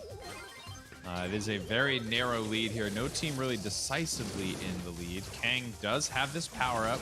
Chepo does not look like he does, so very good advantage there in the 1v1 should Kang and Chepo choose to take it. Out comes the power up, and second will pick it up. 33% and climbing to 23%. IX moving in now to try and even the score. Not as decisive, not as action-packed as game number 1, Reddy. Both of these teams, I think, in a much more even-footed position. Yeah, I think so too. IX looking to bring this one back. Kang all powered up, tries to make an impact, does get focused down by both Second and Cryman, and another treat, of course. We're talking about the Colonel Ruffs power up coming down for Cryman, looking to get some reload as well. Here comes the damage from Cryman as he's trying to take down Slash. Slash is pulling a pretty risky move, especially considering he's carrying such a valuable power-up, but he's going to have to use it to his full advantage as IX Gaming has now double the percentage of Aqua. Jigsaw really getting aggressive here. King likewise. Second, looking to pick up a kill. Cryman pulling some nice kills there, and IX look actually to be in shape to get this game under their belt. Aqua, they gotta come back here, but it just doesn't look like they're able to put enough damage into the enemy. Well, actually, never mind. We might even see a team wipe. Second, we could see the pinch imminent. Jigsaw looking to hold back here. IX, all they gotta do is barely touch this point, and they have it. It is a bit disappointing when we get to this stage and we see our teams to get so close to bring the game back, but it's just not possible when you only have a few percentage left on the point. It's such a massive lead. There's 2 bell traps laid out and lying in wait for whoever is unfortunate enough to step on them. It's almost like the pseudo slow super from Lou. Like, it still serves that purpose and can really do a lot to shift the favor and shift the balance of a lot of these 1v1s here. A much different game too than game 1 here. The comp switch ups coming out in spades. No Lou, despite it being so popular in our first semifinal when this map was played, as Aqua will Aqua will not grab game number 2. IX will push this to a game 3. This has been so even. What a show from Aqua today. Win or lose, I think they hang their heads very high today in how they performed thus far, but they are far from out of it just yet. Very even there in that second game. 4 kills for Second, 3 kills for Jigsaw. DPS damn near the same as well. These bells. It's been cool to see this character out. She's been out for a little bit at this point, Reddy, but she's so heavily banned. Is this Bell? Yeah, she's a little bit frustrating to deal with since you are forced to walk away from your teammates in order to avoid that damage that she's able to get on you. She also has that shield always coming out. I mean, she's such an amazing long-range duelist. Of course, nothing's going to contend with Piper, but once you know that Piper's not going to be played, then you can afford to do Bell here. I mean, the other thing is you have the gadget, right? And we see Second plop it down right now. It's so useful. Here comes the damage amplifier as well. I mean, you see all of the abilities fully demonstrated. So much damage coming in on Jigsaw with the assistance of that damage amplifier. Slash really trying to make a hasty retreat here, but he is forced all the way back. He's not going to survive. Aqua now down a member as they're forced to fight a 2v2 that could have been a 3v2. no. Here comes the fire fuel from Jigsaw. Second, trying to keep control of mid. He doesn't need to stay on the point. He just needs to get the kill and then stand on the point between kills. Cryman goes down aggressively. Jigsaw is looking for this kill on Second. Doesn't manage it, but Aqua does take control of mid. Shots are going out here from Second, trying to chip away at this very small lead that Aqua has managed to percent and climbing now at 56 to 44. It is anyone's game here, tied up 1 game apiece in this set of Hot Zone, 1 set apiece in this semifinals of the North American Brawl Stars Championship Series. What a day it has been thus far for every team involved. Close games from start to finish. Nobody really getting blown out. North America proving to be one of the more competitive regions in the world. That's a big kill, though, for Chepo, as now Second can stand uncontested, trying to, again, close the gap. Aqua are still in the lead here, and they're in a great position. Slash comes out and right back to the respawn. He will go. Second trying to maintain pressure here in the mid, doing a great job of it. This 20-30% percentage point lead has all but dwindled, and now the game shifts back in favor of IX. Yeah, we see the 3v3 here with Crying Man picking up the treat. Of course, that power up from Chepo. And they're all powered up. They're all juiced up. And they find 1-2 kills over here. That's probably going to do pushing Aqua all the way back. This is actually, this is absolutely going to do it. Aqua, are they?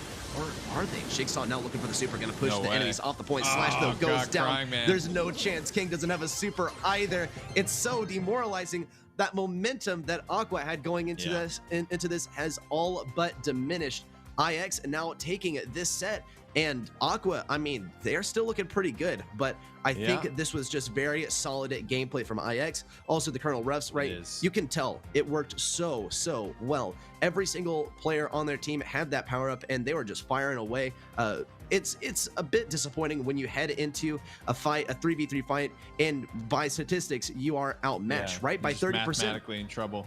Yeah, 30% health, 30% damage. Yeah, by like mathematically, you are fighting an uphill battle, and it does start to kind of tick away at your psyche. Gotta wonder at all times what is going through these players' heads. But one thing is for sure, IX Gaming, they got so much momentum coming off this great take back in set number 3. That's going to take us into set number 4. Aqua sort of on the verge of defeat, but they brought out amazing plays so far today. Can't wait to see what sort of comps they introduce us to in set number 4. And comps is a great thing to talk about here as we look at the last couple of replays. Crying Man, and like you mentioned, everybody powered up here. Crying Man able to do whatever he wants. These 3 little jars here, this little elbow is such a safe haven for the Amber. He opened up with, more often than not, the fire fuel there. And he is powered up, so that's powered up, and that's, you know, setting him up for a bigger advantage in fights that he already has a mathematical advantage in. 332 DPS, 7 kills, and a single death for Second. Nobody really able to match the range of this powered up Bell. So incredibly powerful was it in landing all those shots, laying down traps. Such a tough brawler to deal with is this Bell, and it is off the leash. It is something you should continue to expect to see in this series between these two great teams. Factory Rush will be our set number 4 here. Siege is the name of the game. Bolts are the objectives that you must claim. IX with a 1-set advantage. This could do it. This could be the game, the map that sends them to the finals. The snake, the boy. Do you think they did that to us because we were such a big fan of him? We were gassing up our boy, our snaky friend on the Lamporium, and now they did him dirty. They just saw that we were enjoying something and they squashed it. It's all directed at us. We're the victims here. I bet you it was Frank. Frank just takes everything that we love. Well, I mean, I think though here on Siege, I think we're gonna see that Belle coming out once again, right? She's so good at taking down that bot all by herself if she needs to. She has the gadget ready to slow down the bot. She has that damage amplifier, which not only amplifies the damage that your teammates do to it, but it amplifies the damage that the Ike does to the bot. So you're able to get a 100% defense all by yourself if you so need. It's not as common as a tactic as you'd think, just because Belle, you kind of need her at mid to maintain the control. Usually the bot is free mid control for the team that managed to get that bot. We are going to get into game number 1 of set number 4, and our brawlers coming out. We got Cryman on the max, but he's going on lane, interestingly. Going to pick up a kill already with the help of Second. Second looking to establish control versus Kang. We do see the reflected shots off the sandbags. It's not going to be enough to take out Kang all on his own, but Cryman in second, once again, finding that kill. Chepo keeping control on the left lane. I think this is amazing by IX so far, as what they have done is they've strategically chosen 1v2s, right? They focus down Slash, then they focus down Kang. It's a decisive victory, and here comes the damage onto the bot as well. It doesn't even make it close to the Ike before they take it down, and IX now ready for an early retake, though they are down 1 brawler. And these bounces from Belle are proven to be, like you mentioned, frustrating was the word you chose, and I think after watching it for this amount of time, I agree with you, especially with the sandbags in play. It's such a good answer to the Colonel Ruffs and what he provides in the terms of a static target for Belle to bounce off of. Pinched out is Jigsaw, nowhere to go, but manages to survive for now, and it is in fact the 2v1 going in favor of Aqua on the right-hand side of the map, as Kang rotates over now to try and help Jigsaw out of a tough spot. Level 7 Siege bot, not a lot of mid control though, Reddy. As Chepo goes down, this seems like it should be a fairly easy defense for Aqua to pull off.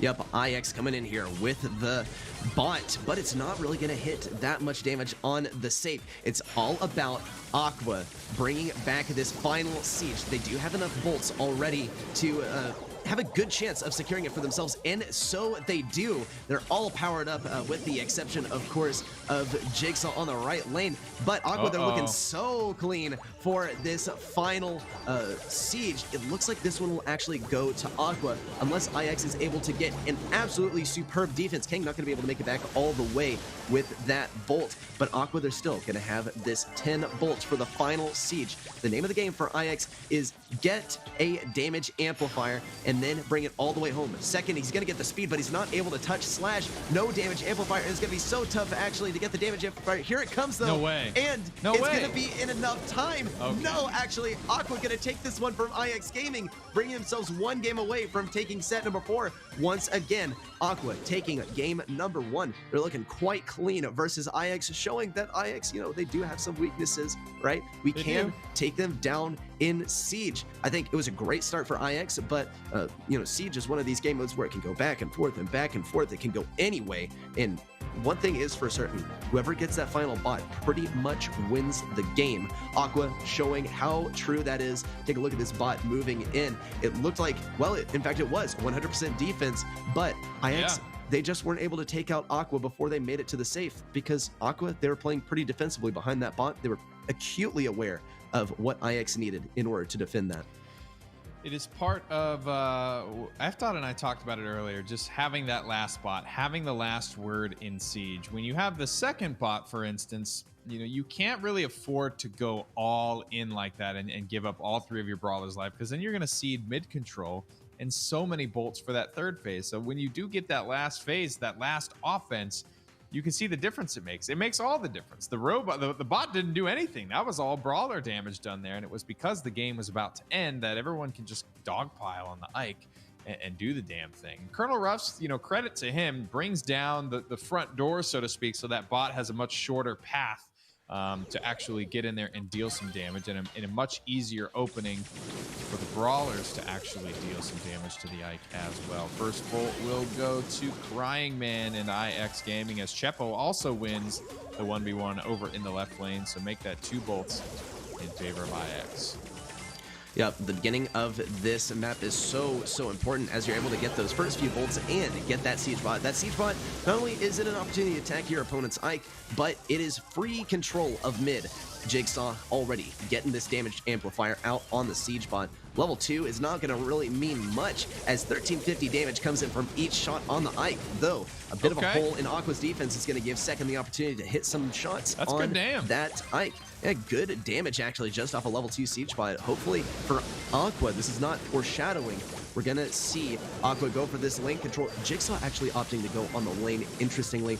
Wonder why that is. Looks like Aqua really knows that they're going to have to defend this next push, and they're not going to be able to get this next siege. It's looking quite bleak in IX. Not only are they going to get themselves this second siege bot, but they're going to have enough bolts to get themselves a lead on the third siege bot. Slash trying to get him here on the left side, but wow, second with the trap there. Took him out in perfect time. Not looking good. In fact, for Aqua, they just need to take mid once, and they can bring this back. Otherwise, it's going to head to a tie here and set number 4 and match point. Oh, this is a lot of damage being dealt right now, and I don't know that this is a surmountable outcome, especially with mid control being maintained by IX. This is absolute ironclad lockdown of the bolts. I think that one bolt that you're seeing in the top right is the only bolt that Aqua have banked this entire game. This is tough stuff, especially given the performance.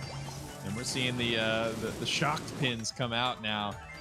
There it is. That's at least 2 bolts now in favor of them. The last siege will go off here, but it is merely a formality. IX have absolutely clapped Aqua out of the building here in game number 2 of Siege. Yeah, well, it's abundantly clear that the Colonel Ruffs was not just the ticket to success there. It's more multifaceted than that. And especially in a game mode, right, where there are so many different aspects to consider, right? Your bolt count, you know, what your lane matchups are. We see those lane matchups switching up all the time. So it's more than just that. We'll have to see what sort of adaptations Aqua brings here. I don't think we're going to see the Colonel Ruffs again because Colonel Ruffs was really struggling there. He did have that power up, but I mean, it was one that he just given to himself. Aqua really on the back foot here as we head into match point favoring IX Gaming as they have their sights set on the finals. They certainly do here, and it has been a hard-fought victory, or a hard-fought match. I won't call it a victory just yet, but if they keep playing like they did in game number 2, it is certainly going to turn out that way. 8 bolts to 2, 5 kills to nothing, and not a death on the board. Great game for Second. He's cracking home shot after shot on the Bell. Only time we've seen Bell today, probably the only time that we will. Remember that Aqua took too long on their bans, and as a result, they weren't allowed any, and Bell is normally seen in that phase of the game and taken out at that phase of the game. One more game stands between us and potentially a victor here of Siege. ReddySet, we're just about to load into it. What's the switch up for the Ruffs here? Well, looks like Kang is going to be switching off the Ruffs and onto the Carl for an early take of mid. He's just going to be staying here versus Cryman. Doesn't mind taking a little bit of damage. Oh, wait, Cryman does manage to snag that bolt. He's having to run all the way back, though, and Aqua just completely dogpile him. They're ready to grab it. Yet another bolt. They're all spawning on the right side this time. IX and Aqua actually tied up here, and this is not good for Aqua. They were completely depending on King getting those first few bolts and then being able to get the lead, but that's not at all what's happening. They're still tied up with IX. IX actually now taking this lead 5-3. It's going back and forth, but one thing is the same throughout, and that is that Second has complete control, just locked down over mid, putting down all of these traps to slow down any enemy that even dares cross this no man's land. IX looks like they're in good shape to take this next siege, though Aqua, they're taking it back. They pick up the kill, and is it going to be enough to bring back this bot? There's so many traps here in mid. Crying Man pops the gadget to make it out. He will not live, but he does get the bolt to where it needs to be. Slash tries to dive in onto Chepo. One of these traps is popped, and it will be IX's siege bot with a couple of members of Aqua going down, meaning there is going to be very little poke damage done to this bot, meaning it's going to get in, and it's going to be pretty healthy when it does, meaning there should be some good damage that is able to be done by the brawlers of IX. They move in just for a moment, and they don't get overly greedy here. There's still one more siege left in the tank here. Aqua have a 9-bolt lead. Only 12% separates these two Ike turrets. But mid control, my goodness, it is wholly in favor of IX Gaming. Do they have enough time to close this gap though, Reddy? There's lots of bolts out on the field. I don't know that they do. If they pick up every single bolt from here on out, they absolutely do. IX, no, actually, no, they're not going to be able to bring this back. It's like that just right at the upper edge, or right at the upper end of the comebacks that you're capable of. I think 9 is really the max, and we see loads of damage coming in from IX already. They actually do manage to fire down the bot, but Aqua does have control of mid. Aqua tries to win this fight versus Cryman. Cryman goes down. Slash tries to get on the save, a little bit of damage, just 3%, but not enough in the spins from IX as they are headed to the finals in such a close game. An amazing, amazing ability to take down that bot in a victory by Cryman second and Choco. What an ending to that game. Ladies and gentlemen, may I introduce you to Belle and her damage amplification. Holy crap, that was so much damage. That was a big bot. That was a big boy coming down the mid lane too, but they just shut it down. I knew they were going to take it out, and I knew Belle was going to be damn good on that defense, but the Brawlers almost got it done before the bot even got into Ike range. I mean, they just pumped out an immense amount of damage there, shut it all down. What a lockdown defense there. What a series, though, between these two teams. I said it before, and I'll say it again.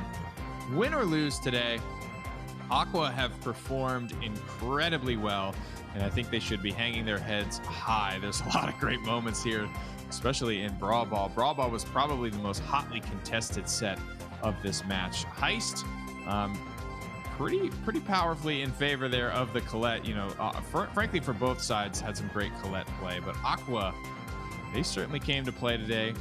Kang put up a great fight against his old team, but ultimately it was IX able to win the day, just narrowly there in Siege.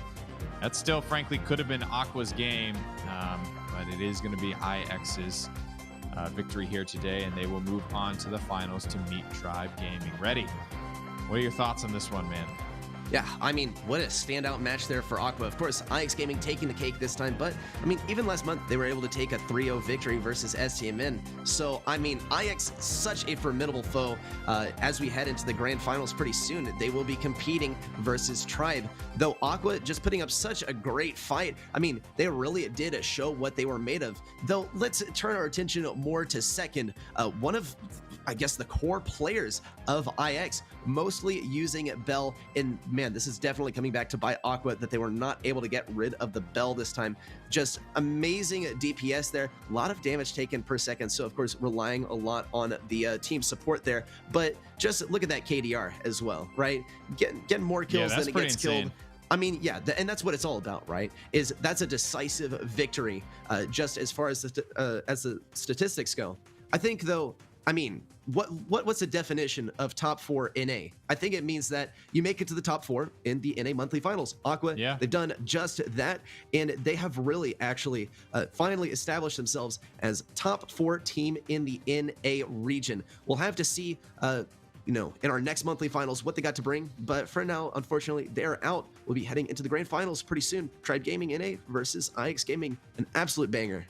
Yeah, an absolute banger indeed. That is what North America is about, man. It is a very, very hotly contested region. Tribe Gaming up against IX Gaming for all the marbles here in the June monthly finals, and all of the marbles are very important when the standings are this close. North America has some of the tightest point standings that I think we have seen across the globe. This is a very, very, very contested region. You're seeing just not in these top 3 even. You're talking about top 4. You're talking about the quarterfinals, ReddySet. A lot of these quarterfinals are going the distance too. So this is a very competitive region. If you do not come to play in North America, you're going to get sat down in the quarterfinals. Guys, that does it for the semis. That does it for me here on the broadcast thus far. The story of the Brawl Stars Championship trophy has been one we have been following all along. We obviously have a new update for you guys today, but let's make sure that everybody is all caught up with the story thus far. The trophy, it's gone! Evidence detected. Maybe you should ask someone who wasn't at the party that night.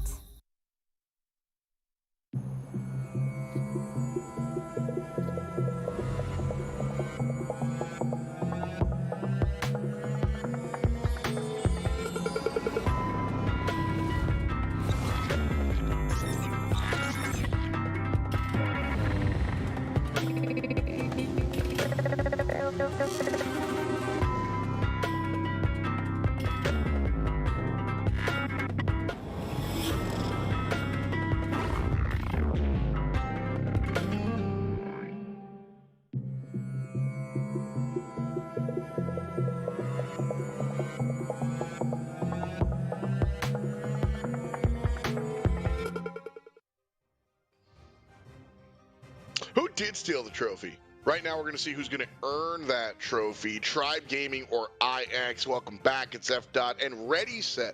Man, those semifinals were pretty explosive, and I expect the finals to be just that. Yeah, I mean, Tribe pulling out that win there just as well as IX advanced to the grand finals. I think this is going to be an amazing match coming up. Last time we saw a bit of a different story. It was STMN versus IX, but I mean, what a sweep that was last finals. It was STMN versus IX, and IX secured a 3-0 victory. This time, though, Tribe back in their usual spot. IX looking to maintain their position. Corey, Tyrant, and Zulon are your champions from Tribe, and Crying Man, second, and Chepo are going to be your players from IX. Just amazing standout players from both rosters. I think it's going to be a great time to see, well, is Tribe going to take back this throne? And is IX going to maintain their position? I mean, it's tough.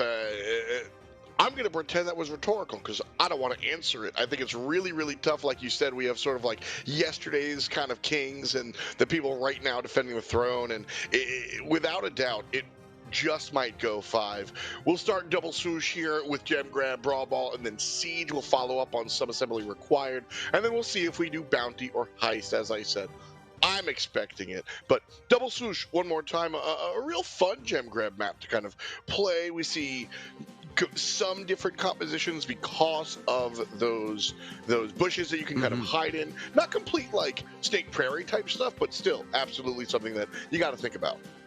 Yeah, I mean, sometimes we see the Tara come out. We see the Tara Jean for the double pull. Oh, it's the horse once again. Hey, buddy. You love to see it, the good boy. But I mean, I think I really love the comps that we see here. It's the double pull, right, that we see pretty much all the time, and then some sort of amber to counter it, right? Get rid of those bushes, take that out of the question. Another thing that we see sometimes that people think is quite wild is the Sandy mid. We'll see what our bans are. We got the Jean ban and the Bell ban coming out from Tribe Gaming NA. Classic ban. They seem to ban this every single time. IX, they're getting rid of the Crow and the Stew. And once again, these are the bans that we see from IX Gaming every time. So it's going to be a clean cut Tribe Gaming NA versus IX Gaming game here. All of the brawlers are possible that we usually see in our matches, right? We got the Max coming out. Jean, not going to be in the mix, but I think Tara is also going to be a popular one. Rico, also possible, right? As we head into this one. Sprout, also going to be a possibility from either team. Both teams have great Sprouts. I don't know if it's going to be so common. Perhaps on Triple Dribble, we'll see it come out from Tribe Gaming. I think it's a little bit more possible, but those are just our predictions headed into our first game pretty soon. Hey, right now we've got 73% of chat on the side of Tribe, but we saw what happened when, people were feeling a certain team. STMN kind of ran out of steam. They ran out of stamina. So hopefully for Tribe, that's not a bad omen. Hopefully for Tribe, that's not a situation that they're like, like I said, bad omen. That's what I'm going to stick with. So, we'll see how that kind of works out. But I think this makes sense for a lot of people. I think it makes sense for me too. At the end of the day, like Tribe is the squad it's Tribe Gaming NA. It's real hard, even though their previous performances haven't been numero uno. It's hard to bet against them. Yeah, I think so too. I mean, they're such a popular team, right? And they're well established. I mean, this team, they went to Worlds and, they left it all there on the stage. But I do think, we might want to see it a little bit more even. I think IX got a really good chance of this one. We'll see, though. Tribe Gaming NA versus IX Gaming, and it's already heating up. IX with a pretty surprising strat here. They're going to run the Poco Rosa. Tribe Gaming NA, they might actually slow this push down. And they have Tyrant over here with the pull available. They ban out the Jean, and they say, no, the only stun we want you to have, the only pull is going to be Tara. We're going to put Tyrant on that Tara. And we'll see how it turns out. Tyrant looking to gain a little bit of control in the left lane. Things are hitting up on the right lane, though. Corey gets pinched pretty hard. And IX Gaming looking to close in on Tribe while they take 5 gems and now 6 to their own name. Complete control from IX right now. I like the Poco Rosa, but that's not even what's really controlling it. It's been Max in the right side that's really kind of been locking things down. Second Best doing a great job here. Crying Man in some trouble. Chepo doesn't really mind. Healing up, but that's a lot of damage even with the super. Actually, scratch that. All good, baby. 9 here for IX Gaming, and they're 1 away from a countdown. Yep, looking Huge good. play. Wow, what a play there. Tribe now gonna take this one back. IX really trying to establish their presence here, though. Crying Man with loads of health is ready to come around the back, but is he really? No, Tribe, they're just completely surrounding them. IX, they could push up. Crying Man has a super. No, Corey's not gonna let it happen. Here comes a slow as well. Second, he's gonna have a speed ready any moment now, but it's just not gonna be enough damage. Here comes a super as well from Tyrant.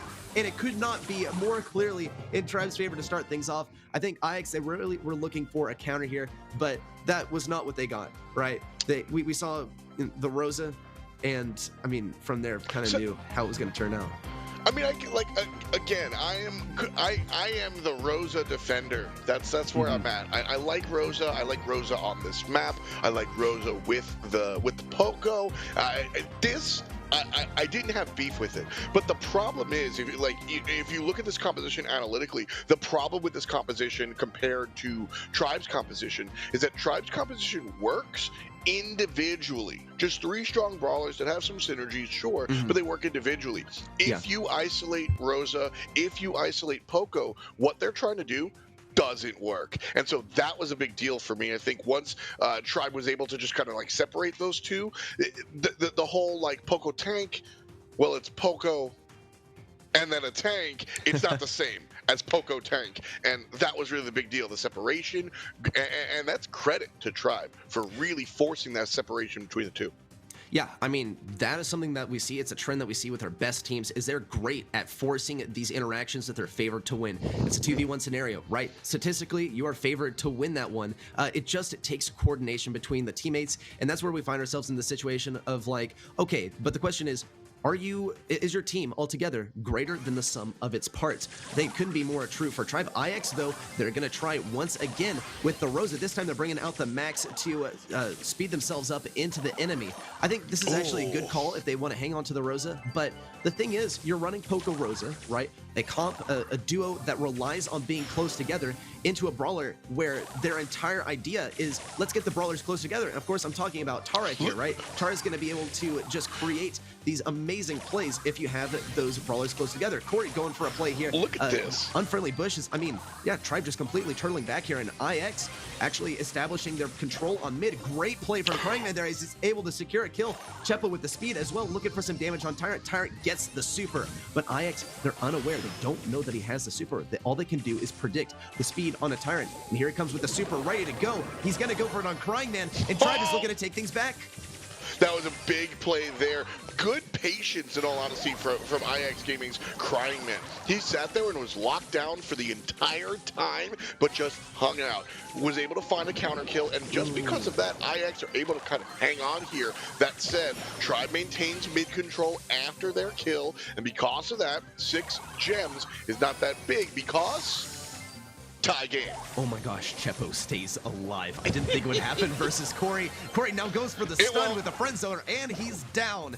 Tribe now falling back as they have gotten a little bit of control once again, though IX Gaming, look, they found themselves in their same position as last time. Exactly. Right here, he has a super, Tyrant has no super. It's decisive who is in favor of this situation. Tribe, they're teaming up on Crying Man. Crying Man pops the super, he's ready to go, he's staying alive. Chepo also going for some damage, second with the speed, and they're off. IX Gaming now looking to retreat here. Chepo, he's not going to be able to pick up the next gem. Tribe, they got to push in here. They have the Tara super ready to go. Here come the Shades as well. Crying Man looking for the defense, but here comes the super. Chepo gonna go down. Zulon also ready. Second, and Crying Man, they gotta stop them from pushing out. Here comes the speed from Zulon, but the Shade doesn't go down either. Zulon, he has to fight out of this. He's not gonna get it. IX keeping up their lead, and Tribe Gaming having to push up once again. That was a big punch back from Tribe Gaming, but unfortunately for them, IX was able to just counter punch real quick. And at this point, I think we're going to a game 3. Max is in the corner. Sad face for the homies.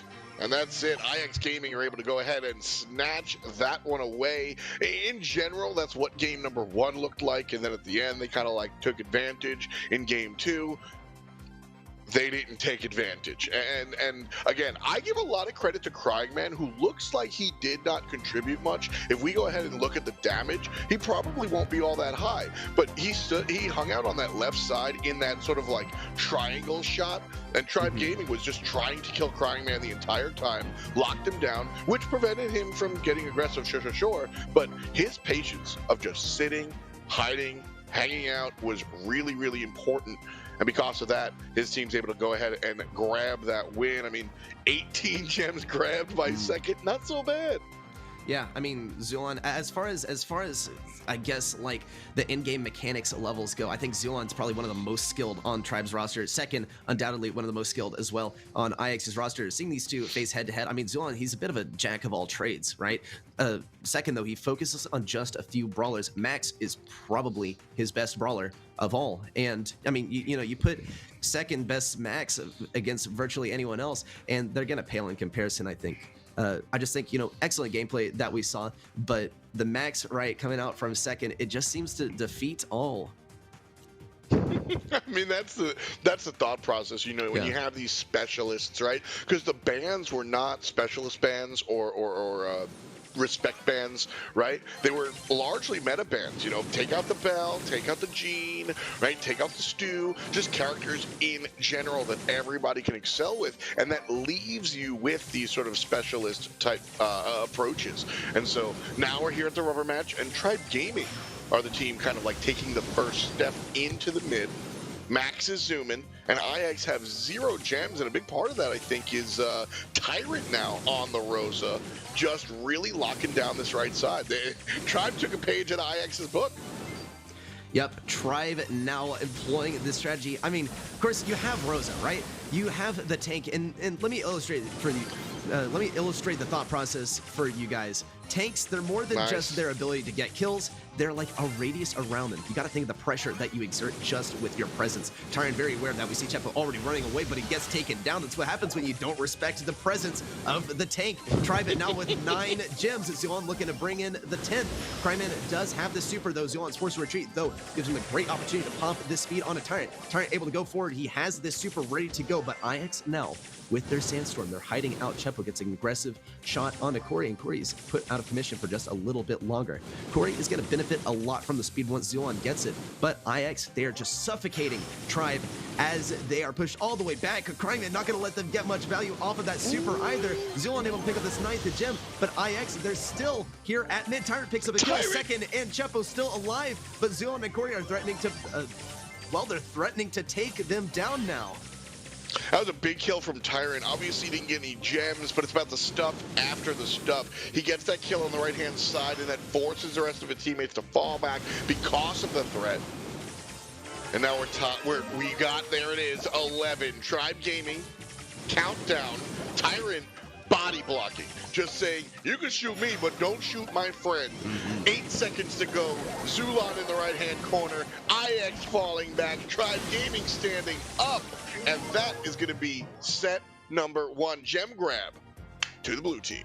Wow, I think just a spectacular performance there from Tribe. And Zulon, right? I know I might have been like kind of, you know, giving not that glowing of a review of Zulon's Max, but man, did it show through this time, especially with the combination there on Rosa, right? It's more than just the individual brawlers, right? It's the combination.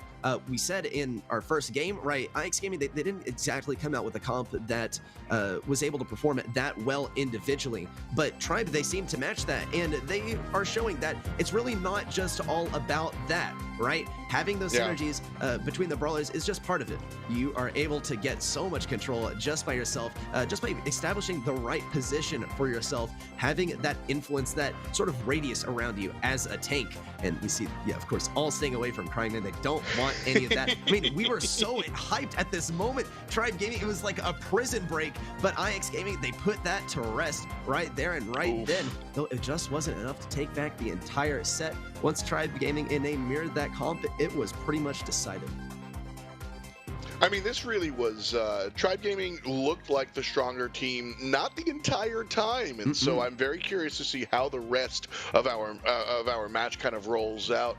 And speaking of rolling out, we're going to Brawl Ball, which is always fun to watch two tightly matched teams kind of work it out here. Triple Dribble is going to be the map that we're seeing them on. And with respects to that, you know, I saw a lot of different, even just on Double Swoosh, I saw a couple of different approaches. And I think that's the bigger deal when we talk about two high-end teams like IX and Tribe. You know, this is really where you start to see the bleeding edge of the quote-unquote meta, or even see a meta that doesn't exist in your games at home. These players, everyone on these teams know what you're supposed to do right now, and so the trick is like finding that next step. So don't be surprised if you see these teams take a gamble or do something experimental.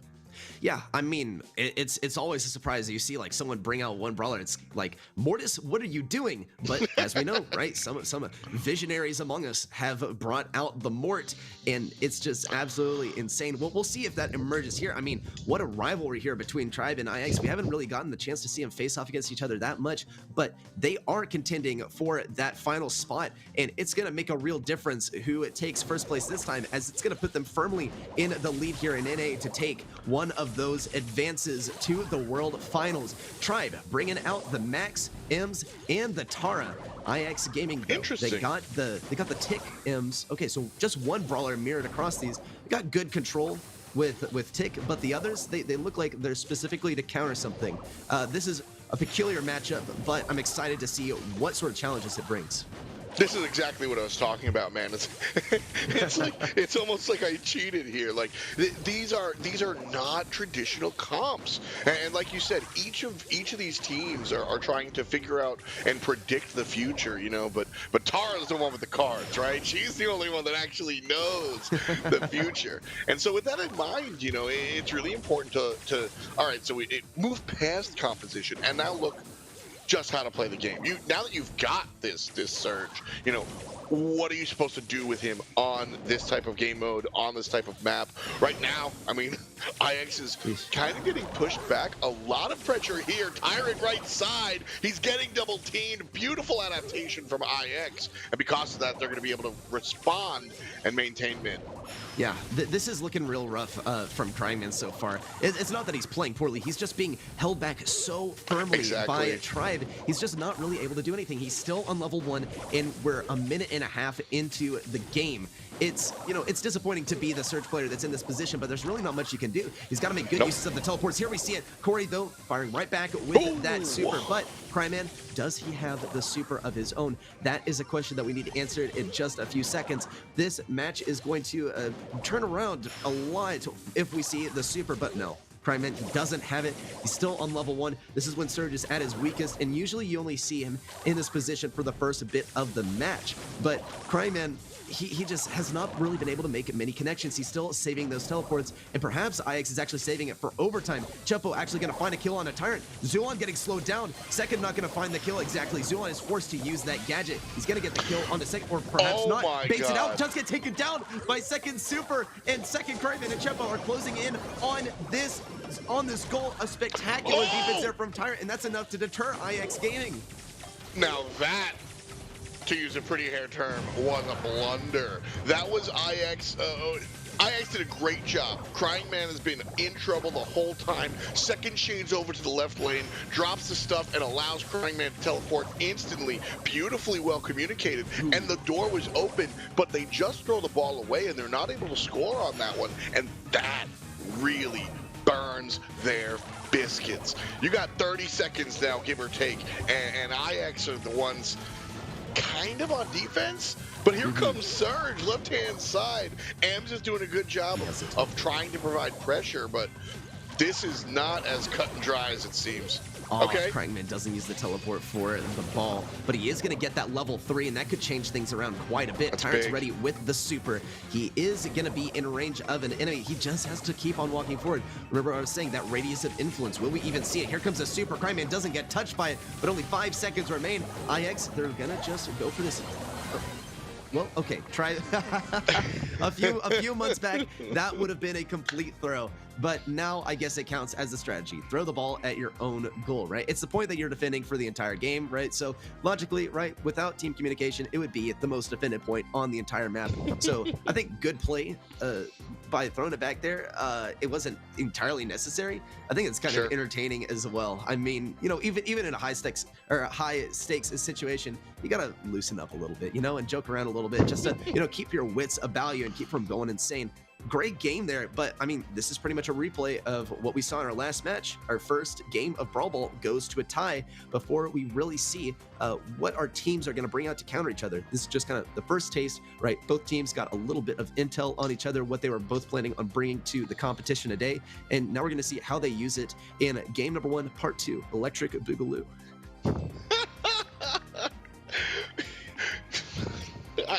I'm sorry, folks. I didn't expect that one, Reddy. That was all right. Okay, good at what you do, man. But realistically, you know, looking at the eclectic compositions that we saw in game number 1, does game number 2, do we return to the sort of like, I know you're going to do this, so you know I'm going to do that, so I'm going to do this because you think I'm going to do that, or are we just going to play classic Brawl Ball?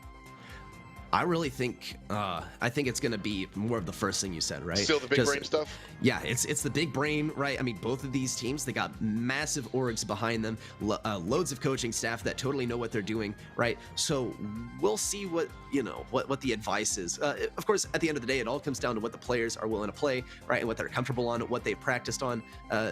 You know, seeing something completely unexpected, I wouldn't be shocked, but I don't think that's really going to happen. I think we're just going to see kind of a rehash of what we saw in our last game. Surge probably not going to come out, though. What if it just comes out again because it didn't work out? Tribe saying, oh, no, there's no way they'd run the Surge again. No, it's not happening. It's the Mortis. They're bringing out the Mort for the M's counter, and it might even deal pretty well with B. IX already closing in on Tribe, and wow, what a job they are doing. But Tribe Gaming strikes back. They're already having their sights set on IX Gaming's goal. Yeah, all the way here, and Mortis is in the back line. Just kidding, he got killed. Zulon, the good guy. Tribe Gaming get an early goal. Very, very different. And honestly, like, this really wasn't, that goal didn't really come because of like, oh, you picked back. Mort got stuck behind enemy lines with 100 HP, had to sit there, and that allowed Tribe to just walk up mid, gain complete control of the map. And because of that, they go ahead and score 1 for the big man. Tyrant's gonna toss. There's some help. Mort dives, gets a big heal from Poco. And because of that, Tyrant hangs on. But the ball shifting down towards blue gold. Yep, Crying Man trying to find this damage on a Tyrant, but he's going to have to face off against that Tick Super. Obviously hits him. Chepo on the Poco. It's not going to be enough DPS to take care of it. This is going to be a tough one for sure. Looks like most of the idea is that second does a lot of DPS, that Chepo gets the heals onto both of them, but that doesn't appear to be happening. Crying Man gets rejected once again. He gets friend-zoned by a Tyrant. And Crying Man now tries to find this ball. Second gets aggressive. Tyrant taken out. We finally see the last of the gadgets come out, but Corey's able to slip through the cracks. What an unbelievable play there. That's what happens when you let Corey on the tick slip through your defenses with the last hurrah available. What an unbelievable happenstance that was. I mean, pretty much never in competitive do you see the last hurrah used for that sort of strategy, because typically tick doesn't make it all the way to the end, but it's just like chess. The pawn makes it all the way across the board and can become a queen. Corey on the tick can make it all the way across the map and pop that last hurrah to secure that goal. What a play there by Tribe. And look at the stat comparison as well. I mean, Corey with a couple kills. Of course, it's not going to be about kills for either of these guys. It's just about staying present on the field and getting control. Obviously, Chepo going down 2 times. Corey staying alive the entire time. Just great from both players. But Chepo was not able to stay as present on the field as Corey. And, you know, the rest speaks for itself. I mean, and to be fair to Jack, like, that's you kill the Poco. Yeah. That's how you win. Like, and so, you know, like, this is how I win. And so they just go ahead, they take care of the healer, easy peasy, you know, lemon squeezy, and in comes the goals there. I like Corey's play. That was just football, you know, just some like smooth moves. Don't need to beat you up or anything. Sure, I use my gadget, but like, he just, I mean, technically, if it was football, he'd be offsides, but that's besides the point. He got the goal there, so it's no problem whatsoever. Brawl Ball goes in the direction of Tribe, and you know, we were talking about their ascension, their return to the throne, and well, that's We're all of a sudden, just like that, we're pretty close, man. Yeah, I mean, I thought, you know, they were going to have a little bit more trouble versus STMN, right? Of course, they went 3-1 versus STMN, some pretty close sets there as well. Yeah. And I was thinking, like, okay, you know, this is the matchup that they're definitely preparing for. And then I'm like, oh, it goes like 3-1. Yikes, I wonder how they'll fare up against the other grand finalists. But no, looks like perhaps they had their sights set on the dub here in the grand finals, just as IX did. We got the comps coming out once again. Vastly different approach from IX Gaming. Chepo on the Barley where he's comfortable. Second on that Max as usual. Cryman now switching onto the Tara. Tyrant still on this True Gold Emson. Corey, as usual, on the tick. We don't see any adjustments there from Tribe, and perhaps warranted. No need for the change. What is it? Corey passes to Zulon, who's just not, I don't want to say not paying attention, but if Zulon gets the ball, he's behind the defender. That, you know, nothing is guaranteed, but looked like a great opportunity, just sort of dropped through the fingers. Oh no, and now IX generally in control, a good kill from across the way. And now we see a reset. Tribe Gaming respawning, 90 seconds on the clock here. And still no goals. Barley separated from the squad, but doing a good job of making that not really be an issue.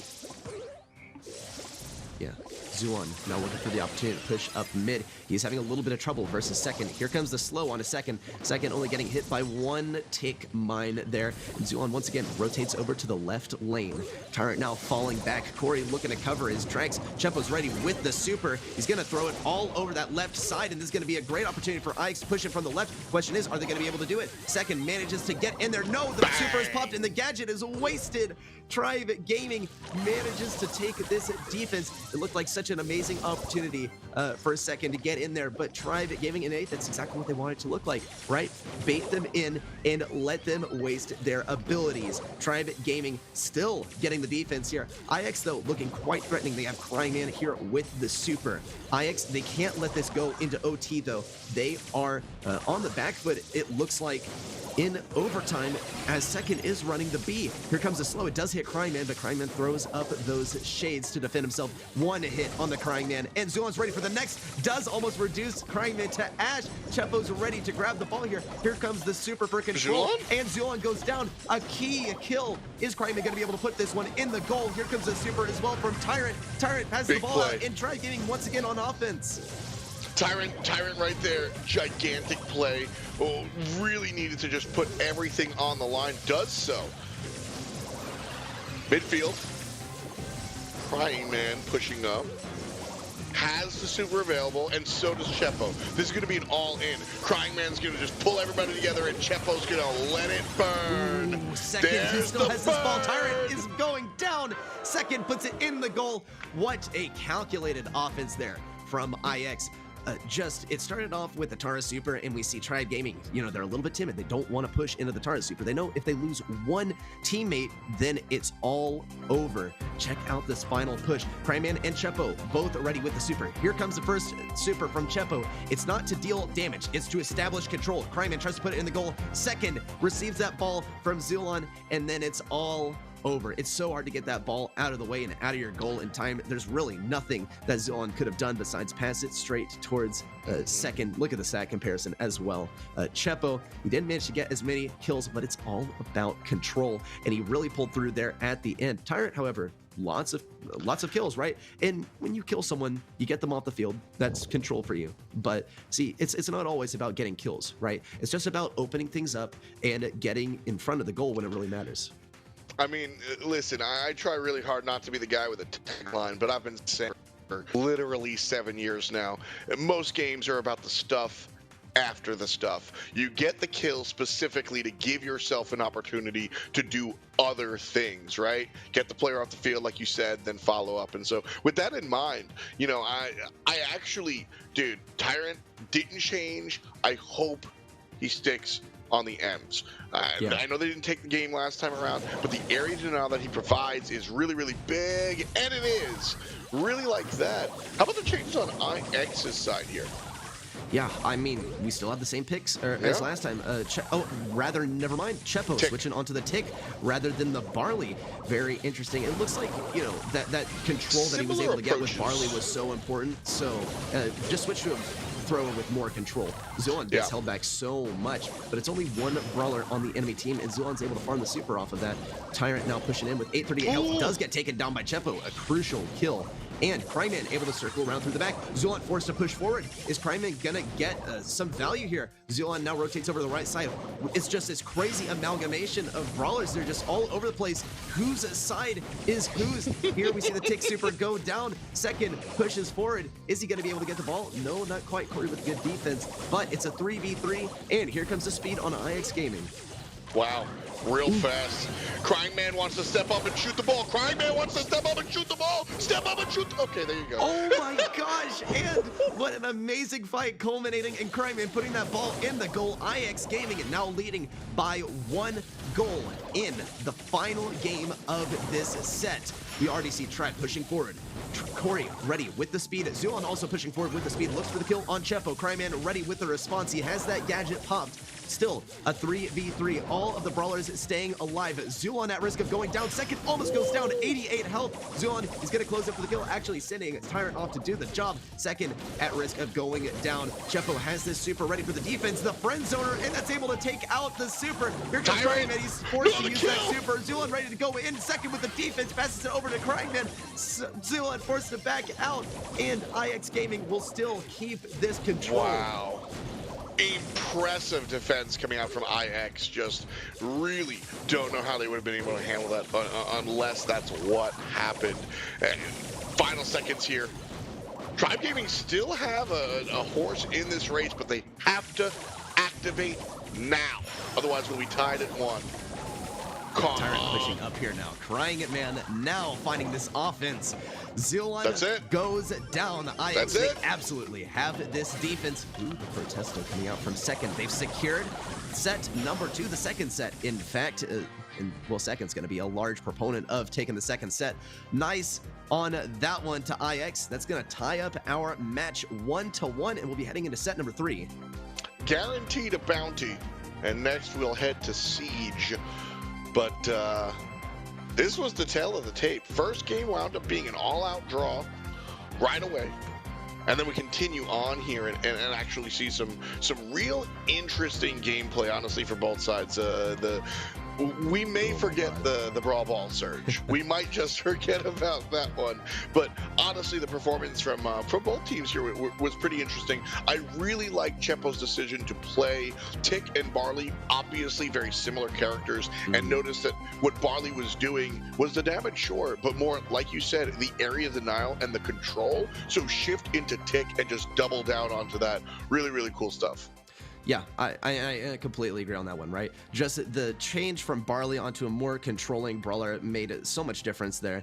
And look at the stat comparison as well. We see Chepo switch onto the Tick, and I mean, compared to Corey, who made some amazing plays with Tick earlier on in the set, I mean, putting it in the goal with last hurrah, what on earth? But Chepo really showing him up this time at 6 kills compared to 2. I mean, you know, it's pretty clear. Typically, you play Tick for the control, but, you know, more kills is better, I suppose. And less deaths is also better, of course. And we'll see if that carries on to our next set. It's going to be on some assembly required. And we've seen IX do pretty well on this map. Same from Tribe. So we're gonna see what sort of deep knowledge of this map both of our teams are gonna be bringing out this time. Watching those semifinals, I was really impressed with the amount of damage that we were able to see. No Bell this time around, but I think we might see kind of similar approaches where teams, both these squads, I think, are going to be looking to be really heavy-handed in the damage department. You know, when we look at Siege in the earlier rounds, we talk a lot about like outsmarting your opponent, doing that sort of thing. This is the type of world where you're like, y'all know as much as us, so we're just going to play straight up. The BB into the Daryl and the Carl. Love the composition coming out here from Tribe, and a little bit more of a traditional, I'd say, with the mid sprout and a little bit of that nonsense. But Shepard can't make it happen. F-Dot trying to make sense of the spike pick here is the highlight of my day. This is such a surprising move. We'll see what they have to do here. Krangman, no doubt, going to get a great defense. But we'll have to see. You know, actually, Krangman does go down, but Tribe Gaming, they're not going to be able to push in on this one. Yeah, Sprout is going to be nice for getting a little bit of control at mid. Chepo also here with the super is going to allow Krangman to push in. I think the spike is here to deal with the tanks, and it's a good prediction on, you know, thinking that Tribe is going to run the tanks here, but it just doesn't seem to be doing what it's designed to do. IX, though, they're going to pick up a bolt here in 2 and now take the lead.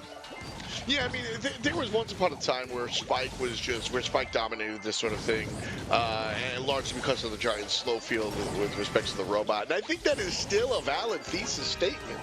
You know, so like it's been a while since we've seen the spike, and it's you know, not the cactus's day in the sun, so to speak, but you know, that's absolutely. Yep, Never mind. I love Krangman deliberately going down here because he wants the invulnerability shield for when he comes back. He's not even going to need it, though. Just goes right in with the defense. 7. IX Gaming leading by 4 bolts. And like I said earlier, remember, the last siege is the most important. Of course, every siege is important, but the last one is the most important. It takes the cake. Second, it gets completely surrounded here, but the shield is going to work him wonders.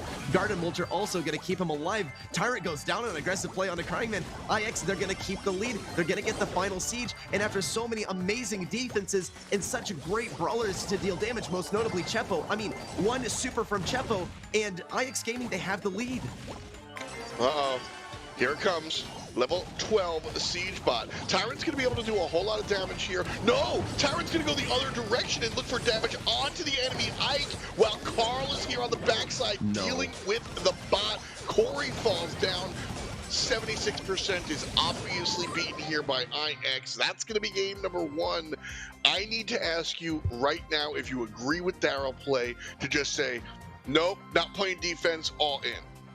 I agree with that, right? I mean, you call it what it is, right? A move of desperation, but it's actually a really good move as well. Daryl getting on that Ike, I mean, colossal damage. And we saw just how much it was. It was like a nice 22% that it was able to do just off of 1 super and get him through there.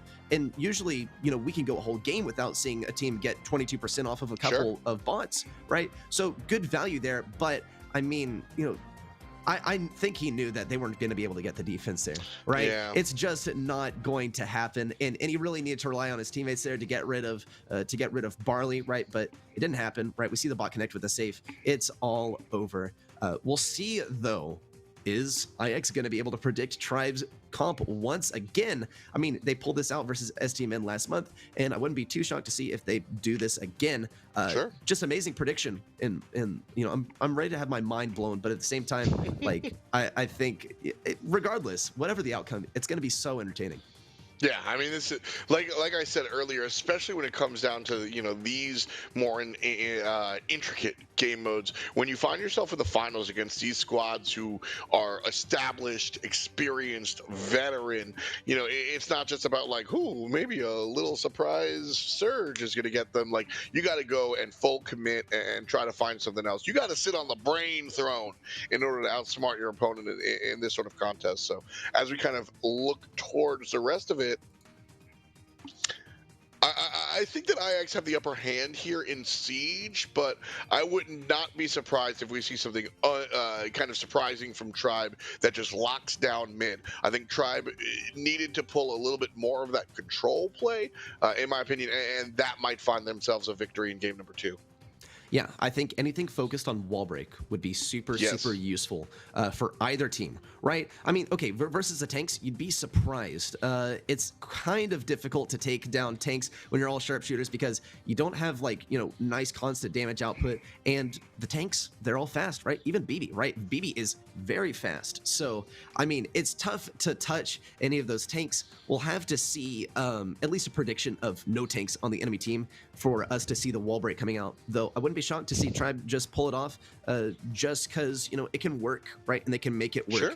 Yeah, I'm prepared to be surprised in our next game. Game loading. Let's jump in and see where these players go. All right, BB, Carl, Daryl, cool, love it, no problem. Across the way, though, there it is. BB is now here for IX Gaming. Sticking with the Sprout. Sprout just might be my favorite brawler these days, and has been for a long time. Just unique approach. No other brawler can do that. Look at that. You can't get that bolt. He can't get that bolt either. That winds up with Tribe actually getting the bot. Was that intentional? Because sometimes we see teams lose the first round on purpose so that they can grab the second one. But with only a 1-bolt lead, that's really not anything to hang your hat on. No, I don't think it was intentional at all. I think it's just a consequence of going for the defense. I mean, I think this is a good call by IX here to switch off the Spike, because Spike was primarily there for defense, right? And they got spectacular defenses, but we saw towards the end they managed to get so much damage on the Ike, and it wasn't even because of Spike. So, ooh, what a wall that was! Zealon goes down to Crying Man, and there goes his bolt as well. Nope, that is mine. Thank you for the assistance, second best. But IX, I mean, I think they don't even need to get the perfect defense here, right? Because they were able to do so much on that last siege that it didn't even matter at all. And wow, IX, they probably expected Tribe to win that, or rather, never mind. Tribe, they did manage to get that bot there. But IX, right, they have enough bolts to potentially come back on the final siege, though it's going to be a tough one. They've been putting up a good fight, but they haven't been able to pick up the bolts. Ooh, Tribe. Nice swing back. And the mid belongs to Tribe here.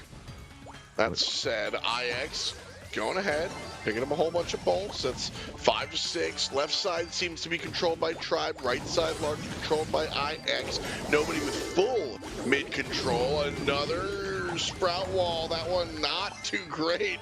Second kind of turned himself into mid speed. Tyno Siege!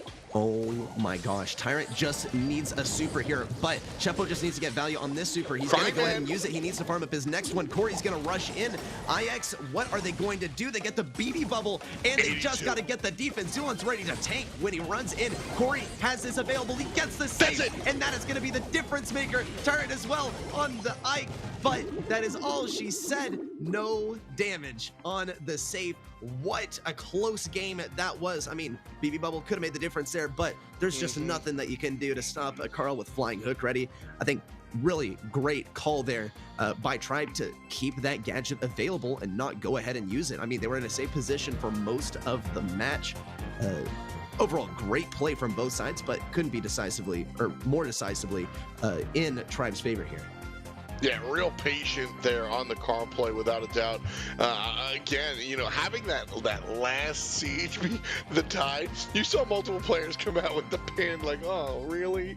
Oh. Because that's a unique situation, especially when you saw, I don't know if you heard me kind of like it was like 82% to 83%. You needed like one little M&M worth of damage to go ahead and find it, and then it just winds up coming as an avalanche. But comparing these two players, very, very close. Obviously, comparing the teams, very, very close. And we're going to a game 3 because we're very, very close here. And so, moving here, we did not see a lot of adaptation. Like you said, they swapped out the Spike for something a little bit more. I'm just gonna say traditional, a little bit more traditional. And then we saw blue team just kind of like, yep, just stick with it. And I think that's a totally fine approach. Both teams should feel okay with their compositions, and I don't think, sometimes I think you can we discussed a lot about digging deep. Sometimes you can outthink yourself, and I think that is something that we haven't mentioned with respect to this finals, and I think that's something that we should be a little bit aware of. Is if I'm constantly gonna do this because you're gonna do this, and you're gonna do this because no, man, just what's good at Siege. And I think Tribe has that locked down. It's like that dude from The Princess Bride. He's like, well, I know that you're thinking that I'm thinking this, but actually I was thinking this the whole time. Getting in your own head is the enemy of any player in a high-stakes situation. IX Gaming, though, look what they're bringing out. They're bringing out the Siege, Tribe's worst enemy, and they are so well aware. They knew that Tribe was going to be like, okay, surely they see the tanks coming this time. Let's surprise them. Nah, man, no surprises. is here. IX, they're bringing out the Siege Mort. Chepo still on that Barley, and Cryman switching back onto the Spike. It's like we've come full circle.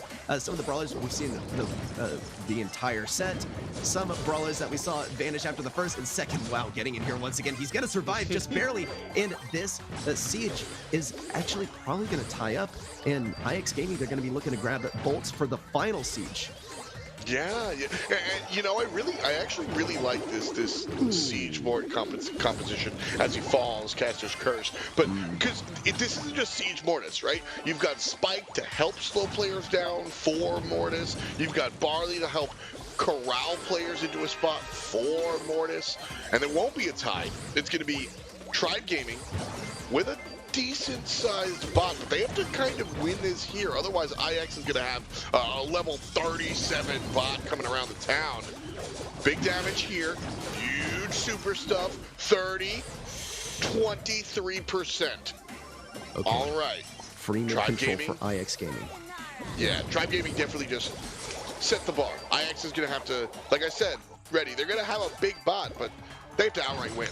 Yeah, Corey has that flying hook ready to go. Zulon ready to tank things so that Tyrant can move in as well.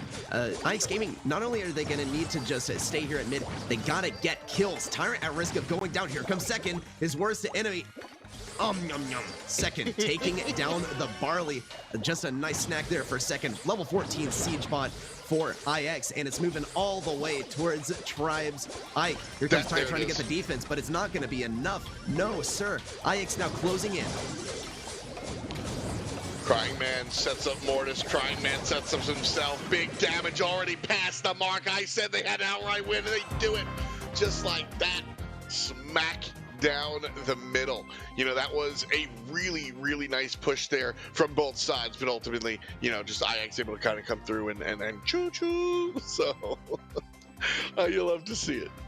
Yep, all aboard the hype train. We are going to be heading into set number 4. IX now leading after what a crazy set. Here comes that final, or rather, this was game number 1. This was the final bot of game number 1, and I mean, we saw such a strange comp, and we were doubting it, but I mean, now I'm a believer, right? Not a trace of doubt in my mind. Tribe Gaming, they brought it back though in set number 2. Second here, I mean, it was all over here. Second trying to escape, doing his best. Tyrant with an amazing little trick roll there to get out of the way. We saw them tie up that Siege, and that pretty much completely dashed IX's hopes of winning game number 2. But game number 3, I mean, you know, let's get into that one, F-Dot. Yeah, I mean, this was the big deal. Again, you know, Siege Mortis, like, we love it at this point. You know, I'm over even referencing the fact that it was once a meme. But the big part that I want to drive home about this Siege Mortis is the support around him. Barley is not really a support character, right? Spike, sure. But those characters were there to assist. They're ornaments on the Christmas tree that is Mortis here, and that's why that Siege Mortis worked. Again, you know, when you look at these pro players and see what they're doing, it's the big picture. And so the help that Mortis had allowed Mortis to put everybody in a grave and find us at dry season. And this is going to be match set here for IX Gaming. Obviously, should Tribe win, we go to Heist on Kaboom Canyon. But for now, it's dry season, Bounty style. Just, you know, raw off the top, Tribe Gaming, IX, Bounty. Who do you think is the stronger team with respect to this game mode? Honestly, it comes down to the ability of the long-range players. And I think, you know, when it comes to long-range, I got to say Second and Crying Man are amazing snipers. Then it comes down to Tribe, right? You got Zulon and, I mean, you know, Tyrant and Corey, they're good, right? But that's not necessarily their strong point. So I think with Crying and Second on the same roster, it's looking pretty challenging for Tribe as we head into dry season. And looks like still people, the majority, it seems, think that Tribe is going to take this win. Lots of Tribe fans in the chat. I mean, lots of people, I'm personally a fan, right, of seeing Tribe kind of reclaim their normal throne, but IX, really, they're just fighting to defend this. And I'm always a fan of the underdog. It's just kind of tough to sense who really is the underdog in this situation. They're both phenomenal teams. Who do you root for? Reddy, I'm in crisis, trying to decide who I'm gonna root for. Really though, I love all the players on both of these teams. I wish them all the best. IX though, I think they're looking to be in pretty good shape headed into dry season. I feel the same way. You know, in all honesty, I don't think there is a bottom card. I don't think there is an underdog or an under fox in IX's case. I just don't. I think this is an even 50-50 down the middle. And, you know, you're trying to be nice to the players. I'm not. I'm down to make a couple of enemies. But you got to call it as it is. Both these teams are actually really, really, really strong. If you don't believe me, please rewind the VOD and watch those last couple of games, because the responses that we've seen these guys kind of come out with have been really, really impressive. That's what always impresses me. Like, yeah, if you can play the standard comp on the standard maps, good for you. But how do you adjust and adapt and pre-react? Because don't forget, blind picks, blind bans, that's a different sort of monster. And so, you know, as we kind of look here and jump into game number 1, all right. Rock the Brock, baby. You love to see it. Yep, the Brock coming out full force. We gotta see what Tribe has though. I mean, Tribe, they're bringing out the Tick and the Max and the Colonel Ruffs. What are they thinking? I guess the idea is, okay, we're gonna power up and we're gonna speed up Corey, and that is gonna be our master plan. But it's so strange because Tick, he's not one that really gets kills. Typically on Bounty, we see Tick back someone into corner, but maybe more so on Shooting Star than any other map. Tribe Gaming, they're going to pick up a kill, though, and that is going to be IX Gaming now forced to push into Tyrant, Corey, and Zulon. I love the target acquisition from Tribe Gaming. Their communication is so on point. Like, that was an immediate switch from Corey in order to isolate that player on the right-hand side and get that kill. And this is Bounty. We spent a lot of time today talking about how, like, you know, it's not about the kills, it's about what you can do after. No, it's about the kills this time, man! And that's how you do it. Woof, woof, says Tyrant as he grabs not one, but the double un. And it's a nice little lead here for Tribe Gaming. Honestly, like, looking at the comp, yeah, it's weird, but can you shoot the other guy? Absolutely. And Tribe Gaming are just out brawling. Very strong position for Tribe right now. They're looking to back up. Corey, though, is in a precarious position. He's picked up so much damage. Here comes second, ready for the kill shot. Tyrant, though, gonna try and take this out. Corey forced to use that last hurrah, and this is gonna be a little bit of an advantage for IX Gaming as they look to push in here. But here comes the peep, looking for its next target. Zulon tries to tank it. Here it comes, snaking its way over to Tyrant. Doesn't find the kill, and no, Corey with the tank at the last second. 10 seconds remain for IX to pick up 2 crucial kills. Second doesn't manage to stay alive. Cheffo also looking for the kill. Zulon goes down. Goodness. Tyrant needs to be the next to go down, but it's not going to be enough. IX gonna go down here. And we thought a match point was imminent, but no. These teams are so well matched. This game's gonna be going to Tribe, head into set point, and we might even head into set number 5. Zulon was playing with fire there. Didn't get punished, but that's the type of stuff that I look at, Reddy. And, you know, Zulon in the late stages kind of stepping up like he did. It's scary. I'm just saying. Like, you gotta watch out for that sort of thing, you know. But coming back to this composition, you know, this oddball comp, I like it, man. And and this is sort of what I was talking about, where, like, when you have these 2 top-tier teams, listen, you can't be number 1 if you follow the meta. You have to be a leader to lead and be number 1. And so when you have both of these teams, who I consider both of them number 1 squads, obviously not numerically, but, like, yeah, they're both number 1 teams. You're going to have these situations where, like, what is conventional wisdom versus our wisdom? These are the 0.00001% of the entire world's competitive Brawl players. So they're going to do what they're going to do. Colonel Ruffs, yeah, sure, man. And it was not a close victory. They didn't oopsie daisy. That's how you win a game. And so I want to see more of the creativity here. Just play what you're good at, play what your team has practiced, and that's how you find yourself in the driver's seat. Yeah, I love the approach that Tribe Gaming took here, right? I mean, I was saying pre-set that, oh, IX Gaming, you know, they got some great sharpshooters. And we even see, like, you know, Crying Man on one of the sharpshooters, right? And we were thinking, like, oh, man, that's decisively in their favor as far as the sharpshooter game goes. But no, Tribe Gaming said, okay, but what if we like didn't? What if we didn't play as sharpshooters? And it's working pretty well so far.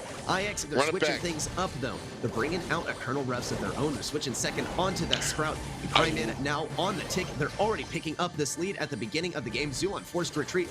Though, look at the approach that Tribe is going for here. They have Tyrant on the Colonel Refs. Ooh, and Overgrowth totally would have taken down Tyrant there, but he's going to stay alive by the skin of his teeth.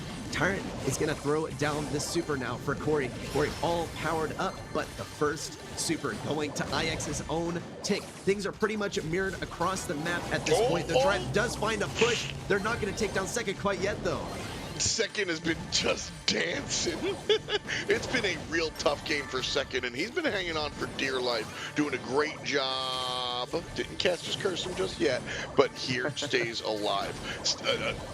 A very scary 1 minute for IX Gaming, as the 1-star lead isn't necessarily a comforting one. But I like the Sprout here. I think this is a good change.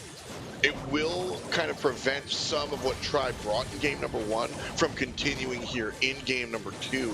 But, you know, at the same time, Second has been on the defensive this entire time. So, well, I mean, again, they have the lead, but it's still a problem, I think. Ouch, not even the super that Second really wanted there. It has so many holes for Tribe Gaming to trickle through. IX, they're counting down to the 20-second mark, and here comes the speed. Tribe Gaming knows it's drive time. Let's get in there. Corey and Tyrant pushing up the right side. Zulon now picking up that power up. And IX Gaming so on the back foot. Will they be able to recover? They just got to keep the defense. Second is being denied his super left, right, and center. Here comes the speed. Chepo needs to be defended. He has no sandbags left. 100 health and 4 seconds left. Second and Cryman not going to be able to get through here. No, there's not enough time. Tribe now taking us to set number 5. Kaboom Canyon. But that one, so I I am the composition defender. I actually really like this from IX, man. Look at that, look at this right lane just locked down. The problem is, man, this is a high execution composition. Like, in order to lock that right lane down that you saw with the sandbags and the Sprout stuff, that is, I mean, just hard to do. That's why we only saw them do it once. We saw the errant Sprout supers that just didn't work out. You mentioned it, just like, looking like Swiss cheese. But theoretically, sandbags, Sprout, you can't walk here. How dare you? Ha, we've castled her. But yeah, it just didn't work out that way. So I see what they were going for, IX. But, you know, unfortunately, the execution was not there. And so we traveled to Kaboom Canyon for Heist. And this is where we will leave all of the marbles on the table here. Anything special we should expect here on Kaboom Canyon outside of the Colettes and the Darryls and the kind of standard fare? Well, okay, I mean, if you ask me, right, I think IX knew it was going to go to Kaboom Canyon. That's why we see their classic Crow band coming out, right? Crow, very strong pick here, especially to counter the healing. And so IX Gaming, I'd say pretty good chance that they're going to bring out the Byron and Colette this time. Tribe Gaming, though, similar story. Either team could run just really long-range comp as well to sort of counter that. We've seen, though, it doesn't always work out that way. So, I mean, predictions, right, for Kaboom Canyon, they might even be completely out the window. This is the penultimate set of the entire match. Both of these teams, right, they've been preparing for this for so long, and it all comes down to this. No doubt we'll see just some amazing and crazy things coming out here. Yeah, it looks like some of the Tribe believers are starting to teeter onto the other side. IX, you know, still, they're completely just tied up, and it's so hard to tell. Yeah, I mean, yeah, this is where it all comes down to. Kaboom Canyon is going to be kind of the last hurrah here for our players, and at the end of the day, I think that, you know, this one is a coin toss, if you will. Like, Heist is really, really like one of these ones where it's there is a lot of strategy to it, but it's brawl strategy. It's not, you don't have to count bolts, you don't have to count seconds, you just got to count damage, and so because of that, I think it's going to be an interesting look. Zulon coming out here on the B versus Second also on the B. It's actually a complete mirror match all the way across the board. A little bit of accounting for the enemy Colette and a little bit of I suppose, running the Colette as well. Chepo not actually going to heal Cryman right after that. He knows that it would kind of be a waste to heal up the Cryman on the Colette just because it's more important to win the long range duel before healing Colette, who's really not going to be able to do much to fare against the enemy. Tribe Gaming already pushing up here. Second, trying to push up on the right lane, is slowed down by that honeypot. And Tribe, they've kept control at mid, but no damage, or at least not really substantial damage on the safe yet. Not quite. Not quite at all. You know, this is ooh, Zulon with the long-range kill there onto Chepo. And that's going to hurt a little bit. Some long-range poke is able to come on through. 15%, 16% done by Tribe Gaming onto the heist box. Yep, Tribe Gaming cementing their presence at mid with another super here from Tyrant. Cryman goes for the kill, but the shield is just too much to contend with, plus the healing. Another super for Tyrant as he finally falls and succumbs to Chep. Well, maybe I spoke too soon. I thought he was really going to go down there, but he's staying in the business thanks to Corey. Wow, I got to stop calling things so early, but I mean, staring in the face of certain defeat. Still, Tribe keeping it here at mid. Finally, Tyrant goes down. IX looking for this opportunity to push up. Zulon is going to receive one hit from Second, as Second looks either for a kill on Zulon. Yep, there's the kill on Zulon. And Cryman finally has this window of opportunity to go onto the safe. Tyrant with a nice response, but it's not going to be enough to take down Cryman. Good healing from Chepo. He's so low. Tyrant with a long range kill from downtown. And Tribe once again pushes on IX's safe. You know, that kill from the counter kill from Cryman was actually really, really important because Tribe Gaming does all the work in the world and they get 2% for it. That counter kill, like, those are the small things that actually have a gigantic impact. And we got a dozen left on the clock, and this one looks like it's all Tribe. Yeah, no chance for IX to come back. In fact, Tribe might even bring it to a 0, which would be fun. Oh, look at that. You can see Zulon just like with the 110 tier because I think it was one more shot. Does trivia, does B do 3% damage with the shot? Oh gosh, she does, I don't know math at the moment. There it is, I think it's 2% exactly with the first B. Yep. And so, look at this, right? One more was in the air, but I mean, you know, that's... You get the win either way, folks, and so Zulon looking real good. Love it. I think Zulon, like, listen, I always give IX a lot of credit for their little cartoon guys because I like the fox a lot. I just think foxes are cute. But Zulon with the raised eyebrow here, I'm always down for that kind of stuff. I think he looks real swag out there. So, you know, if you're going to swag out like that on the field, you get to do that off the field as well. And, you know, Zulon, I think, was a big part of kind of like what allowed his team to kind of find themselves in that position. But at the end of the day, you know, Tribe Gaming, IX, this is get used to seeing these teams because as we continue on month to month, these are the squads that rise to the top. This year, last year, year before, just continuing on, man. It's impressive the legacy these guys have created. Yeah, I want to bring things back to, of course, you know, the player portrait meta. I mean, both teams, right? Very, very awesome avatars. Zulon's is really, really nice. You should have seen what his one was before that, though. I mean, last year at the World Finals, if y'all dig a little bit, oh boy, Zulon with well, you'll see it for yourself. But I mean, I do think the avatars are such a great addition because, you know, our players, right? They're not just players, you know, on the screen, right? They have like kind of like a virtual presence there, right? They're piloting a brawler or you know, there's something else, right? They're more than just, you know, the person, you know, with the phone and controlling the brawler and using the green button or whatever, right? Yeah. I gotta say, IX is probably one of my favorites with the hashtag not a cat, right? It's a fox. It's not a dog, not an underdog. It's an underfox. But I mean, regardless, yeah, I mean, I'm so excited for the match point. Tribe Gaming, they're on the verge of reclaiming their throne. IX Gaming fighting for their lives, scrambling just to keep their position here in NA, and the comps come out, and we do see some changes. Corey now switching onto the Piper, already getting a kill on Cryman to start things off strong. Second and Chepo, though, rushing in. Here comes the speed, and Chepo's going to go right for the safe, or no, he's actually going to go for the mid control and try and establish the control here on these mid bushes. They're going to abandon that push for the safe, and Tribe Gaming will take control.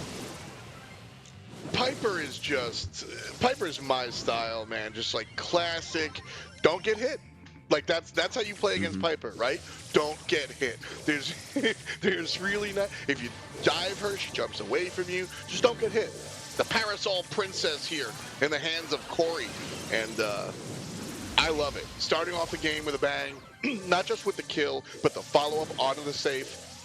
Really able to make an impact there, and Tribe Gaming kind of putting their best foot forward right now, leading, but only by 5%. And so, really, I'm looking at this Amber and trying to get into the minds of IX. Why do you think we see the Amber here? Yeah, I mean, Amber, great damage on the safe. Ability to break open those bushes is also super useful as well. Cryingman going to be chipping away at the safe. It looks like maybe a bit of a base race. Zulan going to try and go for the defense, but Cryingman's here with the peak shots. And here comes the slow as well. IX Gaming's, crickets over here as we see a little bit of damage trickle in. Though Tribe's save, it just seems to be buzzing with activities. Zulan, of course, buzzing, getting that kill, picking up a power-up as well, rotating back to mid. And IX Gaming still on the back foot, 50 seconds remaining. If they can't bring this back, it's going to be the last, well, now 45 seconds of the entire match. Uh-oh. That's what Amber does. Corey has been dominating this right-hand lane, and all right, you can't go here anymore, Corey. Oh, well. That is real impressive. Corey's been taken out of the game for the past 20 seconds, not because he's been killed, not because he's been attacked, but because he literally can't walk in his lane. That said, Tribe Gaming still leading here by a fair amount.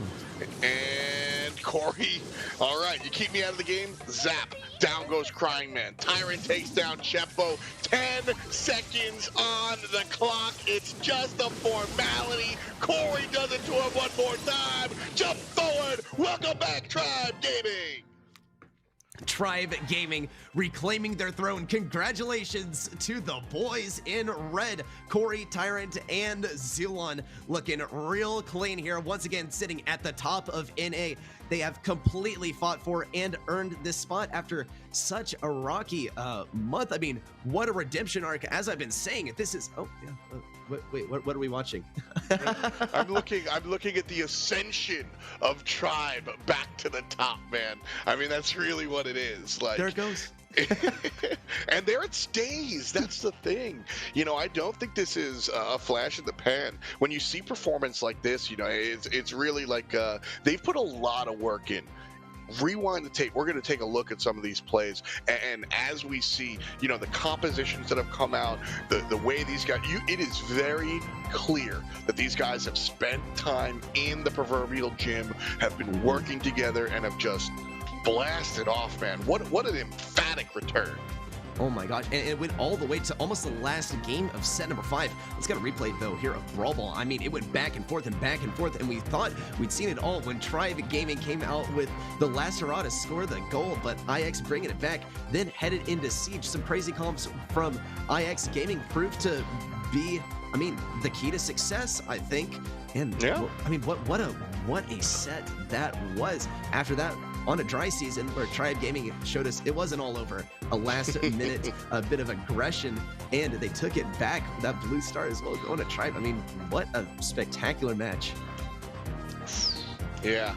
Real fun stuff. We continue on here into Heist, Kaboom Canyon, electric as always. First one goes the way of Tribe Gaming. Really just, you know, I was celebrating Zulan and his performance there. And then kind of, honestly, what Zulan did in game 1, Corey did in game 2. Just kind of took over that right lane, handled it. Corey was put under the thumb as well. Amber just kind of like, I don't know if you want to call it a counter, but Amber absolutely just like smoked out Piper, couldn't walk in. No problem, dude. Still was able to do his job. Yeah. And Corey just, again, man, the way this team thinks about the game. And again, it's not all about thinking about the game. You've got to actually brawl as well. But you know, this honestly, this is brain stars. That's Tribe Gaming, man. That's how they did it, and it's that will always be the stuff that talks to me. Interesting compositions, daring to push the meta, doing stuff that people in chat are like, what? And then they win, and they're like, I'm gonna do that, and then they do that, and it doesn't work because they're not as good as players as these guys. That's the fun stuff, man. A lot of fun. It's what we love to see from both of our teams. Once again, congratulations to Tribe Gaming for reclaiming their throne. We'll see in our next few months whether they continue to hold that throne. For now, though, IX, they are going to also be still in the top teams in NA. A bit of a disappointment earlier on for STMN to go down there, but they're still going to be up here with the top teams, though. One thing that we should certainly not breeze past is Aqua, right? In the semifinals, they did get taken down by IX, but they have established themselves as that, I guess the prophecy is fulfilled. The fourth team in NA, right? It's here and it's Aqua, and you love to see it. Yeah, and you love to see it as well. You know, I mentioned it before, like the veterans of the scene.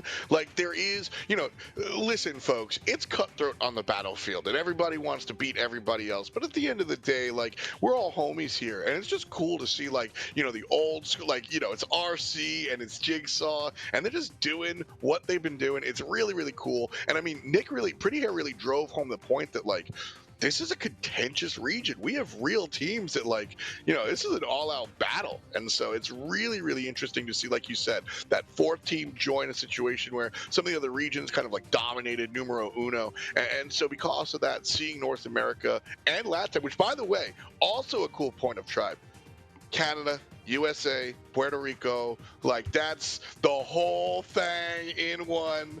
I like to see that sort of thing. So, you know, big props to this Tribe Gaming team as they return one more time. Yeah, I mean, what a spectacular roster, right? I mean, they have shown us how it's done. Last year, they made it to the World Finals. They currently, the STMN roster, right? They beat them out in the last second of a heist game to take that win, and now they've shown, nah, man, this is not just a fluke, right? They've taken them down once again, and you know, even months later, they're still here, and they're still alive, and they're still kicking, and they're threatening to take the World Final spot once again. We might even see just IX and STMN, and now Aqua clamoring over that last spot. We'll have to see in our coming months, but we have certainly established some precedents today that we will be seeing in the near future.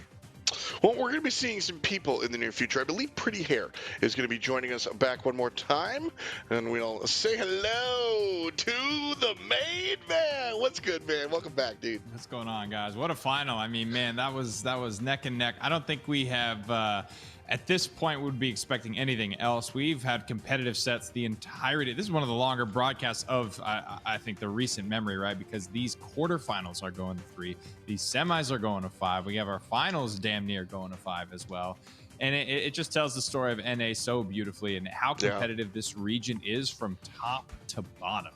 Oh, yeah. I mean, going from top to bottom, we saw STMN take down Destiny Esports. They're a Spanish-speaking team. Sadge came through and actually brought Tribe Gaming. Like, that first set that Sadge did was actually really impressive. Ion Gaming also stood up, and Reddy, you mentioned Aqua as well. I mean, all of these teams really kind of put up their dukes. Yeah, I mean, Aqua, they did a great job in their quarterfinals, and then they head on to face IX Gaming. And, I mean, the 3-1, it doesn't tell the full story, right? These were some close sets. Aqua, they showed that IX Gaming, right? They are a team that can be beaten, but no one could tell that story more truly than Tribe Gaming NA. Even though it was just such a close match, they did finally triumph over IX Gaming and take this win in the NA and LATAM North region. Impressive, just real impressive. Again, every single one of these teams, and I say this all the time, I'm not a nice guy. I really just legitimately mean all these teams are just out here crushing it. Very, very impressive kind of seeing them. And so, you know, looking at the return of Tribe, Nick, you know, this is we've talked a lot about it, and you were the one actually that was like, yo, we got like legitimately 4 teams that could reasonably win. And I don't even consider it an upset. If these 4 teams win the next 4 months, I don't think it was an upset. I think they've just earned their cheese. No, and that's what's so fun about North America and what you kind of hope for, especially in these very, very long series that happen over the course, I think like 8 months or so we've got on tabs, right? There's opportunity for teams to pull way, way ahead. And by weeks, 5, 6, if they've been winning every single one, then it's not as interesting to come back and watch 7 and 8. But that's not going to be the case here in North America. You've got 3 teams that are just nipping at each other's heels, and a single bad performance and a single finals win could swing things, swing the standings. And now you've got Aqua to deal with, this incredibly hot team coming out from seemingly nowhere, right? And they have the potential just to shake things up. It'll be a stretch for Aqua to make top 2 in North America. But I think what they do is have nothing to lose, and they come out every week and they keep things interesting. You can see as a newer team, it's going to be, it's not really a question of whether or not they're making top 3 or top 2 even, but you've got 100 points separating first from third, and about 60 or so separating first from second, right? So this is a spicy region. Tribe Gaming, they're comfortable in first right now, but I don't think they should be counting their chickens, so to speak. Without a doubt. I mean, at the same time, all these teams, we've seen them be successful, and we've also seen them lay an egg. And so Tribe Gaming, IX, and STMN all can wind up in a great position here. Like you said, you look at some of these other squads, and it might be a little bit rough, but don't forget, I mean, this is a big picture thing. Brawl's not going anywhere. And if I'm one of these teams that are sitting here in 4 or 5, this is where you go to school, baby. Your professors are Professor Zulon, Professor Corey, Professor Bobby, Professor OG, and you better take your notes. This is a lab. That's all this is. And I'm looking at these players, and we are seeing. And I think that the Brawl Ball play that we saw earlier, the passing play, we saw some interesting compositions. That's what I'm talking about when I say the maturation of the competitive scene. You go out here and you look at a game, we all know the game of basketball or football, right? And if you look at footage from 30 years ago and you look at footage from today, between technology and just knowledge of the game, obviously players are ascending to what we see here, with fantastic players here like J.R. Smith. And so with respects to Brawl Stars and everything, it's the same mentality. You go back and you look at the performances from a couple of years ago, and I mean, ReddySet, the level of competition and the level of play that we've seen these players grow into, these same top players have been on top, but they've just raised the roof as we continue to push forward. Yeah, I mean, there's only one way to go, right? If you want to succeed, you got to go up. You got to go to the lab, right? You got to make your analysis, do your homework, and be reviewing what the opponents are also thinking. I mean, there's so much to learn from other people who are in the game. There's only so much you can do by yourself as well. And so that's why, you just need so much collaboration between teammates and also between enemy teams doing their scrims and sharing knowledge with each other in order to, mutually elevate each other. Of course, you kind of do want to stuff your competition a little bit, but word gets around, and now every now and then we see some strategy being sniped by another team. But of course, there's only so much you can do by yourself. You got to come together with a team to create something that's greater than just the sum of its parts. Right here, I've got one of the best parts of the evening.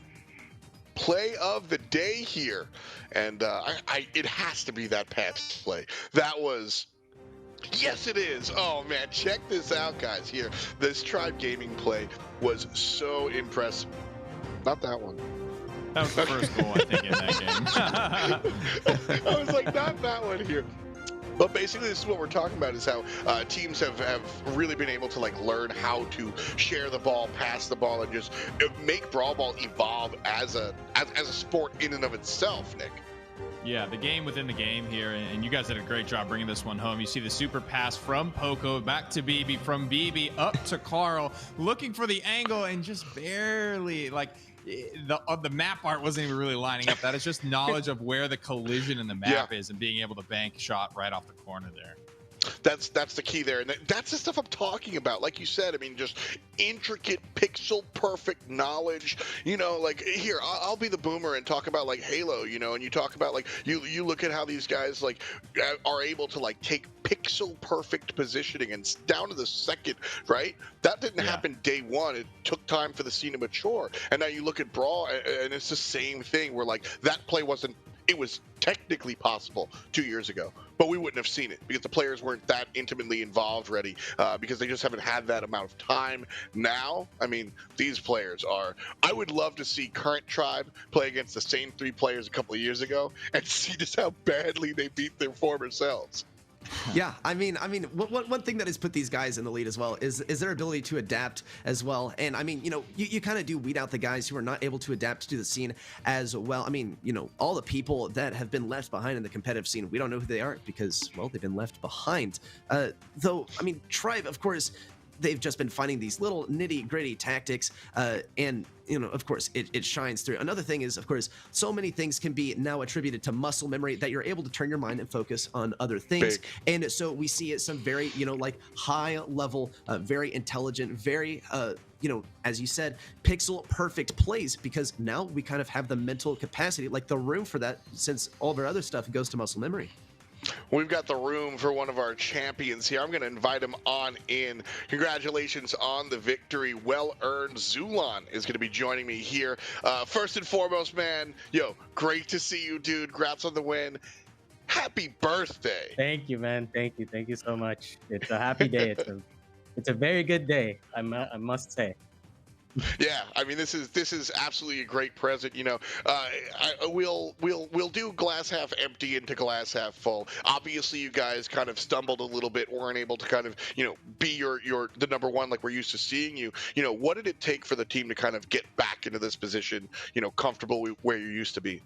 I feel like last month we had a lot of team issues and we had a lot of work in school. I was doing finals, and that's why really we couldn't practice as much. We couldn't, I don't know, just practice a lot like we used to, and that sort of provoked team issues and stuff. But we had calls, we had practices, we talked about it, and we said, hey, we're still the best team ever in North America, and yeah, let's just bounce back and win. I think that's always what's impressed me a little bit about you and your squad and those guys is the professionalism. People are busy, and you had the admission of team issues, but then we just talked it through, and like, this is our job. And the way you approach the game is really impressive. What can you say about yourself and your teammates about how you approach the BSC? We do practice a lot. We do practice, but we mostly are like the team in general. We always pick each other up. We never try to blame each other. We always pick each other up, even when we're losing. And I feel like that's what really separates us from all the other teams. We're very good at just picking each other up. That I would actually agree. I think that's one of the bigger things that you see across all esports. The top teams are that sort of like, hey man, we lost and it's not great. Here's how we fix it. Nobody's fault but our own. Let's kind of keep on moving on. But you guys are back in the seat of the throne. You guys are wearing the crowns again. Awesome. Good for you. I want to talk about the rest of the scene now, that North American scene. We were talking about how close the competition is, and Jigsaw's team kind of stepping in here as well. The competition in North America is hot. Yeah, I agree. And mostly our first round, we lost the first set versus Toast's team or Sadge. And that we were so scared playing on the second set and third set. But we managed to pull it off. Aqua, obviously great names, / Jigsaw, and Kang, great names in the competitive scene. And yeah, I feel like the competition is just getting better and better, and that's good to represent the North American scene in general, which is good overall. Yeah.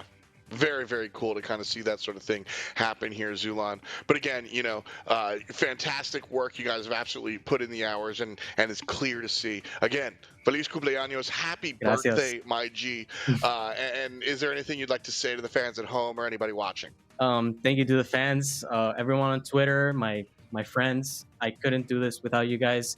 Y'all always pick me up when I'm sad or anything. You guys know what's up. To my fans, I love you guys. We couldn't do this without you guys. Love you guys. Always a man of the people. Thanks again. Congratulations. Thank you. And good luck on everything else, Zulan. Thank you. Always a nice guy. Love that dude. I love how he just puts everybody else first, Reddy. I think that's always been Zulan's kind of like vibe, claim to fame, so to speak.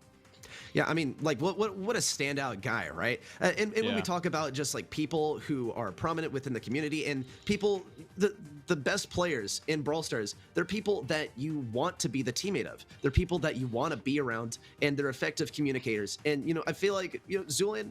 Well, I know it's not even a feeling. We know that Zulan is one of those people, and it couldn't be more obvious. Exactly. You know, that like I said to him during the interview, that's what makes a winner, is just sort of that big type approach. And speaking of winners, let's take a trip around the globe and see all of the teams and everybody that has been kind of on top as far as the other regions are concerned. Nick, you've got a chance to kind of, globe trot a little bit here. Shout out to SK Gaming, who looked pretty good there in EMEA today, but a lot of teams out here across the world. Absolutely, and you're seeing the sister team Tribe Gaming EU over there in the EMEA region, rock and roll in 5 spots. It's a great region, lots of spots, lots of teams, lots of competition. Trickotron, TIG Origin, Nova, a very notable name over there in mainland China, Jupiter and Queen Nai still holding it down over there in East Asia. This is kind of that broadcast squad from over there as well. And things are starting to shape up. We're starting to see, the teams that are going to place in these top 2, top 3 spots and get those trips, those tickets stamped to the World Championship. They are starting to pull ahead for the most part, save like regions like this. North America obviously still contested, still with 2 spots and 3 teams very close. This is one of those regions to watch going forward. So happy birthday to the boy. I mean, he said it himself. He was scared when they lost that first set against Sadge. He knows that these teams are not messing around in North America, but still, I like that he has that confidence and that reassuredness in himself and his teammates that they are the top dogs here, and it is their game to lose.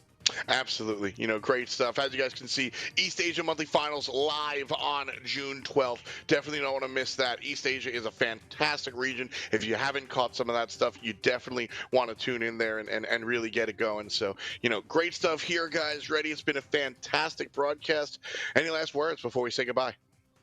Make sure you tune in to East Asia, because I'm going to be there, and I cannot wait to see what our teams are bringing out this time. I mean, some fantastic stories and rivalries we got in East Asia. Just make sure you don't miss it. Fantastic. Reddy, Nick, thank you so much for your work in front of the screen. And shout out to the production team behind us, always pushing the buttons and make us looking a lot better than we actually do in real life. Shout out to the players on the field for providing us a fantastic show. And of course, shout out to everybody in chat. Without you, we'd just be us. But that's going to do it for our North American and LATAM broadcast for now. We'll catch you on the other side. Keep rolling.